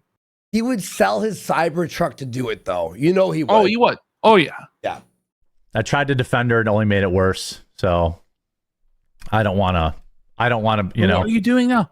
You're doing it. Everyone else is getting all this and it sucks for them.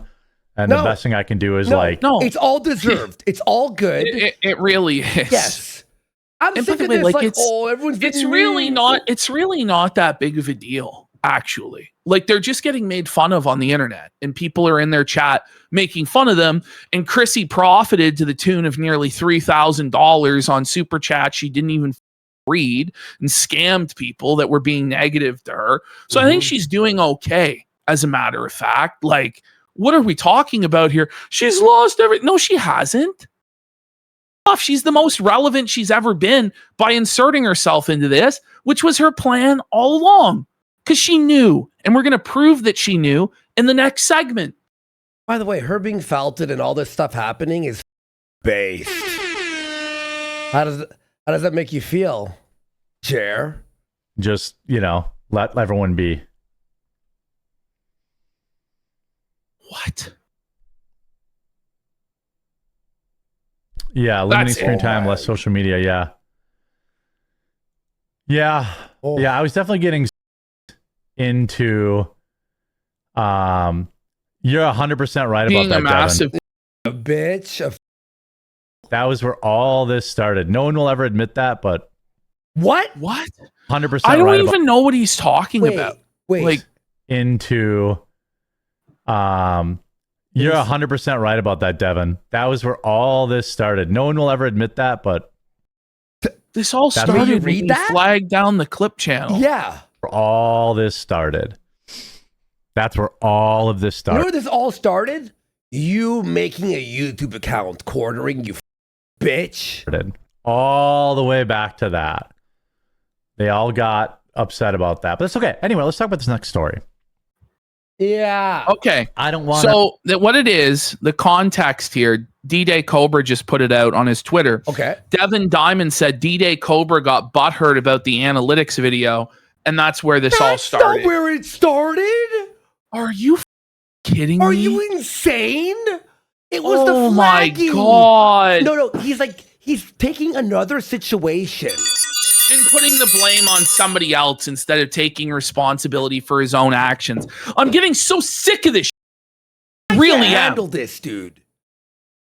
Holy! Oh my God, bro. I wish everyone the best.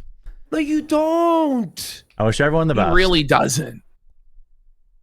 Tightening his microphone like a little bitch. It's so mad. Why is he bringing this stuff up, by the way, when he said he wasn't? Because he's twisted. He really is. He still thinks he's in the right, and any day now, everyone's going to realize it and side with him. Oh, yeah. Oh, yeah, it's all good, Jer. Oh, yeah, no, they're all going to be, oh, yeah. No, we were all wrong. No drama in the chat, Let's, The whole chat is drama, you idiot. Let's say where we're at. Because you refuse to actually deal with the drama.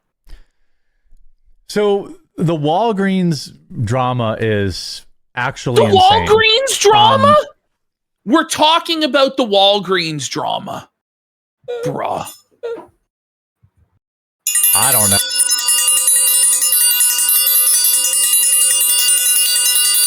It's a meaningful drama, guys. The Walgreens drama. Who gives a about Walgreens? Oh.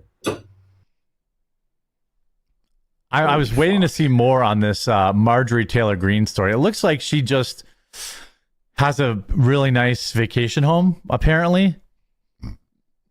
I think she's what a trying disingenuous to figure out, way of framing it.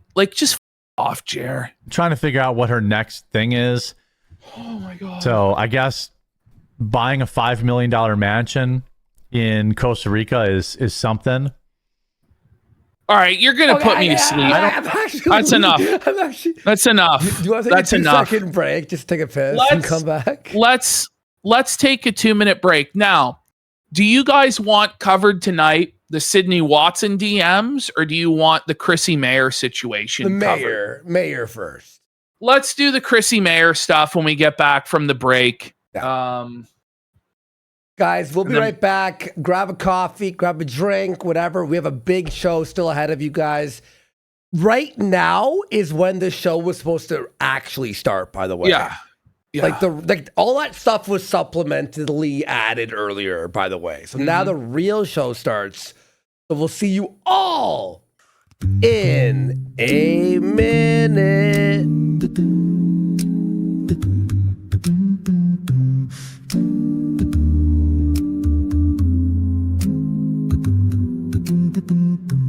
We are the felted AIPPPs. We all look like we've got some strange disease. Born out of just 6 pixels from the show. We probably won't be in the intro. It isn't Ashton's weight that makes it fail. I mean, Dickers was fine and he's a whale. It's 'cause there aren't clear shots of Ash online. That's why we kinda look slow in the mind. Oh, we're the felted AIPPPs. Release us from our torment if you please. Some other clone will go and be the star. Delete us all, AI has gone too far. For we're the felted AIPPPs. Release us from our torment if you please. We don't even understand who we are. Delete us all, AI has gone too far.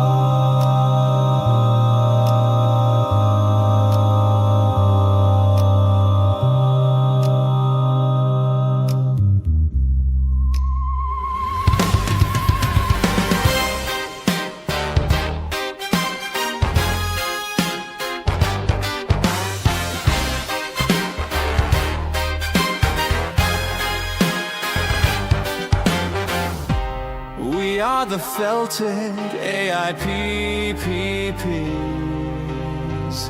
We all look like we've got some strange disease. Born out of just 6 pixels from the show. Looks like we made it to the intro. Now we're all stars and headed for the top.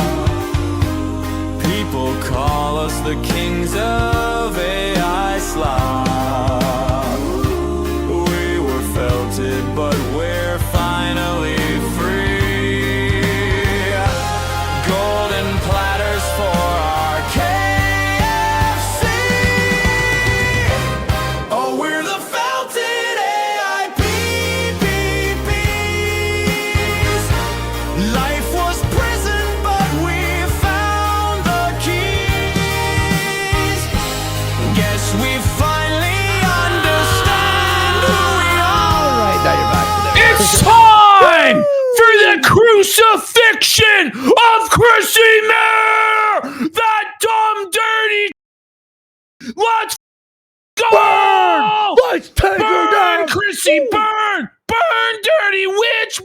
Burn, Chrissy, burn! Let's get into the crucifixion! So, first of all, we're starting off in this Chrissy Mayer segment with one of the reasons why she may be so sympathetic to the Quartering's cause. Now, obviously, we covered last time how Quartering was a sponsor of her show, of one of her events, and there may very well be financial ties, although she promises it was only coffee that she was given, okay? But here's a reason why she may be sympathetic to Quartering's cause. So we're going to go 0.1 here, Andy. Okay. Oh, there you go. Yep. And we're going to have a look here at the report history. We're going to have a look at some of Chrissy's history of flagging.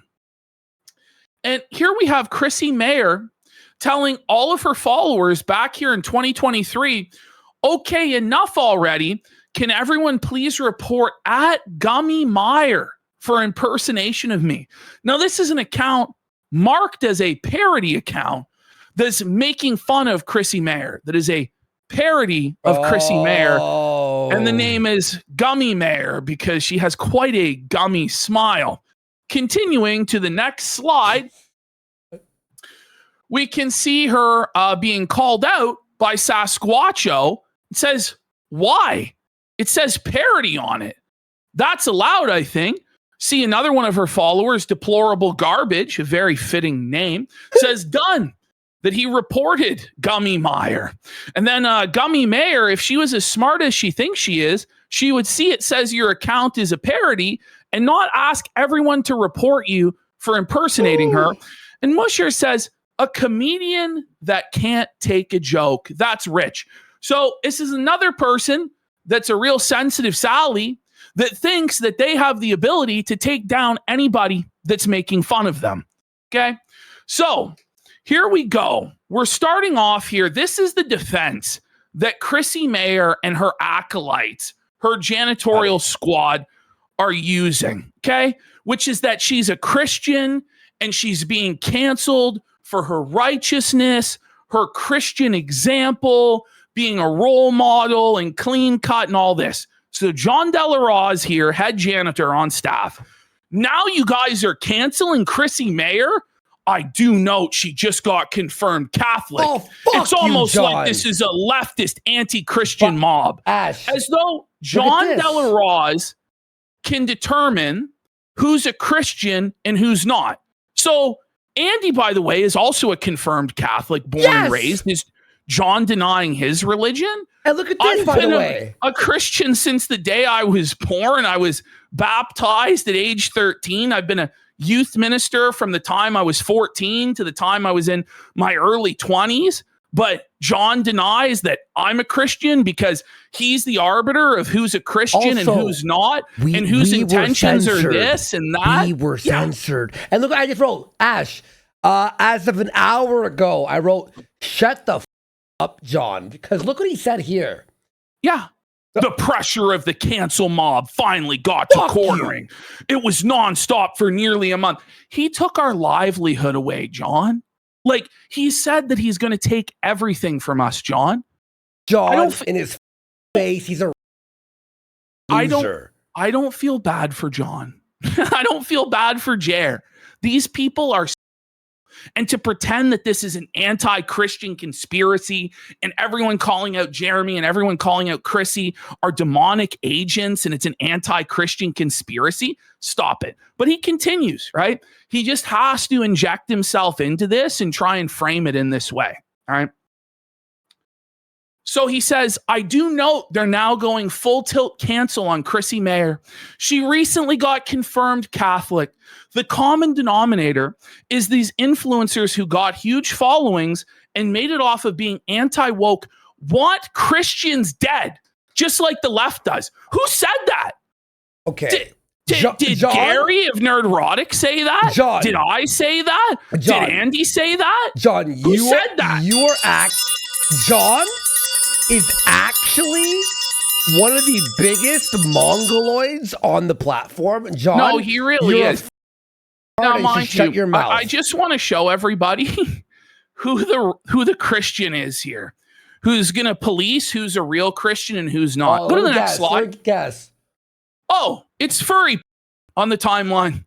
It's Pokemon on the timeline, John. Holier than thou, righteous Christian John.